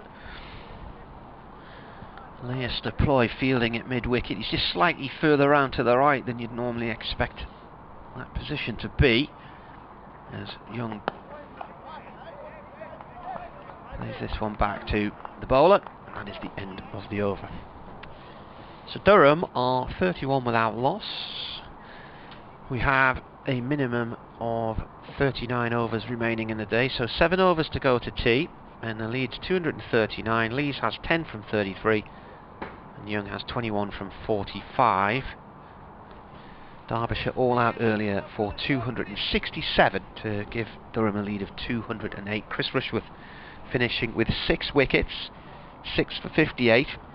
He now has 519 first-class wickets for Durham, which makes him their second best wicket taker in first-class cricket. So at some point in the next few weeks he will catch and overtake Graham Onion's, injury permitting. Going to see Finn Hudson-Prentice coming in now from the Finkel end, our end of the ground. Yeah, see what he can do with the ball. And he'll be delivering towards Alex Lees, who is on 10. He started to run up there, Hudson-Prentice, but he turns back. Now he'll come again and bowl over the wickets, and that's clipped onto leg side. It's nicely played as well, and that's going to go all the way for 4. Shot. Very nicely played. That's what you want from a square leg clip away like that. Very nicely done. 35 without loss. Lees moves on to 14 as a result of that. Hudson Prentice in his bowling in the first innings. 1 wicket for 59 with 6 maidens off at 20.4 overs for him. And this time he's bowling to, I think he's going to come around the wicket, is he? Yes, he is, yep. Oh, no, the batsman Lees has just pulled away. So Hudson Prentice stops his run. I think he's just checking to see what happened there. But he'll try again. I don't know if Lees wasn't ready there, in that he wasn't aware until he looked up that the bowler had changed sides. See, it caught me out as well. Yeah, Well, well, I think, is he going to come round the wicket? And then, I mean, the umpire would have to tell him, but if he didn't hear it. yeah. Well, then he comes again now, and this one is delivered, and that one is a big shout from the fielders, but the umpire not moved with that one. Coming round the wicket, bowling across the line of a left-hander, that's hit him on the thigh pad, going down leg side, too high and off target. But other than that, Yeah. All good. 35 without loss it stays then. Lees on 14, Young on 21. Neil Mallender in conversation with him. One of the pieces of advice 14-year-old lad was asking us about to umpire for the first time this weekend. Hudson Prentice in again. That one is dobbed onto the offside. It's a very quick signal as the shot at the stumps, and it just misses there. Very close indeed. Wow. That was Brute Guest. That was a danger. There's no need to take that. Lees plays the ball out towards the cover area. Guests on it in no time at all. Takes on a really risky single. And I think had he hit the stump, saying it wasn't far off. No. It might have been the end of Lees. And he had an angle of about 45 degrees there. So it wasn't like he was side on. He had a lot to aim at. And Hudson Prentice is now bowling over the wicket this time, and that one's defended onto the offside, and the fielders are quickly there to that one in case the Durham batsman decide to do another quick single, but not that time. Dot ball, but yeah, that must have been very close from Guest when he threw that one back at the bowler's end. 36 without loss it stays. Good clean of the ball there from looks like Notts trying to grind out the runs at Worcester. 270 for 8 now. Over the wicket with this delivery, and that one is knocked onto the offside by Young. Dot ball. It's a long innings for not many runs on day 3, that. It is, isn't it? Yeah. Zach Chappell and Luke Fletcher in. Fletcher was on 92 here 2 or 3 years ago when he fell over his own bat and landed in the middle of the wicket and got run out. You could see it happening in slow motion. Hudson Prentice comes back in, bowls over the wicket, and he's bowled him! Now then, was there an inside edge there for Young? He departs for 21.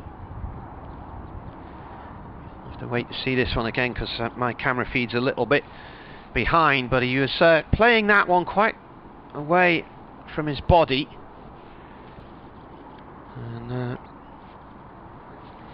disappointingly for Young, he's had a 24 and a 21 and a duck and a 1, so a bit of a mixed bag.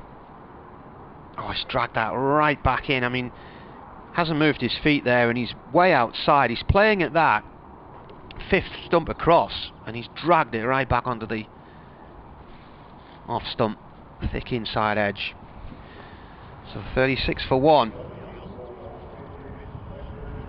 The lead is millions of miles away and tiny in the bottom corner, and it's 244. 244, yes. So a breakthrough for Derbyshire.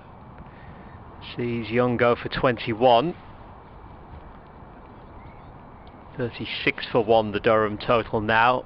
14 overs gone and a minimum of 38 remaining in the day. It's the last ball of the over as well.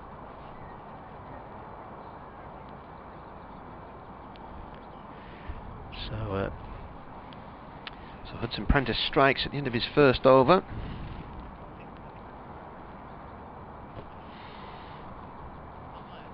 This is his second wicket of the match. He's one in the first innings. Walks away with drink in hand.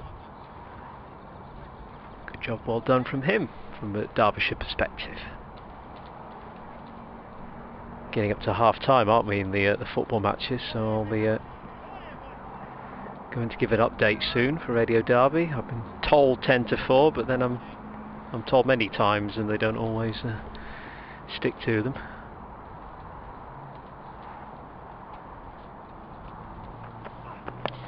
You over here from Aitchison, bowling to Lees. Scott Borthwick at the other end on the king pair. And LBW in the first innings to Sam Connors. Durham were struggling on 7 for 2 at that point. 2.2 overs in. Young had gone for 1, and then the next ball, Borthwick, LBW. Then they started putting the partnerships on. 3 consecutive partnerships of more than 100, and David Beddingham featuring in all of them. This one's played by Lees up towards mid-off, no run there.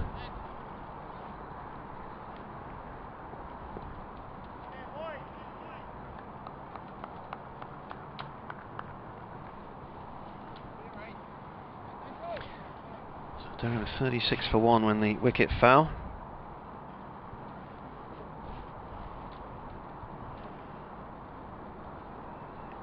Aitchison, right arm over to the left-handed Lees from the Lumley end. Lees drives at the ball and it's gone to point and is stopped. No run there.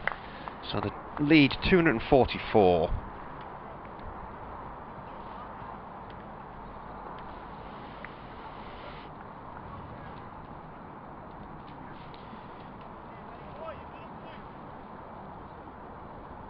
Looking at the points as well, Durham with 6 and Derbyshire with 3 from this game so far, as there's stretching going on at the bowler's end there. It's coming round the wicket now to the left-handed Lees. And Lees plays the ball into the ground and back into the bowler's hands. Sunderland leading 2-0 against Accrington. Charlie White's got both of them. I think he's got 30 goals for the season now. About a minute to go to half-time there, plus injury time. Zach Chappell run out for Notts, who are now 276 for 9, so... Well, that's... Oh, this is bizarre. It's gone for 4 byes. Well, what a strange piece of cricket that was. It was bowled by Aitchison around the wicket. Lees left the ball, and it bounced again before it got to the keeper and seemed to go over his wrist. He just totally mistimed his approach to that, and away it went for 4. So, uneven bounce again there, which caught Harvey Hussain out. Just watching this. Yeah, oh, it's gone. Bounces nearly 3 times. Bounced as it went past the stumps, bounced again, and then was on its 3rd bounce as it went through, I think, Harvey Hussain's legs. It suddenly wobbled along the floor. Lees plays that to point at the end of the over. So 4 byes, followed by a dot ball. And a maiden from Aitchison, who's taken none for 2 in 2 overs, 1 maiden. BBC Radio Newcastle and BBC Radio Derby. Martin Emerson and myself, Tim Steer, as we watch on of day 3 of this county championship match between Durham and Derbyshire, with Durham 40 for 1, and that lead of 248 at the moment, after choosing not to enforce the follow-on. Sides have a bat themselves, and the only wicket to fall is that of Will Young for 21 off the bowling of Finn Hudson Prentice. And here he comes to bowl round the wicket. That one is defended onto the onside, fielded by Lewis Rees. It's a mid-on area. be off in a couple of seconds just to go and do Radio Derby update. Have you got one, Martin, coming up, I imagine? It's half time and we'll have, yeah. So I've been told 10 to 4, so I better be there. As Hudson Prentice will come in. Ball's around the wicket. That one glanced onto leg side. It's off the mark. Back with a square leg, and Borthwick is up and running. Yeah, gets himself a single. 41 for 1 now.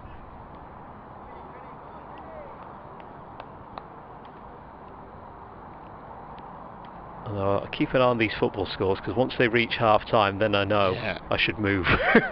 At the moment they're still going, so well, it takes 2 or 3 minutes to wrap up the end of the half as well. It does, doesn't it? Yeah.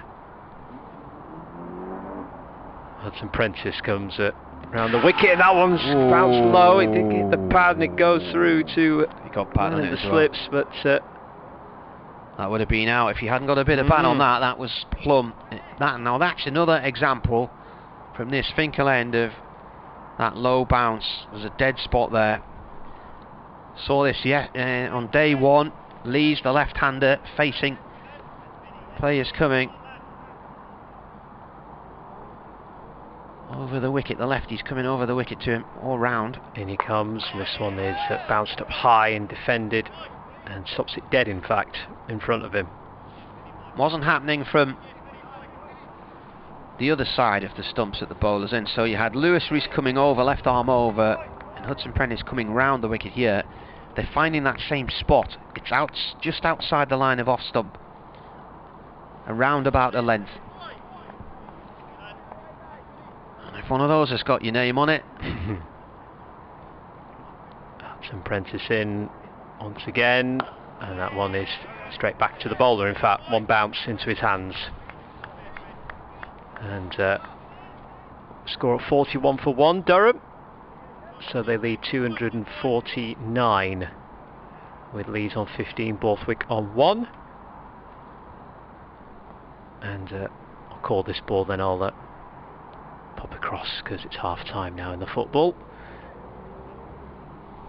And in comes Hudson Prentice, and that one's clipped again backward of square leg for a single. 42 for 1 for Durham, with Lees on 16 and Borthwick on 1, and a lead now of 250 at the end of the over.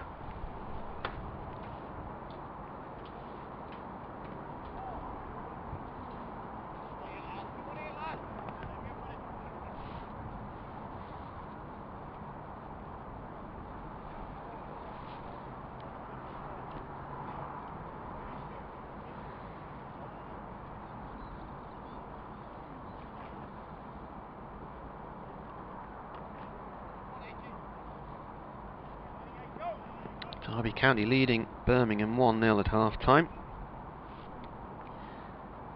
Aitchison, right arm over to the left-handed Lees. That's gloriously cut by Lees, driven in fact past point for 4. What a nice shot that was, up to the pavilion boundary.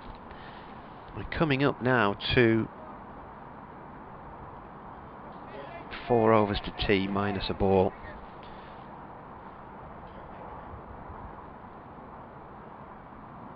Sunderland leading 2-0 at half-time against Accrington. Burton Albion drawing 1-1 at Wigan. They've given away an equaliser. Aitchison to Lees. Played back to the bowler. Charlton 0, Peterborough 1. So that's Peterborough going well there at the moment. So they're in the top 2 with Hull. And Hull are leading 1-0 away at Lincoln. Almost a derby, that.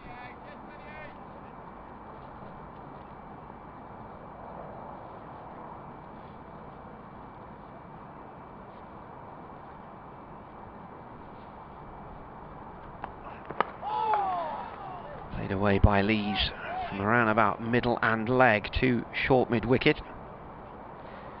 Nottinghamshire have been bowled out by Worcestershire, but trail by 160, so I doubt Worcestershire will enforce the follow on there. So they dug in. It was an act of trying to survive again for Notts. 104.4 overs before they were eventually all out.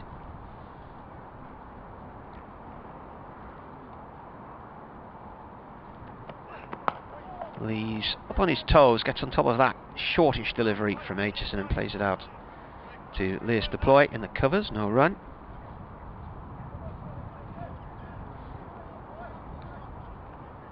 Now Essex are not too far ahead of Warwickshire at Edgbaston, and they're 6 down. They lead by 137 in their second innings.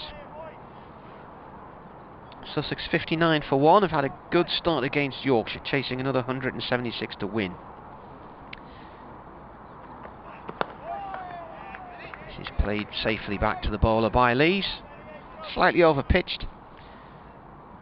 Glamorgan 82 for 2 against Northants, so they lead by 125 in their second innings. And Kent, following on, have had a very good second innings so far. They haven't lost a wicket, having been bowled out by Lancashire for just 169. Lancs made 525. They're 141 for none. They've dropped anchor. A little sort of defensive chop shot there from Lees.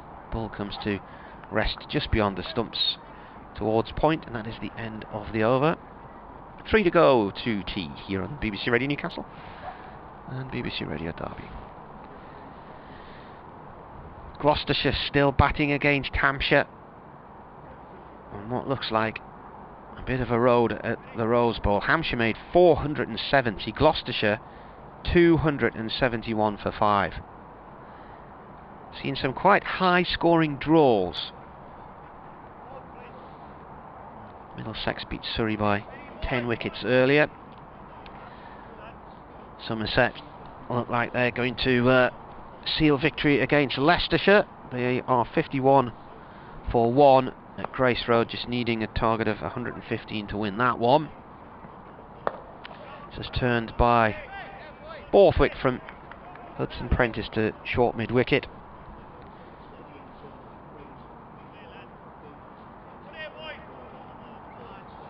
Leicestershire are already bottom of Group 2.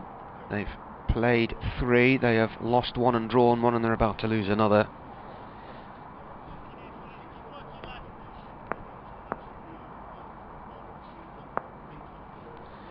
Borthwick on strike as the bowler comes round the wicket. He defends, the ball runs up to mid-off and is fielded by Tom Wood. Bottom of Group 3 at the moment, Northants and Kent. Lancashire up at the top. Still early days, of course, and one victory can propel you right up the table. Durham, after the first round of matches, were joint leaders in this group and then suddenly found themselves at the bottom after defeat last week.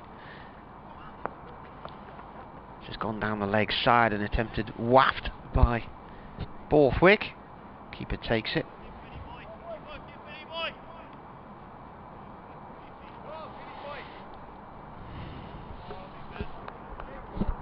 Tea at Kent.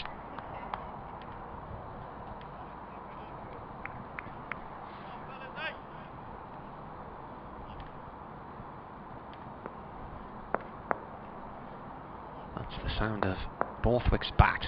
He was talking about how hard the wicket was.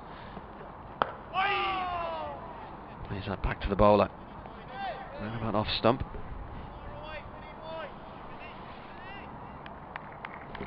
Yes, we must be getting close to tea now as well. What have we got? 2.2 overs to go to tea. So that's going to be just after 4 o'clock. So you'd be looking at maybe about a 10 past 6 finish tonight. Drive from Borthwick. Nice diving stop on Critchley in the covers. It looked like it was going past him, but he managed to snatch at it with his right hand. Yes, he did very well there, diving to his right hand side. It's been a pleasure watching him perform for Derbyshire this season, I must say. Yeah, Dave was saying how well he'd been playing. I think Fletch went so far as to say he's one of the best all-rounders at the minute. Tipped him for England. Yes, yeah. This is defended by Borthwick, goes to Critchley again. the end of the over. So 2 to go. It's a maiden over. He's taken 1 for 7 from 3. That's his first maiden run rate at the moment of 2.3 from his bowling.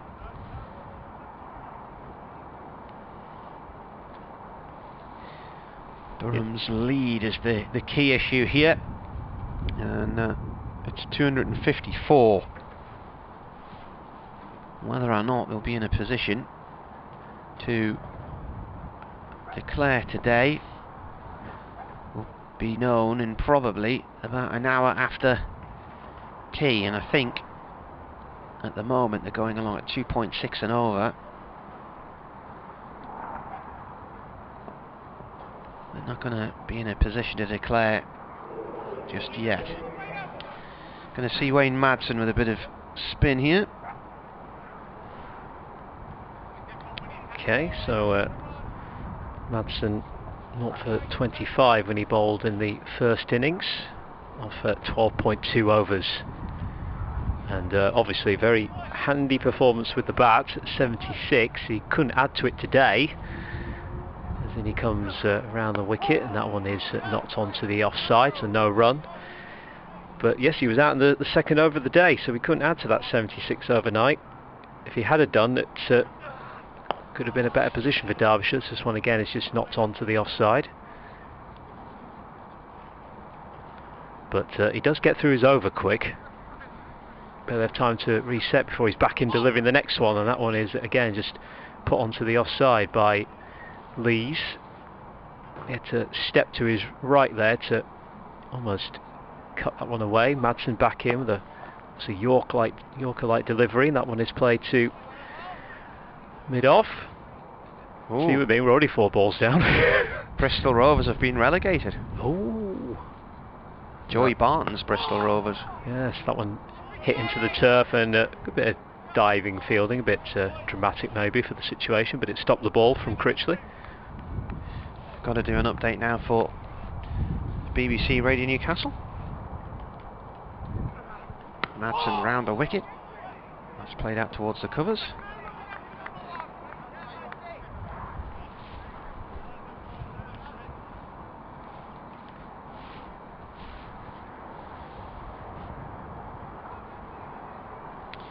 They are currently 46 for 1. The man to go was Will Young. He's on 21 when he was bowled by Finn Hudson-Prentice. It was the bowler's first over, and he dragged the ball back from around about the outside of what would have been a 5th stump, thick inside edge. So he departed with Durham 36 for 1 at that point in time, and leading by 244. There's 1 over to go to tea.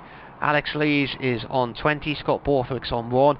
We've seen plenty of examples in this innings of this uneven bounce again. And this is a new square here, so there's 1 or 2 little dead patches in the wicket, and that's something I think that Durham will be quite excited about, to be honest with you. But at the moment, with this lead 2-5-4, they've got to really continue to build after tea. Not sure they'll be in a position to declare tonight. If they do, they'll have gone along at a rate of knots after tea as Finn Hudson-Prentice bowls here. The wickets to fall earlier, though, the last 3 wickets going for just 3 runs in the last 3.1 overs of the innings, and that was when the new ball was introduced, and it meant that Chris Rushworth finished with 6 for 58, and that was the 27th fifer of his career. He's now got 519 first-class wickets for Durham, so he's 1 ahead of Simon Brown and has only Graham Onions to catch, who finished his Durham career with 527. We're in this final over before tea, and then they'll come back out 20 minutes after that, and we'll have about 2 hours of play. So I think play will finish tonight around about 6:05.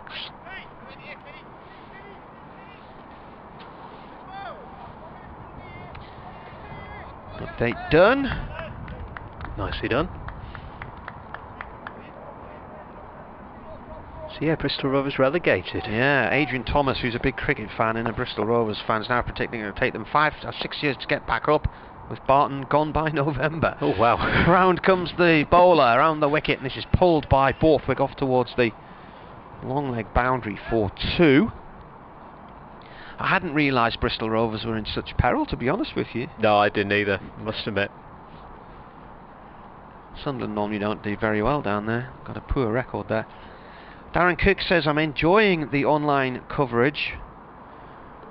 Just want to say good luck to Durham visually impaired cricket team who start their training again tomorrow after more than a year. It's 2 till 4 in the nets at the Riverside. Hopefully they retain the league for Durham this year. Well, there's another example of that uneven bounce. Wide of off stump, round the wicket here from the Finkel end. It was left by Borthwick. He had a good look at it and just let it go through, but it's daisy cut it through to the keeper again. Yeah, good luck to the visually impaired team who will be training behind us in the indoor school tomorrow. Excellent. Just think when you get to the sport hall tomorrow, the smell of the cricket bat, the linseed oil, the leather of the ball. Borthwick plays this one back into the hands of the bowler via the ground. Smell of the pads as well. You kind of beat it. So the excitement of the smell of new cricket gear is a bit like going into a cycling shop as well, and the smells of the bikes, the rubber and the tyres and everything, all fresh. Love it. Can't beat it. Love it. Good luck to them. Here comes the bowler, and this is defended, and is that the end of the over? I think it is. 1, 2, 3, 4. Yes. So that is tea. So Durham have reached 48 for 1 at tea.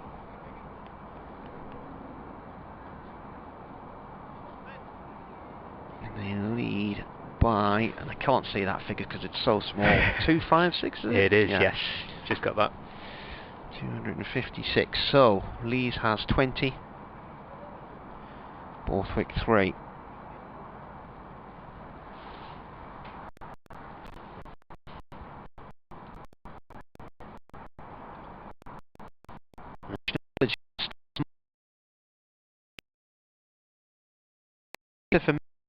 In the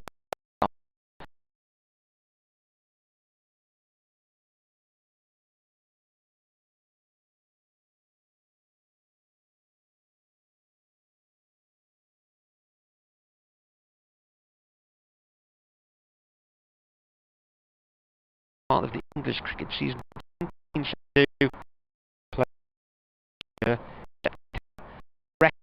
in every region.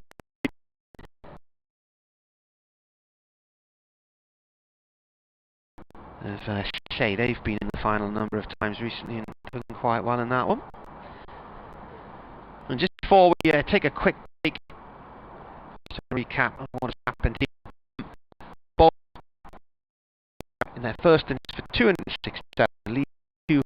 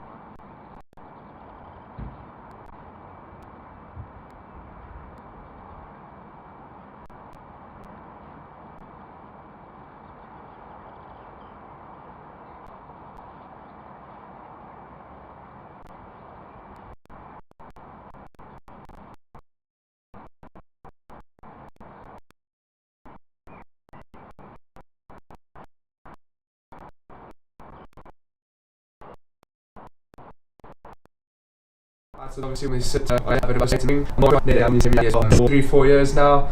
I sit next to the big man Chris Rushworth and next to a fellow South African Gareth Hart.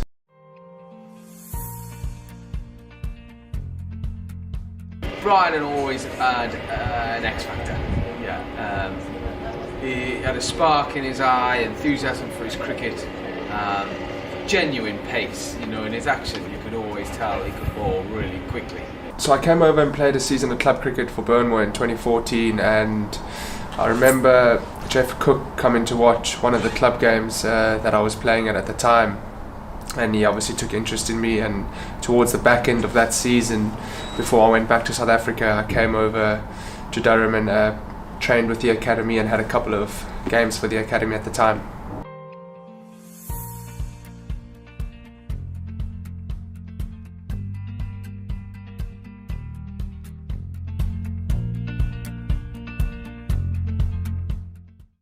From a young age, every Saturday I'd go and spend the whole day at the cricket club where my dad played. So that was kind of the environment and culture that I was brought up in. And then obviously when I got a little bit older, 5, 6, 7, I started playing cricket at school and really just took a liking to it from there. From the age of 13, right, where I was playing rugby, hockey, cricket and tennis, all four. But fortunately enough, I think when I got to the age of 17, 18 and I was playing provincial stuff back in South Africa, that's where I really thought, well, look, I can actually maybe take a step further and become a professional cricketer.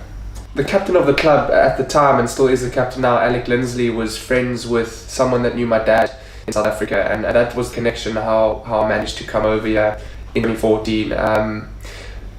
From the age of 14, I was at boarding school in South Africa, so I was quite used to living away from home. So the actual being away from home wasn't a completely different country and a different lifestyle. I made lots of close friends at the time in that first year. One of them who, at the end of my stint at Burnmore, actually came back to South Africa and lived with me for 6 months and played at my club. So, and that's still a friendship that's ongoing now.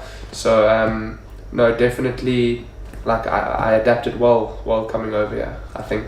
I get a message after every day's play from my dad, encouraging me, sometimes giving me criticism. That's just what parents do. They're very supportive, both my dad and my mum. They're still based in South Africa.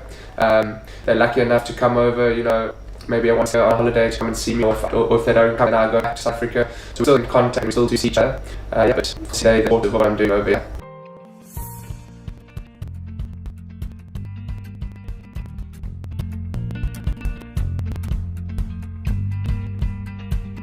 The first memories of Durham, I remember obviously Graham Onions, Scott Borthwick, Mark Stoneman, some senior players, obviously Paul Collingwood.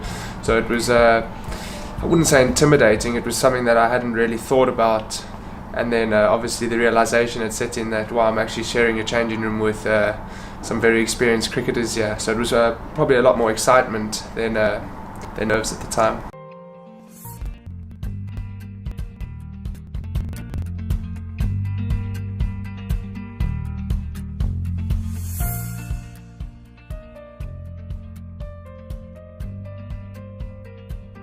I'd be lying if I said I didn't want to play international cricket. That's obviously the ultimate goal, is to play for England. But at the minute, just to play and perform and take as many wickets and score runs for Durham.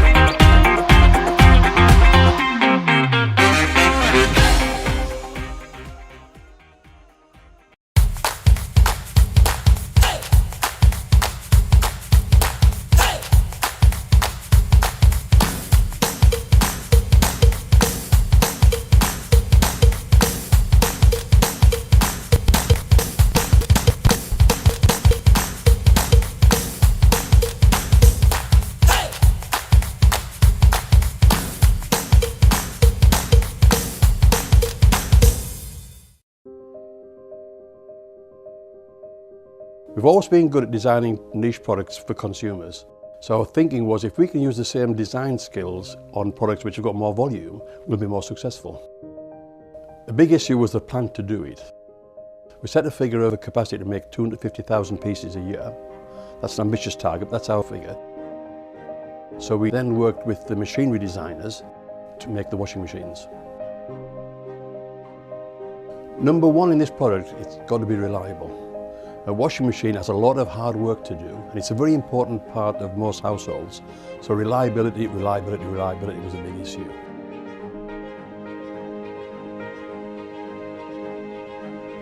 I think any new product, we've got to learn about it, and that's important. We've got to learn about it so we understand it inside out. And that's taken longer than we expected, but we've taken our time to make sure that it's right. There's a big appetite for buying British products, and rightly so, but we can't rely on that. We've got to make a product that competes with all the imports. And of course, remember, we've got our core business here of making domestic dehumidifiers and bottled water coolers and industrial dehumidifiers, so that takes our time, and we don't want to get this wrong.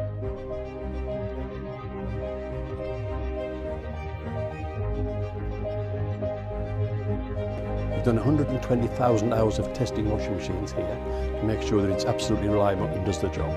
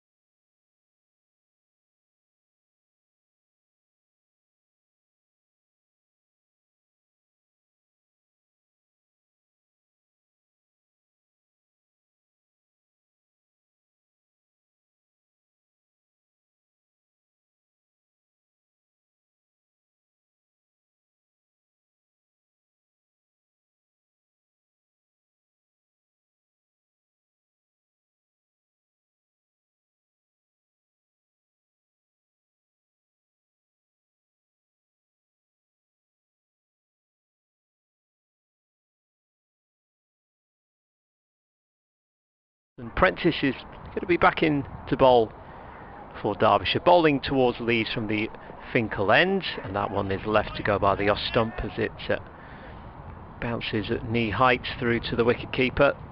No run. Well, the stat I had was that Rushworth had passed 500 championship wickets yesterday, but the scorers are arguing that my stats are wrong. And it's also been suggested anything from last season can't be classed as a championship wicket because it wasn't the championship, but I am classing it as.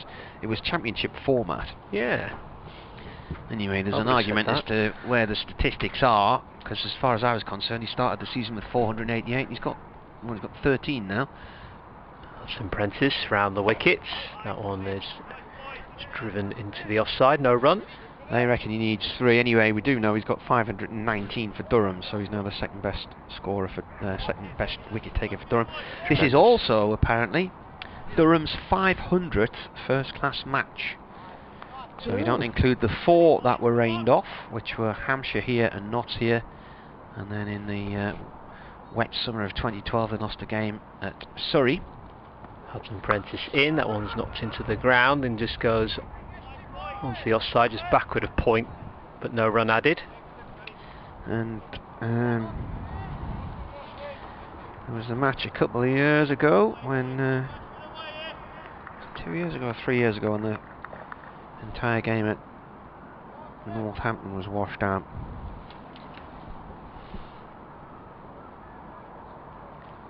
Hudson Prentice round the wicket towards Lees, who clips that leg side, and that's gone by the fielder as well, and that's going to head for the boundary, and there's a big chase on, but it is going to go for 4. It went to wide mid-on position, but fielder there for Derbyshire couldn't stop that one, and that's gone for 4. 69 for 1 now, Durham, with Lees on 35. Borthwick is on 7. Yeah, the abandonment in Northants was 2018. It was just after that really nasty spell of cold weather. The snow coming in from the east that time. We had this winter storms for about 2 weeks in the March, and Northants had relaid their pitch that winter, and it just didn't have enough time to bed in,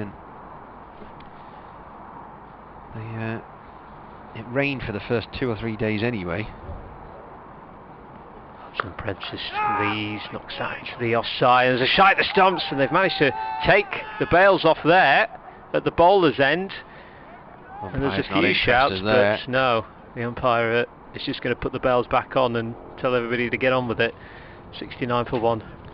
The other abandonments for Durham were at the Oval in 2012, home to Nottinghamshire in August 2008, and Hampshire at home in July 1997. I think that game at the Oval, that was the wettest summer on record, and it rained really heavily before the match. Hudson Prentice, last ball of this over, and that one has caught an edge and gone behind the batter there and heads down towards the long leg area, and that's very well fielded actually, well kept in. Or is it? No, it's gone, it's 4.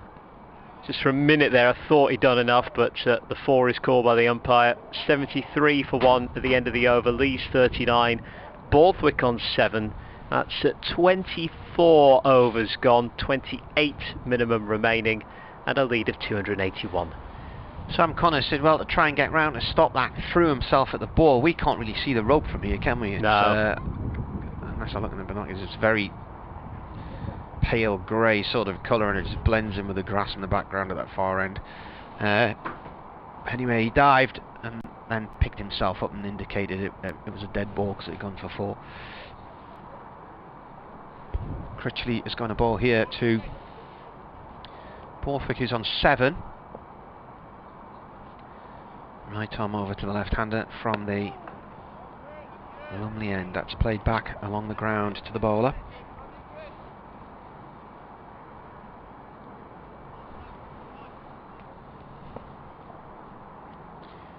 Comes Critchley again. Oh, it's flicked in the air. Didn't quite carry to short mid-wicket. A bit of a false shot there from Scott Borthwick, and Brooke Guest racing in, dived at full stretch, but it bounced just in front of him. Gloucester are now leading Newcastle 28-24. A sweep shot from Scott Borthwick, timed nicely, and he's pulled that behind square leg, and he's put it in front of long leg for 4 to the front of the County Durham stand.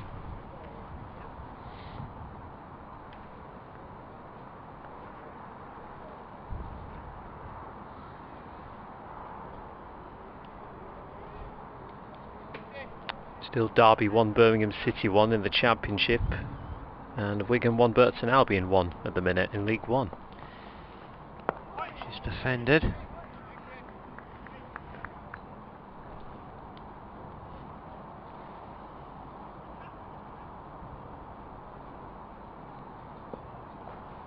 Critchley up to the stumps again, bowls. Borthwick flicks that off the legs, 2 square leg, no run there. Will Madsen fielding in that area. Wayne Madsen. Critchley in with a half tracker this time. It's a bit of a quicker ball. Borthwick on the back foot, cuts up towards mid-off, and it's stopped, and that's the end of the over. I do not believe for a minute that motorbike is within the speed limit. Blimey. No, I think that's pretty safe. I think to that say. road past this stadium is 40 miles an hour. That was definitely not 40 miles an hour. I mean, I'm no expert in motorbikes, but no, definitely not.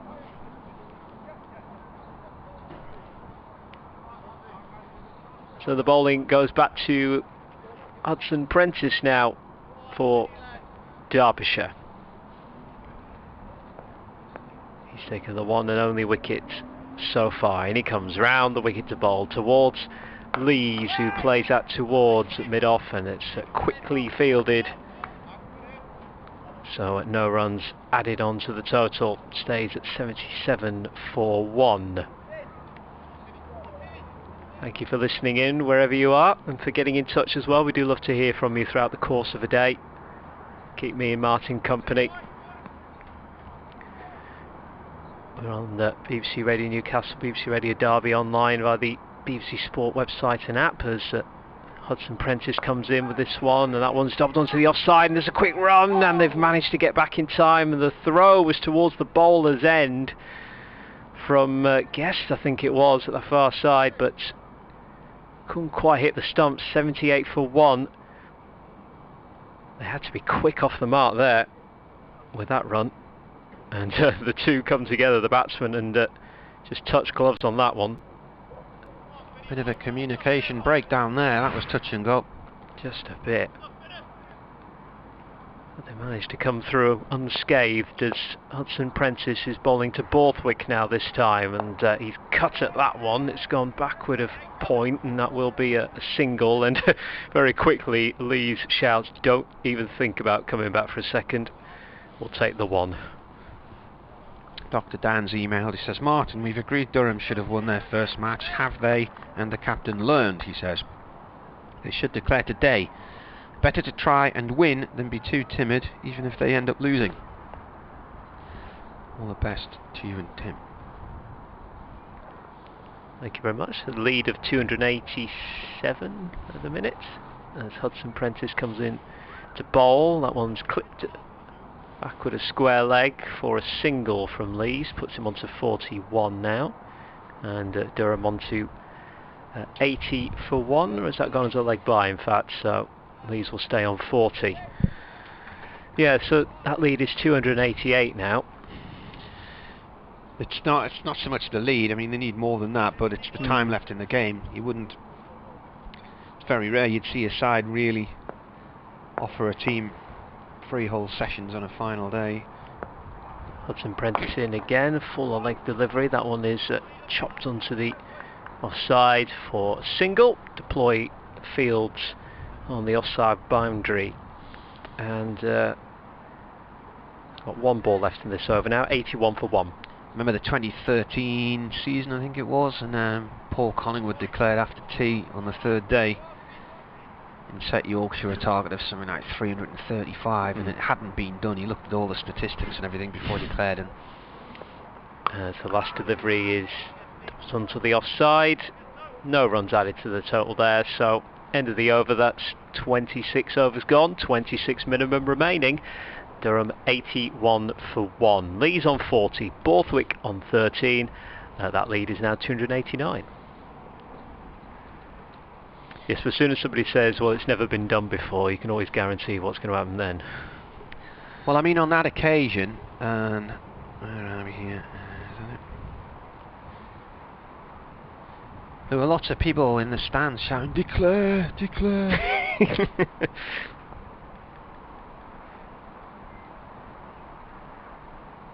That's not the one I wanted. It was sanitise and break at the minute.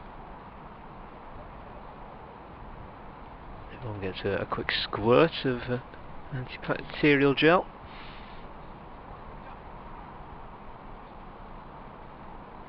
And Matt Critchley back into the target was 336. I thought it was about 335. Okay. And they started batting on the night before the final day, and they just took it ever so steady all the way through the sessions. Joe Root got a big score, 182. Adil Rashid 50 not out, and they got up to tea on that final day, and then they went for it and got the runs. So Critchley starts a new over. The Borthwick, he turns this one round the corner and drags it down towards fine leg. He'll get 2. Hudson Prentice comes round to field. Yeah, and I'll never forget the calls of declare, declare. There was 17 for none at the end of day 1. At the end of the 3rd day, Yorkshire.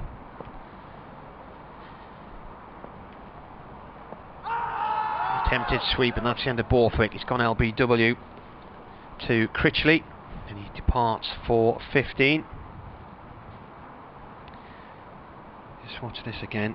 The finger of doom went up pretty quickly from Richard Kettleborough. Playing across the line, just trying to accelerate things on there, Borthwick.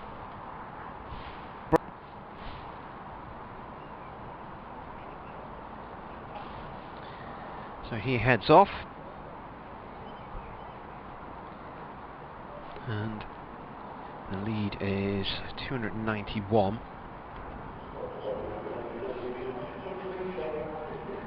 Critchley gets his man. Another wicket for Matt Critchley. Showing his value once again, not just with the bat but with the ball as well. But despite his fine batting performances, I'm sure Fletcher's already mentioned it, but he still considers himself to be a bowler. They weren't far off the 50 partnership there. I think they put on 47. 26.2 overs gone. David Bellingham is the new batsman. Made 257 in the first innings. Durham's second highest score in a championship match. Be ironic if you got a duck this time. He's on the field from 10 past 11 on the first morning until 10 to 3 in the second afternoon. Wow, 409 balls and 33 fours.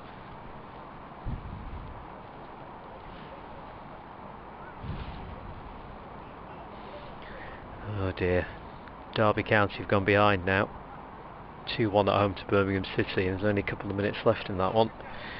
So that means they're going to be 4 points above the relegation zone, and Rotherham have 2 games in hand. Critchley then to Bellingham. Oh, that's a daisy cutter. Now then, what's happening here? Not out, says the umpire. Let's see what happened here. That pitched and never got up. Can't see where the ball's hit him, and all the umpires standing in the road. Yeah. Unfortunately. I was expecting the finger of doom to go up there. Not sure that he hit it.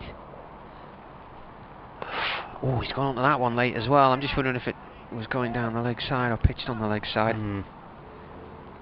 Yeah, the umpire's hat was just the way of the replay we're looking at, but I think it was leg side. The second ball there, he's gone back into the crease and tried to push it out on the offside. It's come off the bottom corner of the bat. He leaves that one past the off stump.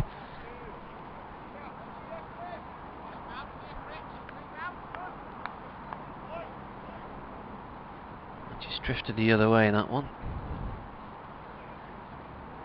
Here he comes. Balls. And Beddingham defends. The ball rolls out towards mid-wicket. So that is the end of the over.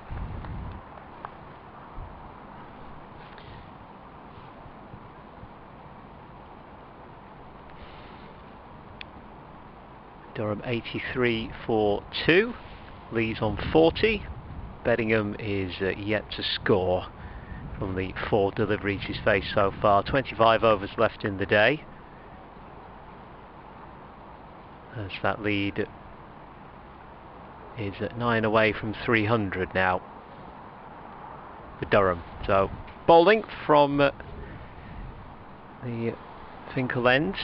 Looks like it's going to be Hudson Prentice. He's just having a chat at the moment with Lewis Rees and Madsen, and it will be Hudson Prentice that's bowling. Lewis Rees gives the ball a good clean down the side of his trousers, chucks it to Hudson Prentice, who'll come into bowl towards Lees now, and he's clipped that leg side, and that's fielded. No runs on the board as that one heads to mid-wicket. Stays at 83 for 2. How's Fletch getting on at the DW? Oh, 1-1 against Wigan. They'll take that, to be honest, at this stage. Hudson Prentice round the wicket. Into bowl, and he thought about pushing towards that one on the offside, but it turns into the hands of the wicket-keeper by the off stump. He did right 3-3 at the Stadium of Light. What? What on earth? What happened there? Damien Spellman from the Press Association, who obviously isn't there, says it sounds like utter chaos at the Stadium of Light this afternoon. Yeah, 'cause it was 2-0 Sunderland, wasn't it? And then 2-2. 2-2. My word. Hudson Prentice in again. And that one is clipped towards mid-on, and a quick run for the single. And might have been a bit more troublesome if Derbyshire had fielded that one with Critchley, but he couldn't get to it going down to his right hand side. For a minute there I thought he hurt his left leg, but he seems to be back up and okay. 84 for 2. Lee's on 41 now, and Beddingham yet to score.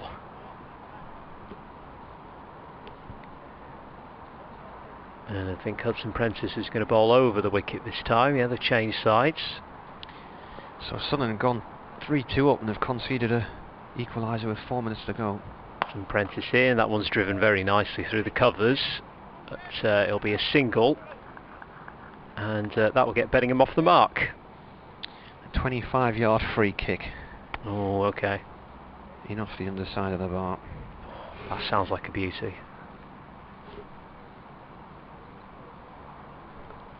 Try and catch that later on. It's just got too messy from Sunderland in the last few weeks. Back round the wicket this time for Hudson Prentice. That one's dabbed onto the offside, and it'll be a quick single again. 85 for 2. 86 for 2 now, I should say. Not the sort of form you want to be taking into the playoffs. They need to try and get a run of wins under their belt before the end of the season, or chances of going up are going to be slim again. Again. Yeah, well, said like a true fan there. Oh. Well, they've lost in 2 playoff finals to Charlton. They lost in a final to Swindon. Hudson Prentice bowls over the wicket. That one again is driven towards the covers, where Matt Critchley fields for a dot ball. The first year the playoffs were introduced, championship teams, or what was Division 2 at the time, if you finished 4th bottom or something like that, you had to play a team from the lower division. Sunderland managed to lose to Gillingham and got relegated to the 3rd division for the first time. They went out and won playoff to Crystal Palace.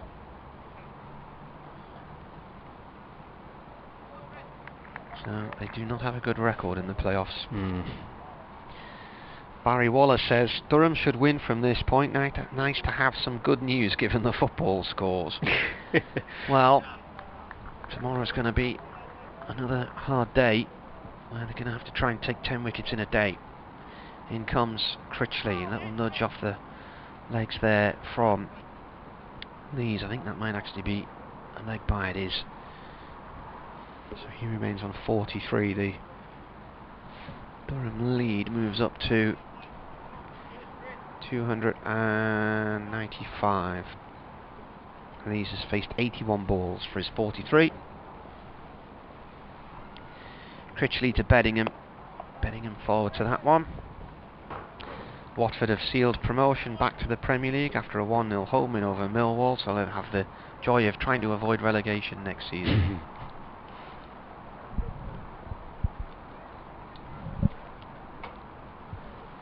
Here comes Critchley again, driven by Beddingham, out through the covers for 1. Just like Norwich. Yeah. I wonder if they'll actually stay up this time.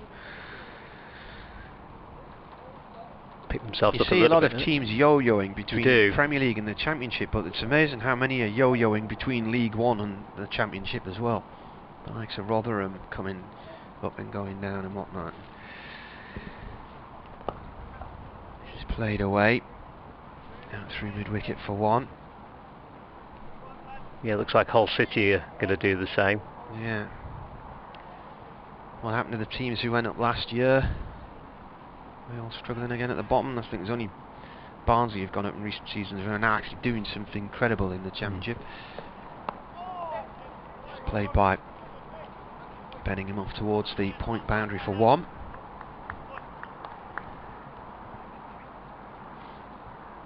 The FA Vars, Rylands FC 1, West Auckland 1. It's going to a penalty shootout.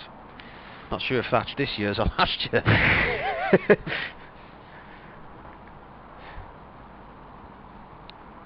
Critchley to the left-handed Lees. Pushes the ball out through mid-wicket for 1 run. I think Hebburn Town this year were out of this year's FA Vars while still in last year's. Oh, it's getting messy, this, isn't it? It's like the... And Sunderland have drawn 3-3, 6 without a win, and they've just thrown another match away. Phil Smith from the Sunderland Echo says they can well and truly forget about the top 2 now. It's like the EFL Trophy, or I think it's the Papa John's or something like that, where they had the 2020 final 24 hours before the... Before Sunderland played in this year's final, yeah. The 2021 final. And the 2 seasons where Sunderland have got to that final have ended up being waylaid by too many games in hand and have lost their rhythm after it, and that's happened again this year as well. Borough have won 3-1 against Sheffield Wednesday. The former Sunderland under-16 scoring on his debut in the week he turned 18. So what's happening here then? Wayne Madson's coming into the attack, so I've got spin from both ends now. There's still a lot of overs left today. There's still 23 overs to go. Well, I can guarantee you this over will be done in about a minute, if that, because Madsen doesn't waste time as he comes in from the Finkel end. That one is played to long on, and that'll be a single fielded by Lewis Rees. Can't see the over rate on the board anywhere, so I don't know if it's up or down, but yeah, the minimum would normally take us, I think, to about 6:30, but with the spinners on, they might speed things up a little bit here. Yeah. Well, that's 1 run as well. As Madsen comes in, that one is clipped onto leg side and diving fields there, and they thought about running it, Beddingham, but he got a bit down his wicket before turning around and heading back. But that single earlier on means that Durham 92 for 2, and their lead is now 300. With Lees on 45, Beddingham on 3, as this latest one from Beddingham is played towards a long off area, and that's another single. So 93 for 2, Lees on 45 and Beddingham on 4. Madsen in again. That one's just defended onto the offside this time, no run. So this will get another over in and done before 5 o'clock, because Madsen starts his short run up on his 5th ball of the over. Straight back to him, right up the middle of the track, back into his hands, so he can just turn around, bowl again, and that one's hit into the ground and heads towards point for a single. And just like that, that's an overdone. 94 for 2, Durham. Lee's on 46, Beddingham on 4. Madsen now 0 for 3 from his 2 overs. One of them was a maiden over. A lead now of 302 for Durham, and now there's 22 overs left. So the lead's gone up to 300 and how many overs have gone in this? Can't see that scoreboard at all. It's just nope. Sun's on it. 30, I think, is it? 30. Yes, yeah. Yeah, 30 overs done, 22 left to go. We've just turned 5 o'clock.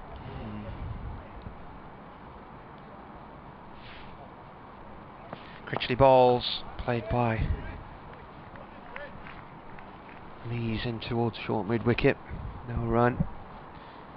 I'm just wondering what the actual thought processes are here from a Durham point of view. Lees attacks that and plays it off towards square leg for 1. Moves on to 47.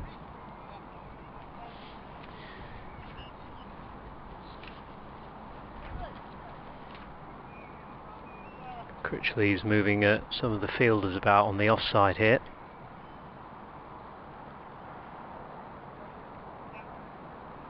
He's got Madsen in the covers. Played by Beddingham to short mid wicket, no run there. Alex Lees has got 1600s plus 31 50s. And his highest score 275 not out against Derbyshire in 2013 in Chesterfield. This is cut. And it's a good stop, but a slight misfield in that Hudson Prentice did stop what would probably have been a 4, but it just ran away from him enough to allow Beddingham to get a single. That brings Lees on to strike on 47 from 89 balls, looking for his second half century of the season. And this is a little nudge out towards mid wicket. It won't be from that, it's a dot ball.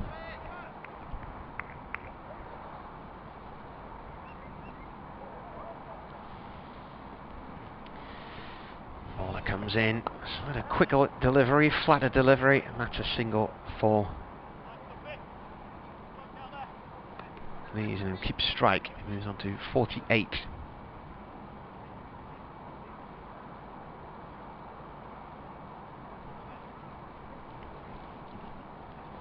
In fact, it's been confirmed now. Hull City have been promoted back to the Championship from League One. Because Sunderland lost today, I think. So that's that confirmed. Swindon and Bristol Rovers drop into League One. There can't be many games left now, can there? There's only a couple now, I think, yeah. We've got Madsen back into bowl. So they are getting through these overs a bit quicker now, and it comes, and that one is straight back to him, right up the track. For a dot ball. Turns. Bowls again. And that one is played towards long on this time, where Lewis Rees is there to field for a single. 97 for 2. With Lees on 48 and Beddingham on 5 at this point. Madsen's going to bowl over the wicket this time. That one is clipped leg side away from the diving fielder for Derbyshire in the mid-wicket region. And they'll get 2 for this one as Deploy throws back to the bowler's end. Lees is on 49 and off strike, the scoreboard's wrong. And Beddingham's now on 7. There we go. Get that updated soon, I'm sure. So Madsen will be back into bowl over the wicket. And that one is played onto the leg side. No runs added. From a wideish mid-on area, that one field by Guest as Madsen back in, and this one is played back with a square leg this time for a single. Yeah, I think there's a problem with the scoreboard. It's definitely not updating at the minute. But it's 100 for 2. So Madsen now changes sides and will bowl around the wicket this time. He comes straight back up the track to him though along the ground. And that is the end of the over now. Everything's frozen because I've tried to refresh my nvplay.com and that's just whirring round and round. Just still the same, yeah. But they have got the 100 now. I think it's been updated now. 101 for 2, with Lees on 49 and Beddingham on 8. So Lees nearly getting to that half century now. 20 overs left, 32 overs gone. A lead of 309 and a sanitation break. The play seems to have frozen now. Yep. Okay, well. Yeah, so Lee's on 49 from 93 balls. He's hit 6 fours. Strike rate of 52. Beddingham's got 8 from 60 and a strike rate of 50. Durham lead by 309. Currently going along at 3.1 and over, so any thoughts of a declaration tonight? They need to be upping that, really. Wonder if Lees will reach this 50 and then maybe think about teeing off.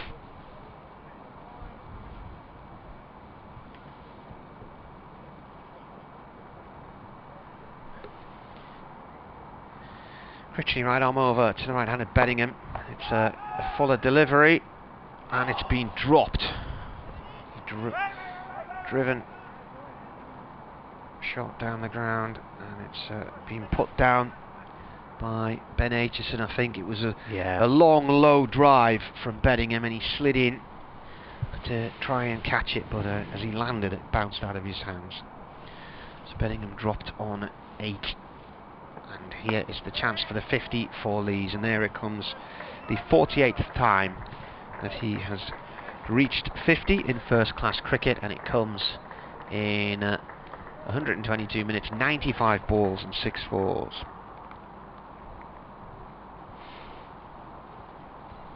Nicely played from Alex Lees. Adds to the 39 from the first innings.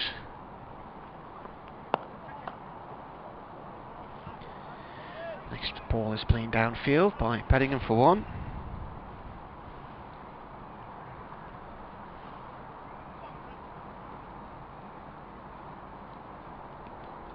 That lead now at 312.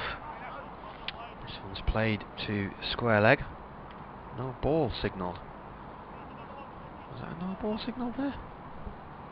Umpire Richard Kettler had his arm out, but here comes the bowler again. That's gone down the leg side now. Was that a no ball signal or not? It's not come up yet, has it? No. His arm was out for a while. I'm just wondering if he was indicating there's only 2 to go. Yeah. We'll see in a moment. 1, 2, 3, 4, 5. Bowler in again.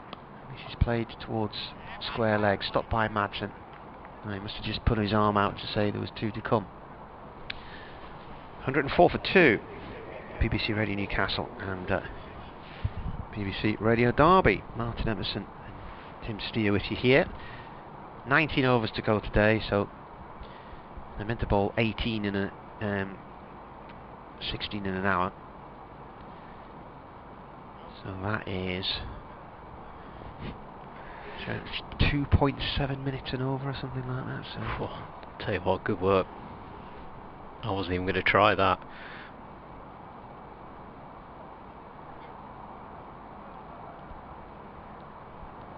Maybe about an hour and 8 minutes, maybe a bit longer if there's delays like this. The drink's just been brought on for Alex Lees. Yeah, some of the Derbyshire fielders took advantage of that as well. Hudson Prentice, you can see here at long on, right by the boundary. Madsen is back into bowl, bowling over the wicket this time towards Beddingham, who's on 10. Bowls to Swan, and that one is put backwards of point there, and the big chase is on towards the boundary. They've got 2, they're going to go for 3, and they will get 3 as well. Connors was fielding there, ended up heading towards that third man region there. So 107 for 2 now, and Beddingham moves up to 13 as a result of that. They swap round and Madsen will bowl around the wicket this time. Hear the sound of that one as it's hit into the turf and heads towards Hudson Prentice, who is at long off. That's a single, 108 for 2. Newcastle Falcons messed that right up. They lost 34-24 or 35-24 in the end. Hudson over the wicket, clipped to mid-on this time, no run.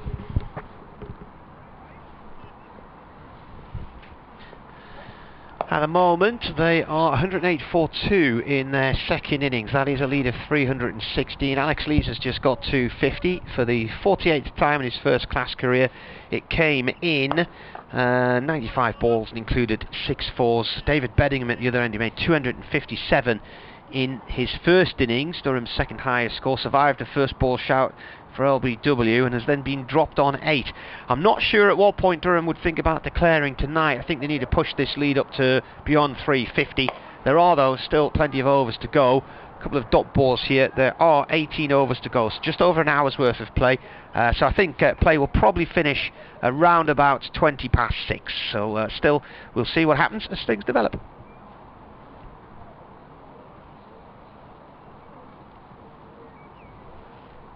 End of that over there. Durham 103 for 2. Sorry, Lees is on 51. Benningham's on 14. Dave McCall's email. He says, "Sorry lads, I've been AWOL since mid-morning with Liverpool against Newcastle. The last jumps meeting of the season, and Gloucester against the Falcons. Definitely going to keep with you for the rest of the day now, if you'll have me back. Not sure we want you now, Dave. Second fiddle, that's all we're being here."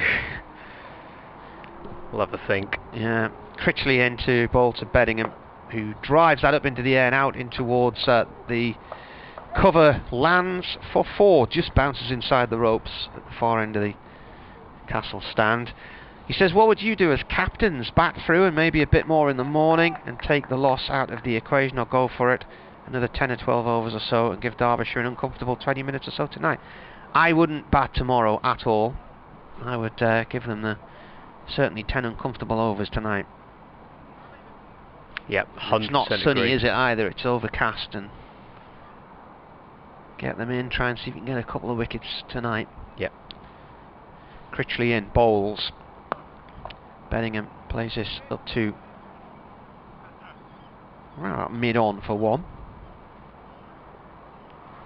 Aitchison is on the boundary down at long on, so he had to jog all the way in from the rope. Critchley now to the left-handed Lees, who plays that up to long on to the left-hander, up in front of the northeast terrace. Run rate's 3.3, so balls again now. It's played safely out towards the covers by Beddingham this time. 2 balls to go, and Mr. Kettleborough has put his arm out again as if signalling a no ball, but it's to signal the 2 balls to go. Critchley again, Beddingham defends. So they've had 6 runs from this over with 1 ball left of it. Beddingham's now on 19. Critchley once more, bowls. Beddingham drops it off towards Madsen at point. That's the end of the over. Got to bear in mind as well, if Durham were to declare at some point, then his instructions may be being brought on for Alex Lees. Is being given a new pair of gloves and another drink, but the 12th man's only just been on a minute or 2 ago, so it's a tactical discussion. Bryden Carse is coming on with the plan. They're looking at the scoreboard and discussing where they are and where they should be in a few minutes' time. Whenever they do declare, you may as well declare at the end of an over rather than at the start or in the middle, because you lose the balls and you lose 2 overs for the change of innings. So maybe we'll expect to see something in the next 10-15 minutes or so. There was clearly a discussion there about where they are. Yeah, Madsen round the wickets, and this one is it's clipped onto the leg side, no run. I'd look to declare tonight. Like you say, you don't want to bat tomorrow in this situation. Got a chance to get a result, and yes, Madsen comes round the wicket, and that one's driven onto the offside. And that will get one. They thought about two, but Hudson Prentice is there to field at long off, so 116 for two. Yeah, you got a chance to get a result here, haven't you? That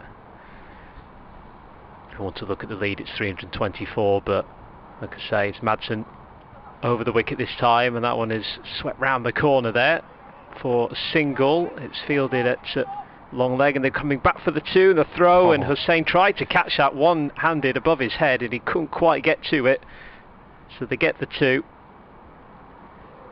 Leeds on 53, Bedingham on 21.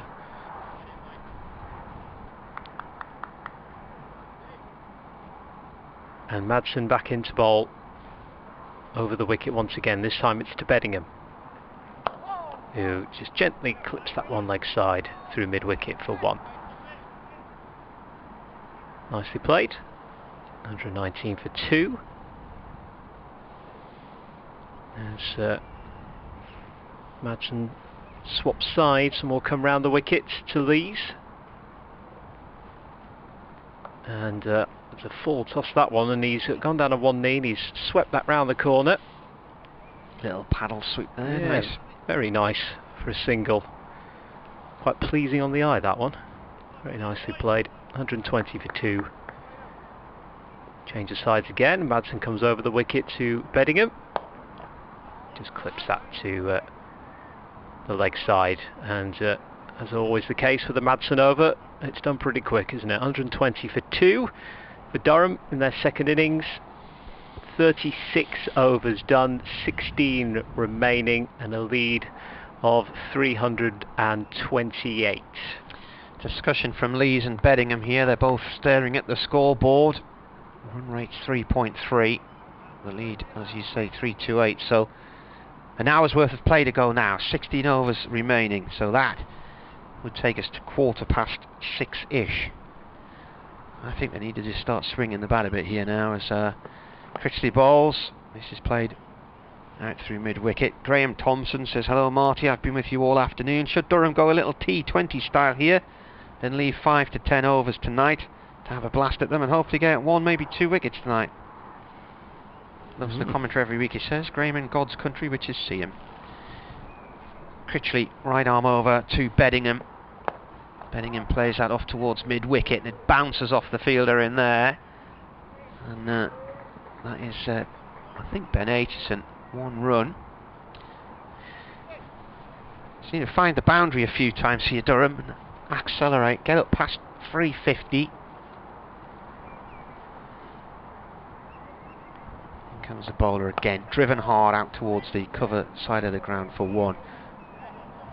I think the key issue here will be, keep looking at that scoreboard, get to the end of the over and leave it with 12 overs to go and declare, and then have 10 tonight. Each opener can have 5 overs. You can actually give them 4 overs and bring a couple of others into it as well, maybe. And then they come back fresh in the morning with a relatively still new ball. It's overcast, perfect conditions for the likes of Chris Rushworth. This is dug away. Quite a bit of dust coming up there as well. Paul says Durham have got to have 10 overs tonight. Finishes with 3 dot balls there. So last one's played by Lees out into the covers. Raymond says Sunderland simply can't defend. Chris says let's hope the difference this year will be 2 Wembley final wins rather than just the 1. Talking about the football.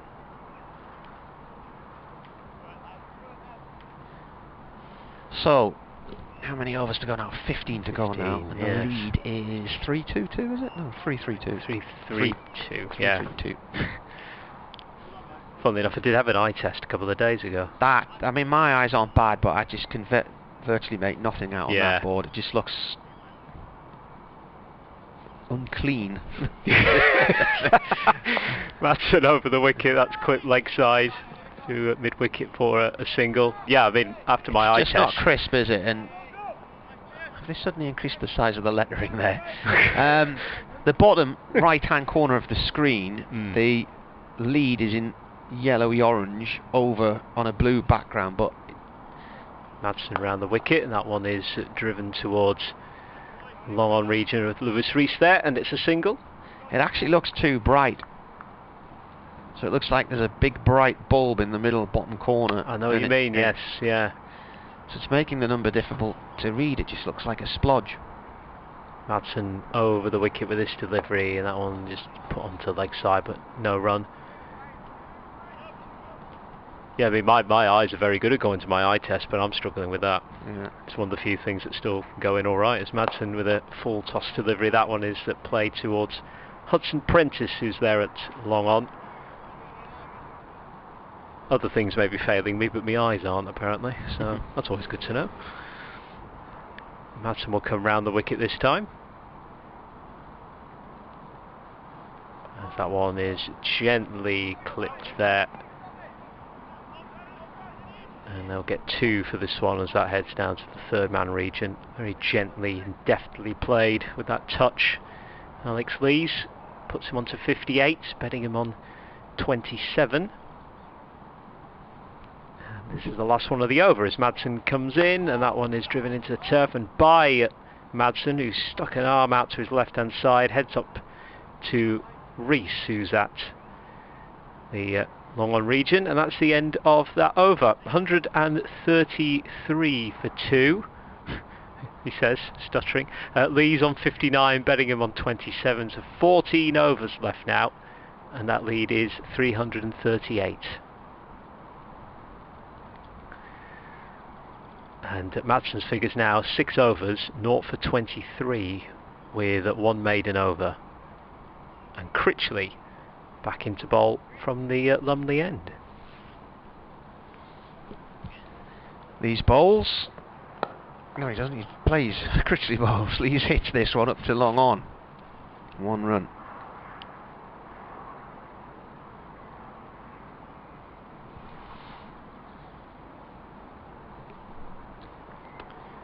$131 for 2. Bellingham plays at that. It's a single to long on. Plenty of singles to be had here, but we haven't had a boundary for a while.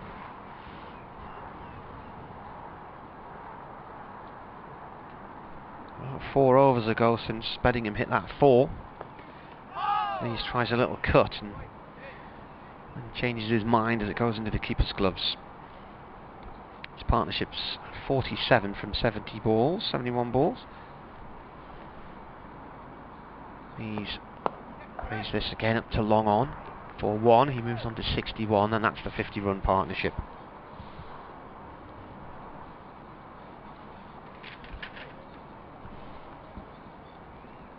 Lee's 21, Bellingham 28, done in 35 minutes. Bellingham drives at that to wide long on. It's come in. Scorecard seems to have stuck again. About 73 balls, something like that maybe. Next ball comes in. And, hits the pad, and there's a shriek from the keeper. Not out. It was going down the leg side before it hit the inner thigh pad. When was the last wicket? 83. Yeah, so 51 partnership.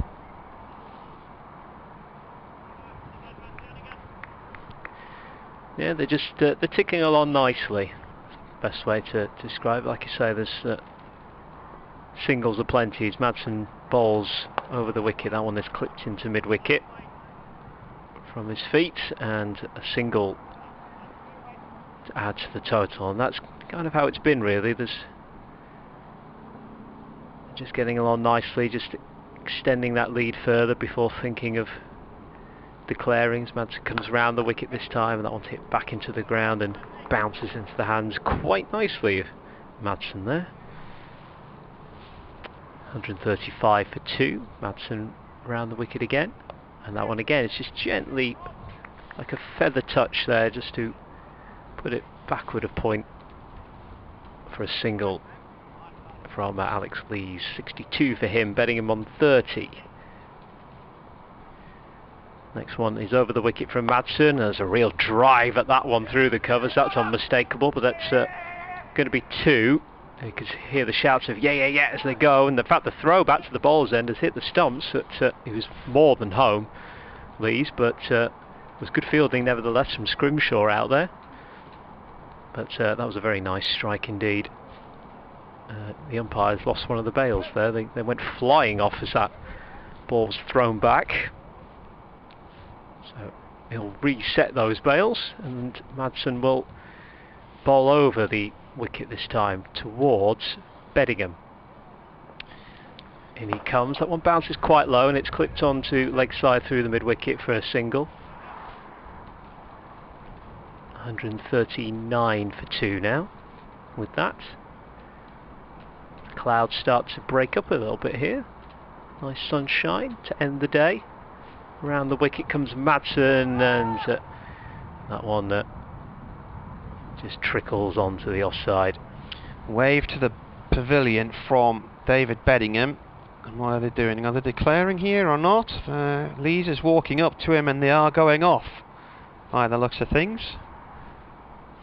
So there you are. I have just tweeted.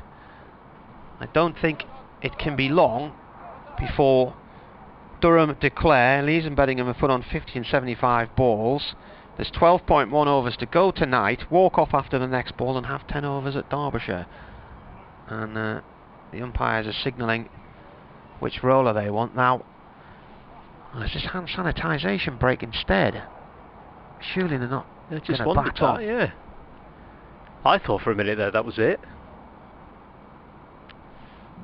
Well, the umpires were... No, the umpire was signalling which roller for this ground staff to bring on, and has now stopped them and said, oh, they're having a handbrake instead. This, to me, I can't see the point in batting on here. I mean, another 2 overs, and then what? You have 8 overs to bowl at them, and you've pushed the score on maybe by 10 runs. Yeah, because they were definitely signalling, weren't they? The players, Beddingham and Lees, but okay, we go on. And Critchley's back into bowl. Here he comes. Beddingham plays it to mid-wicket, no run there. Why not declare now? Anyway, it's probably speaking from a Derbyshire perspective after what happened in their last game. Comes the bowler, and this is cut down to a 3rd man area, but he's quite up, about 30 yards from the bat. Hudson Prentice. If they don't put the runs on in the next 2 overs, then you've wasted 2 overs, and then another 2 overs. Another cut from Beddingham. Critchley's bowled 3 dot balls here.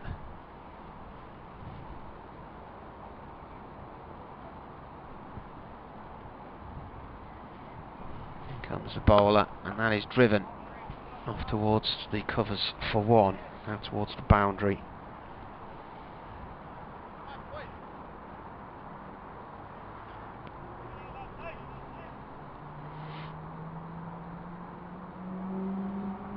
Here comes the bowler again. There you go, get after that. That's a big hit from Alex Lees, and he's launched that into the northeast terraced far corner. A couple of spectators there in the car park just having to run away from that one.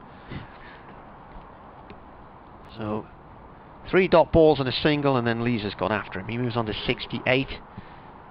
The lead's now past 350, so if you want the psychological margin of the 350, you've now got it.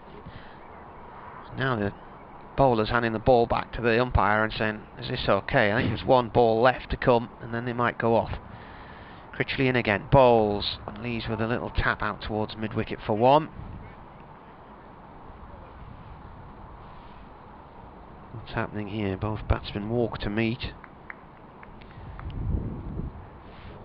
Well, they're just taking up overs now. So, my only other thought on this is that they bat 1 more over and then have 8 overs to go tonight at Derbyshire, which would be half an hour, which would be 4 overs apiece for the opening bowlers.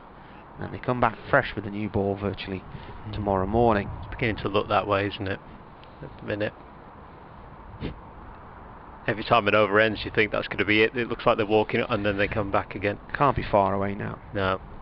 As Madsen starts the new over, then I'll go and update Radio Derby as this one is put lakeside towards wideish long on area, and that'll be a single. So Lee's on 70 at the minute. He's gone really well. Beddingham on 34. Madsen will bowl over the wicket this time. That one is played lakeside again, away from the diving fielder in Guest, and that one goes for single in the end, so moves that scoreboard a bit on to 143 for 2 as Madsen comes around the wickets, and that one's clipped backward a square leg for another single from Lees this time, and that brings up 150 for Durham now. So 150 from 41.3 overs, 147 minutes taken to do that as Madsen bowls over the wickets. That's full length, that one's clipped nicely on leg side out of his feet from Beddingham. 151 for 2. 2 balls left, and then we'll see if the declaration comes as Madsen round the wicket, and that one is driven quite nicely on the back foot to Rees, who's there at long on. One more run. Well, the lead's now 360, so you're up beyond record territory here, I think, for a fourth and last one. Yeah, it's clipped onto leg side from Beddingham, but no run added. End of the over. Durham 152 for 2. That 360 lead. Lee 72, Beddingham 36, and I'll go and update Radio Derby now. Well, I'm not sure what this achieves anymore, so I'll forget trying to second guess this now. Daniel Anderson has 78 for Shotley Bridge against Ashington. Ashington earlier made what's the scorecards all over the place here. Critchley bowls, and it's punched back beyond him by Lees for 1, down towards long on. This is Shotley Bridge against Ashington. Paul Collingwood playing against Mark Wood. Mark Wood got 4 with the bat earlier. Ashington made 219. They were all out in 48.2 overs. Matty Potts, the Durham bowler, got 3 for 26 in 9 overs. This is a dot ball. Paul Collingwood, none for 40. And then in response, Shotley Bridge are now batting. It's Critchley bowls, pulled by Beddingham out towards the pavilion. It's a huge hit. I think it's gone for 6. The noise would suggest it has. That takes the lead up to 367. He moves on to 42. Are they now going to stay out there till he gets his 50? Is that the plan? Him and Lees have another chat. There are 3 balls left of this over, so he's on 42. Trying to get to a 50 to add to his 257 in the first innings. Maybe that's the plan. Matty Potts has gone for 16. Caught by Cameron Skinner off the bowling of Ben Harmison. Paul Collingwood hasn't batted yet. They've only lost to 2 wickets, 107 for 2. And Mark Wood has only bowled the 1 over so far, none for 2.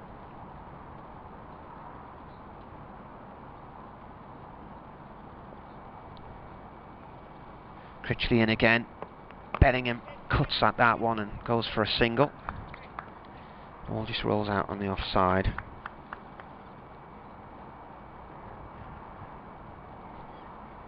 Chesty Street made 308 at Benwell Hill. Benwell Hill 145 for 4. Critchley is driven down the field to long off by Lees for 1. This is the last ball of this over then.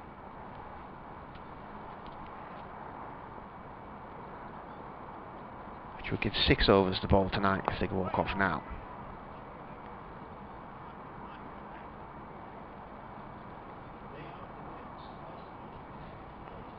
And they're not. 9 overs remain, sorry. So we'll see. I'm sure they're going to go off in a minute. I can't see the reason to bat on here. The lead is now 369.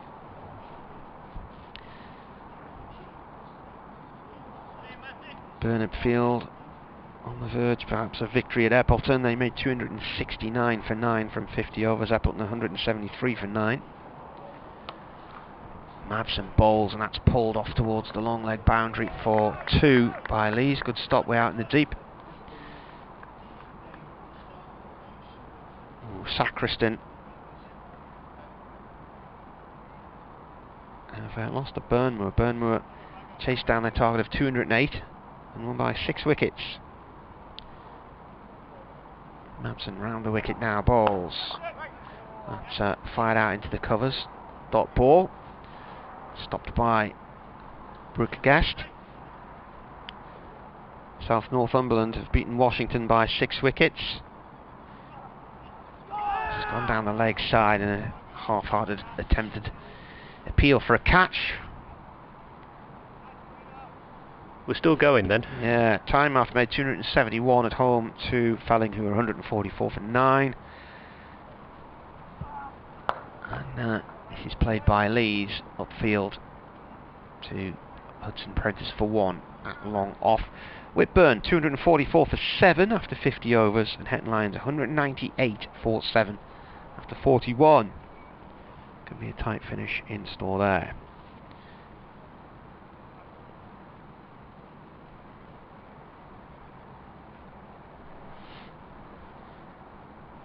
Madsen's altering his field. Drops the player out in towards deep extra cover from cover.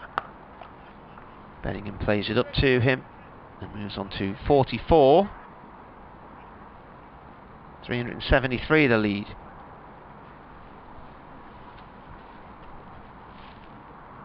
One ball left, and there's 8 overs to go. It would be 6 with a declaration. Lose 2 overs for a change of innings.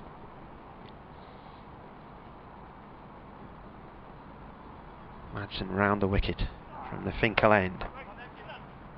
Mistimed drive from Lees.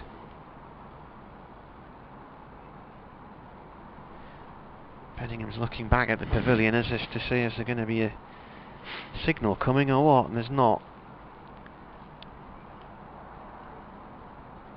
They keep peering, don't they? I don't understand it now. Well, the only other reason they can be out there now is for Bellingham to get to his 50. He's on 44. But these are valuable overs that are just being eaten away where they could be making progress this evening. Otherwise, they find themselves in a situation tomorrow similar to Trent Bridge. The little roller will be available tonight, and then I'm not sure if the big roller will be available tomorrow. And Derbyshire can bat all day, perhaps. Critchley in towards Bellingham, who clips that leg side and got 1. They're going for a quick 2, and there's this field there from Derbyshire. They didn't react quick enough to that one. They could have easily stopped the second run, but failed to do so. As they'll get 2 for that. Stretches that lead a bit further now, I suppose. 375, and Bellingham moves on to 46. And Critchley's 13th over with the ball. In he comes with this one, and that's put leg side 2, but towards the mid-wicket region this time, and it's going to be another 2 runs. That one's thrown back to the bowler's end, and Critchley couldn't get to that one, but the ploy was there. So that's 48 now for Bellingham. So if they are going to wait for that half century for him, well, they're getting close. Quick change of fielders as well, as Madsen heads out to a lakeside boundary. And Critchley comes in, and this one's launched straight back over the bowler's heads. And is that going to go for 4? It is. And that does bring up the half century for Beddingham. 52 now of 55 balls, 1 6, 2 4s, 51 minutes to achieve it as he raises his bat to the pavilion, who warmly applaud his efforts. And Critchley is back in to Beddingham again, and he's put that to a wide-ish mid-on area, and it's Critchley himself that runs to stop that one with his heel. But it will be a single there, so Lees is back into strike with Beddingham on 53 and Lees on 77. And there's 2 balls left of this over. There's another shift around in the field. Critchley just moving a man to the point boundary. And he comes over the wicket towards Lees, who puts that through mid-wicket. As they're looking for a 2. No, they thought about it, but Lees gives the shout to leave it for the single instead. There you are, now they declare. There we go, end of the over then. Right, so Beddingham ended up with this half century, that was what it was about. So they've given themselves 5 overs to bowl tonight. So Durham 175 for 2 then. And Lees ends on 78, Beddingham ends on 53. And that lead is 383 now in this game, as the players make their way off and the roller comes on. And Critchley finishing with 1 for 68 from his 13 overs, as the applause comes from the pavilion for Lees and for Beddingham, who of course, as Martin rightly says, reached that half century.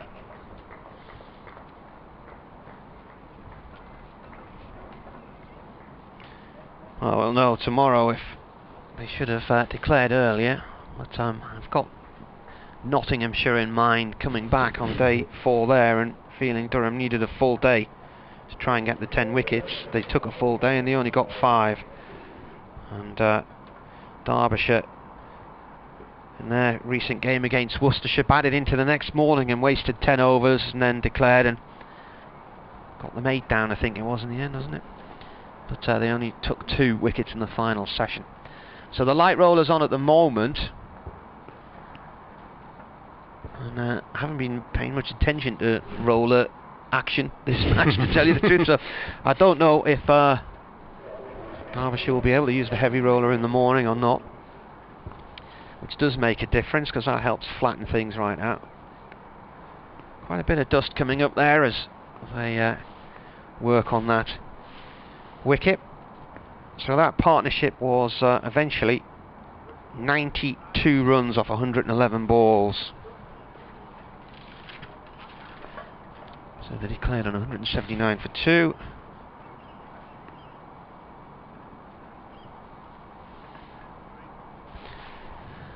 And the lead, we said, was 383.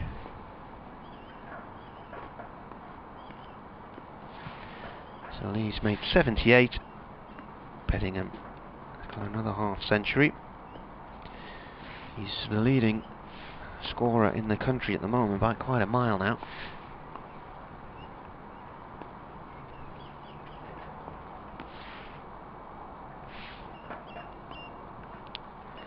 So the target is there for Derbyshire, 384 to win this one.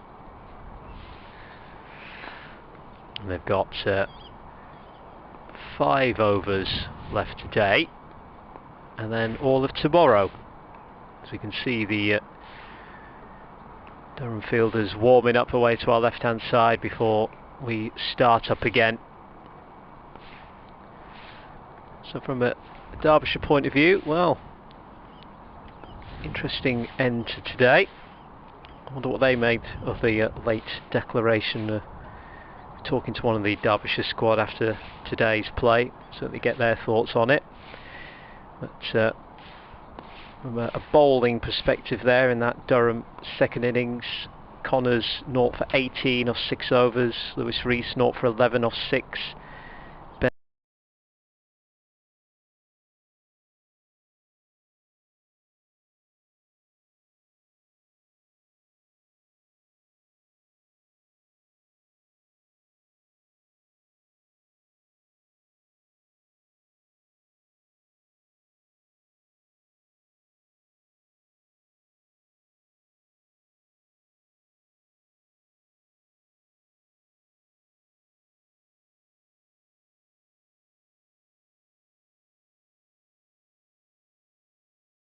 To play with the ball for Derbyshire.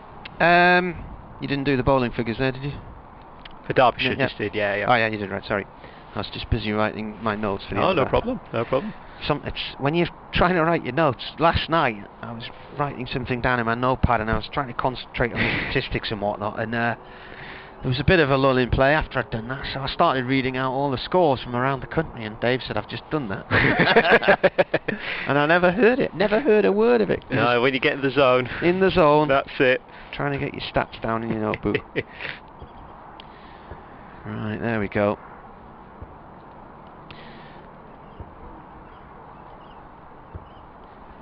Tenby Pat says, not good captaincy. Look at the game, not your player getting a 50. Well, I think there's a worry about being over generous, isn't there, with these declarations. And sitting in the commentary box, it always seems that, you know, declare a 350 lead or whatever. But tomorrow, if Durham have won this at a canter, then it wasn't a terrible declaration.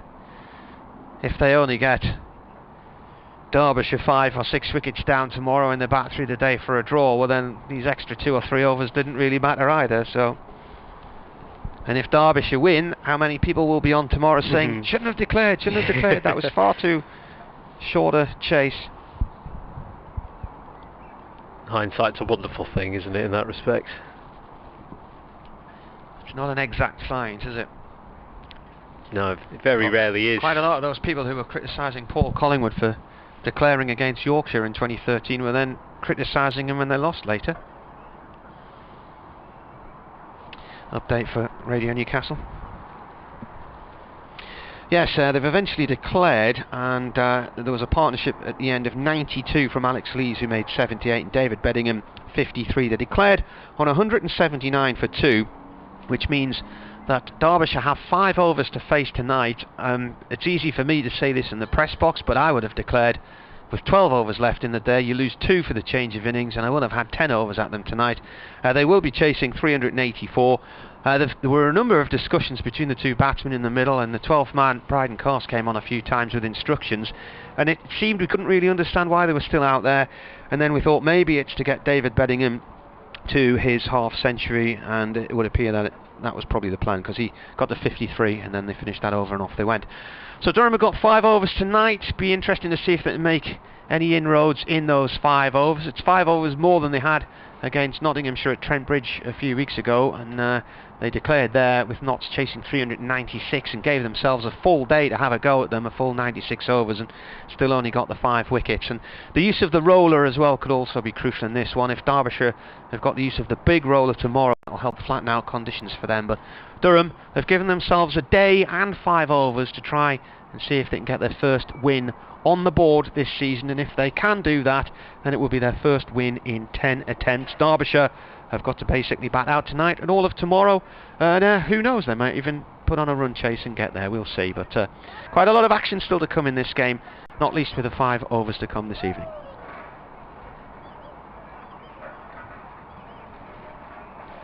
They declared on 179 for 2, which set a target of 384. Have you?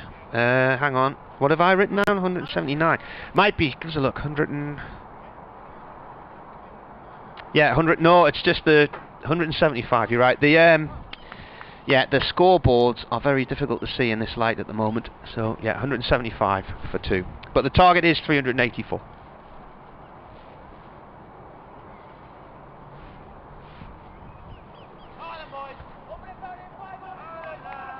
It was 175, not 179. I misread the scoreboard. Right, where will we be at the close of play? That's the big question.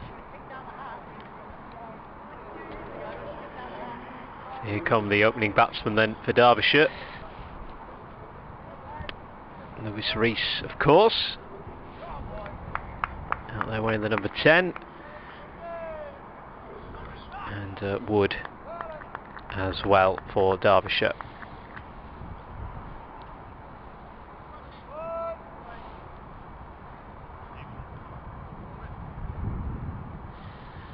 Rushworth, right arm round the wicket. He's got 3 slips in place here, and Rees will face the first ball from the Lumley end. Oh, snorted through to the keeper. Oh, that was just on a carrot there, wasn't it? Got it right on a length. As they have the ball on a string. Katie says, was that Collie declaration against Yorkshire really in 2013? Yes, it was. She says, I was trying to remember and was guessing maybe 2017 or 2018. The last 8 years have gone far too quickly.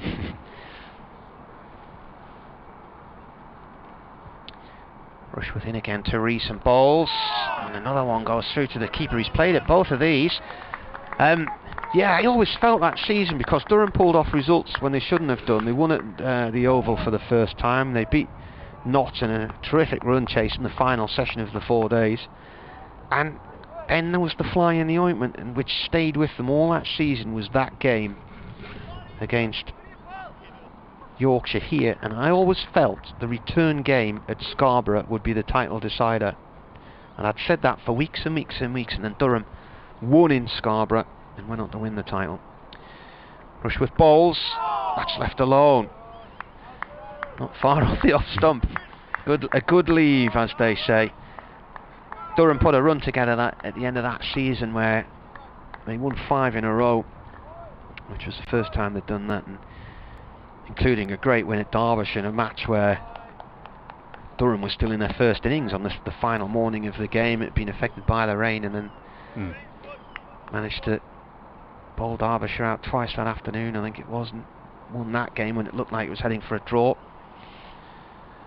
Rushworth in once more and bowls, and it's just clipped off the legs, and it's going to go down towards fine leg, and it's stopped by Matt Salisbury. He's the kinetic energy there as he stopped that ball, tried to turn to throw it in, and as he threw, he was then forced back in the opposite direction again.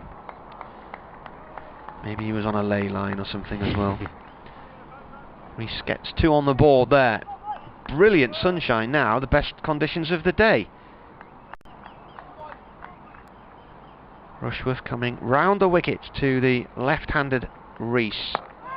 That's defended on a length. 1 ball left of this first over. And will it be Salisbury to open with Rushworth, or will it be Coghlan? I switched it around this morning.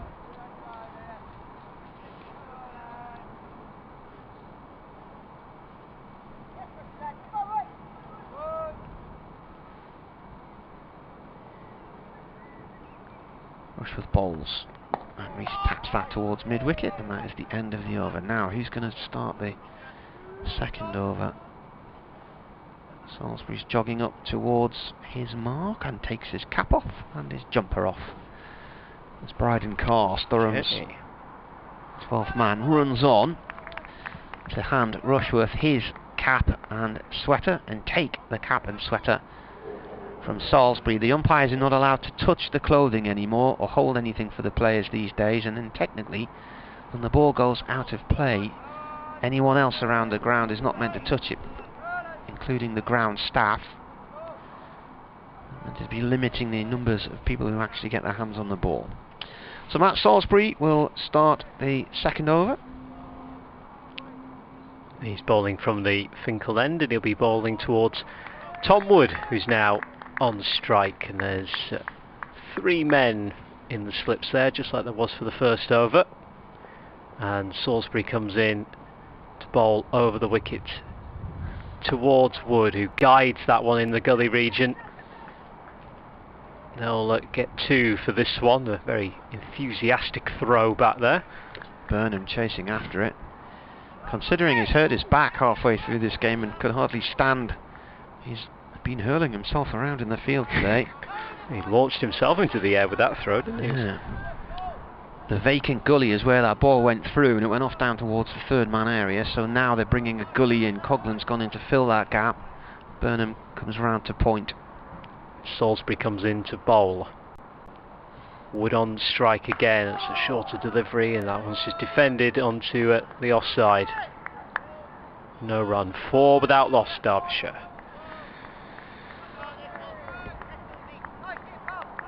Very enthusiastic fielding going on in terms of applause and noise being made as they try and rattle Derbyshire a bit here with the very few overs that we have today.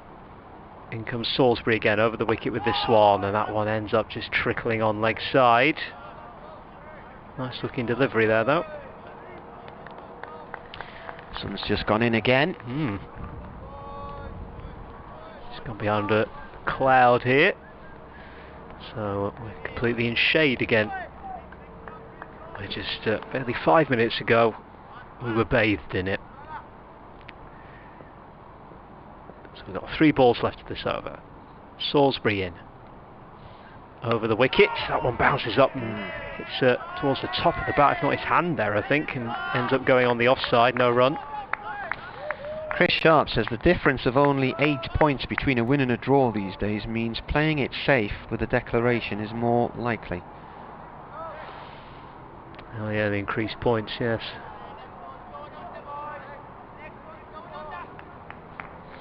Salisbury into bowl, over the wicket towards Wood.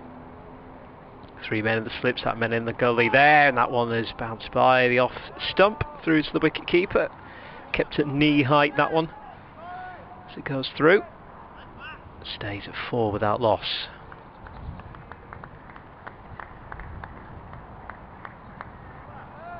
Yes, I did wonder with that change with regards to draws in the county championship this season, what that might lead to in that sense.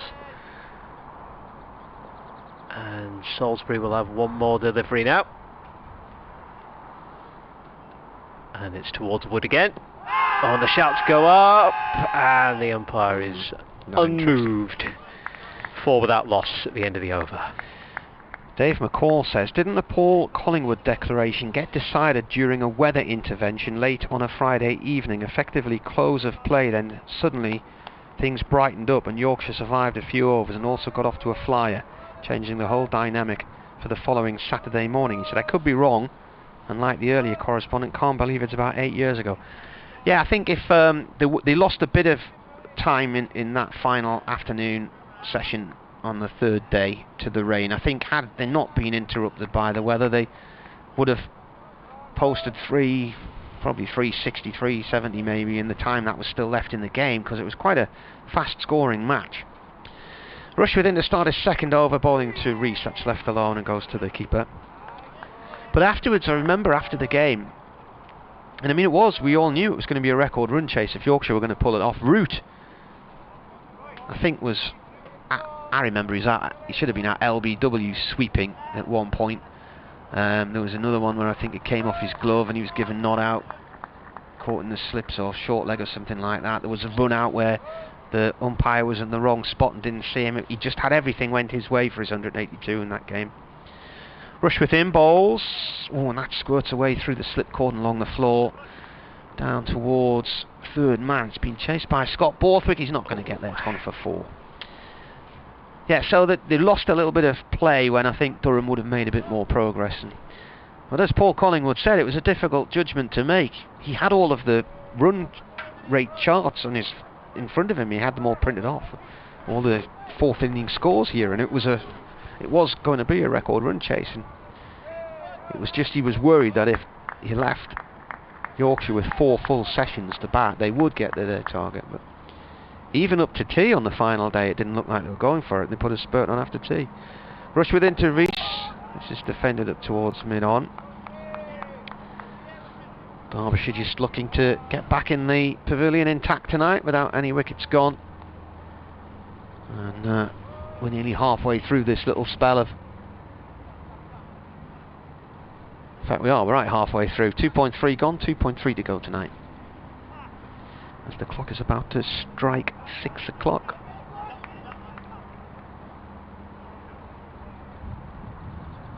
Something catching the batsman's eye, blowing along the... It's a cat. Oh, it is, yes. Black and white cat, right behind the bowler at the minute now. Rushworth in and bowls. Stays quite low, but Lewis Rees defends. The black and white cat arrived on the pitch at the far end and was lying down on the grass. Now this could be a problem. He's turned over onto his back and he's got a white belly. Oh no. This might affect the batsman.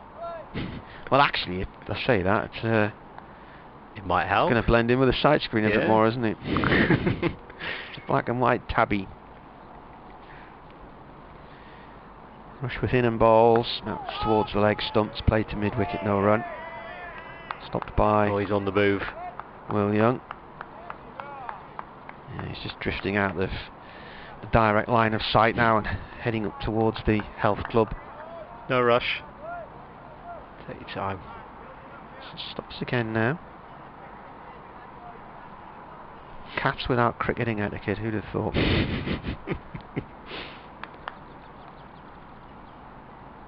Tremendous. Last ball of the over from Rushworth to Rees. Oh, an edge, and it's gone through to the slip corner and slams into Scott Borthwick's shins. It was on the floor. A little bit of a false shot. 2 overs to go then. Derbyshire looking to see out 12 deliveries and get back in intact. Yes, 8 without loss and needing 376 to win. Of course their target is 384, and David Griffin once again comes up trumps. Says their previous highest successful run chase against Durham is 224 for 6 in 2001, and this chase for 384 would be the highest successful run chase in the club's history if they were to make it, as Salisbury is back in to bowl over the wickets towards Wood, who defends that one nicely onto the offside, beating the 371 for 9 versus Australians at Derby in 1997 if they were to make it. I mean, that's great to know. I don't know if they will, but it's great to know just in case. Have that one in the back pocket, just in case.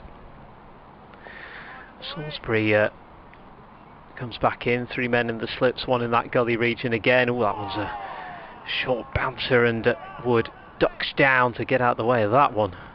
Goes through to the wicket keeper. Stays at 8 without loss. Well, there would be quite some feat if Derbyshire were to win this one.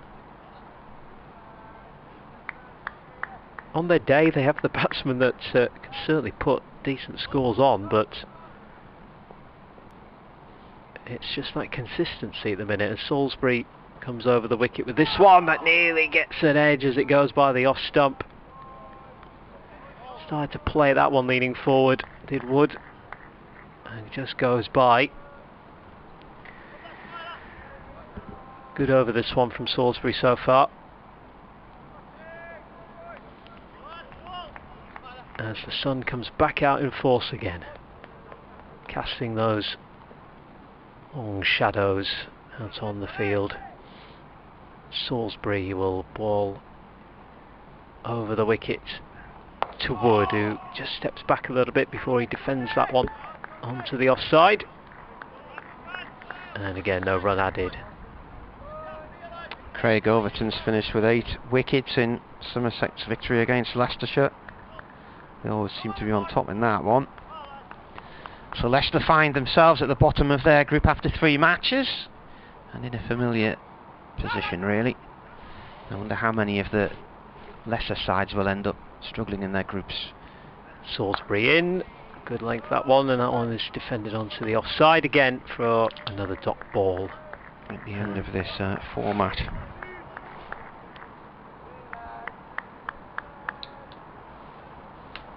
Last ball of this over, and then we'll have 1 more over to go in the day. Then you're heading off back to Keighley, are you, tonight? I have indeed, yes. Straight back, yep. Couple of hours down the motorway for me. Salisbury into bowl over the wicket, and again it just bounces low by the off stump through to the wicket keeper. So we have 1 over left in the day. A maiden over there for Salisbury, who's 0 for 2 from 2 overs. You might be driving into the sun quite a bit this evening. Which way will you go back? Ribbon and across, or? It'll be down the A1M, I would imagine, and then eventually rejoining the M62. Alright, so you go around the bottom of Leeds. And yeah. go that way. The other options to sort of cut across through Skipton and over, isn't it? Or round the back of down through to Poole and along through Keighley. That's the one, yeah. I'll stick to the motorway. Yeah, stick to the motorway, lads. Don't go on the moors. Play it safe. Rushworth, can he get a wicket in this final over? Rees is on strike. Not with that delivery, it's played safely up to mid-on. So it's been good to be back here again. Last time I was here was 3 years ago. We were talking about before. It was Yorkshire that I was doing in the... Did you come here that year, did you? Yes, it was... I remember doing a game at Headingley. It was early in the year, wasn't it? Yeah, one game here. It was, I believe it was a one-day match, and Tom Kohler-Cadmore was on... He'll have smashed it all over. 161, I think he ended up with in the end. In comes Rushworth. This is pushed off towards mid-on for runs, just beyond Jack Burnham. He's going to get 2 here. I reckon 171. For no other reason than that figure sticks in my head whenever I look at Tom Kohler-Cadmore, because he's had all his good scores against Durham, including I think his highest knock in the T20 as well. Kohler-Cadmore, 164. No, you weren't far off, right? Yes, it was tremendous. 127 his top T20 score against Durham. That was for Worcestershire. Rushworth balls. Bit of a false shot there. That seems to stop on Rees. He goes forward to it. It's come off the glove and onto the thigh pad. So 3 balls to go this evening.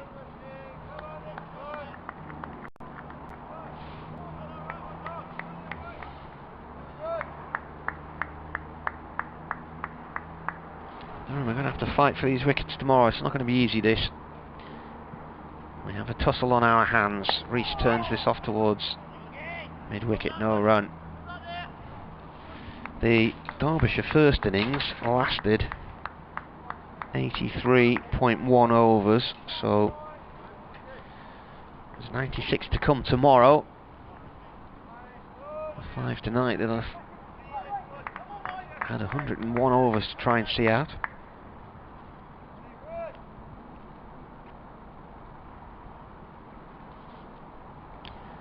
Rees bat raised as Rushworth comes in round the wicket and defends on off stump. I think there were a couple of deliveries, maybe the first 2 deliveries from Rushworth from this innings had Lewis Rees thinking, and it's been nothing really since, has there? Can't think of any other moments in the 4.5 overs we've had. No, it's been... he says with the last ball coming, it's been relatively okay for Derbyshire. Rushworth up to the stumps and bowls, and that's gone off to the gully area, and that is a dot ball, and that is the end of the day's play. So Derbyshire are 10 without loss. They need another 374 to win, and Rees waits to meet up with Tom Wood, and they'll walk off together. Rees has 8, Wood has 2, Rushworth none for 8 from 3 overs. Salisbury none for 2 from 2 overs. 1 maiden from him. Durham giving Derbyshire 5 overs tonight to bat. Could have been nervy, it wasn't. So 96 overs beckons tomorrow, and we have a tussle on our hands tomorrow. Thanks very much for all your messages today, and nice to see you as well. A safe journey back. Thank you very much. We might bump into each other again at some point later in the season. Dave Fletcher, who's been commentating on Wigan Burton tonight or this afternoon. What was the final score there? Can you remember? It was 1-1. 1-1. Yes. He's heading back up here in the morning, so he'll be back with us tomorrow for the final day, and it could be quite the day. I don't think it'll be over any time before about tea-ish if it's going to finish in a win for either side. I think we could be looking at the 3 sessions tomorrow. We'll leave it there. Brilliant sunshine now in Chelsea Street. Probably the best weather of the day. That's it from BBC Radio Newcastle and BBC Radio Derby. We'll see you tomorrow.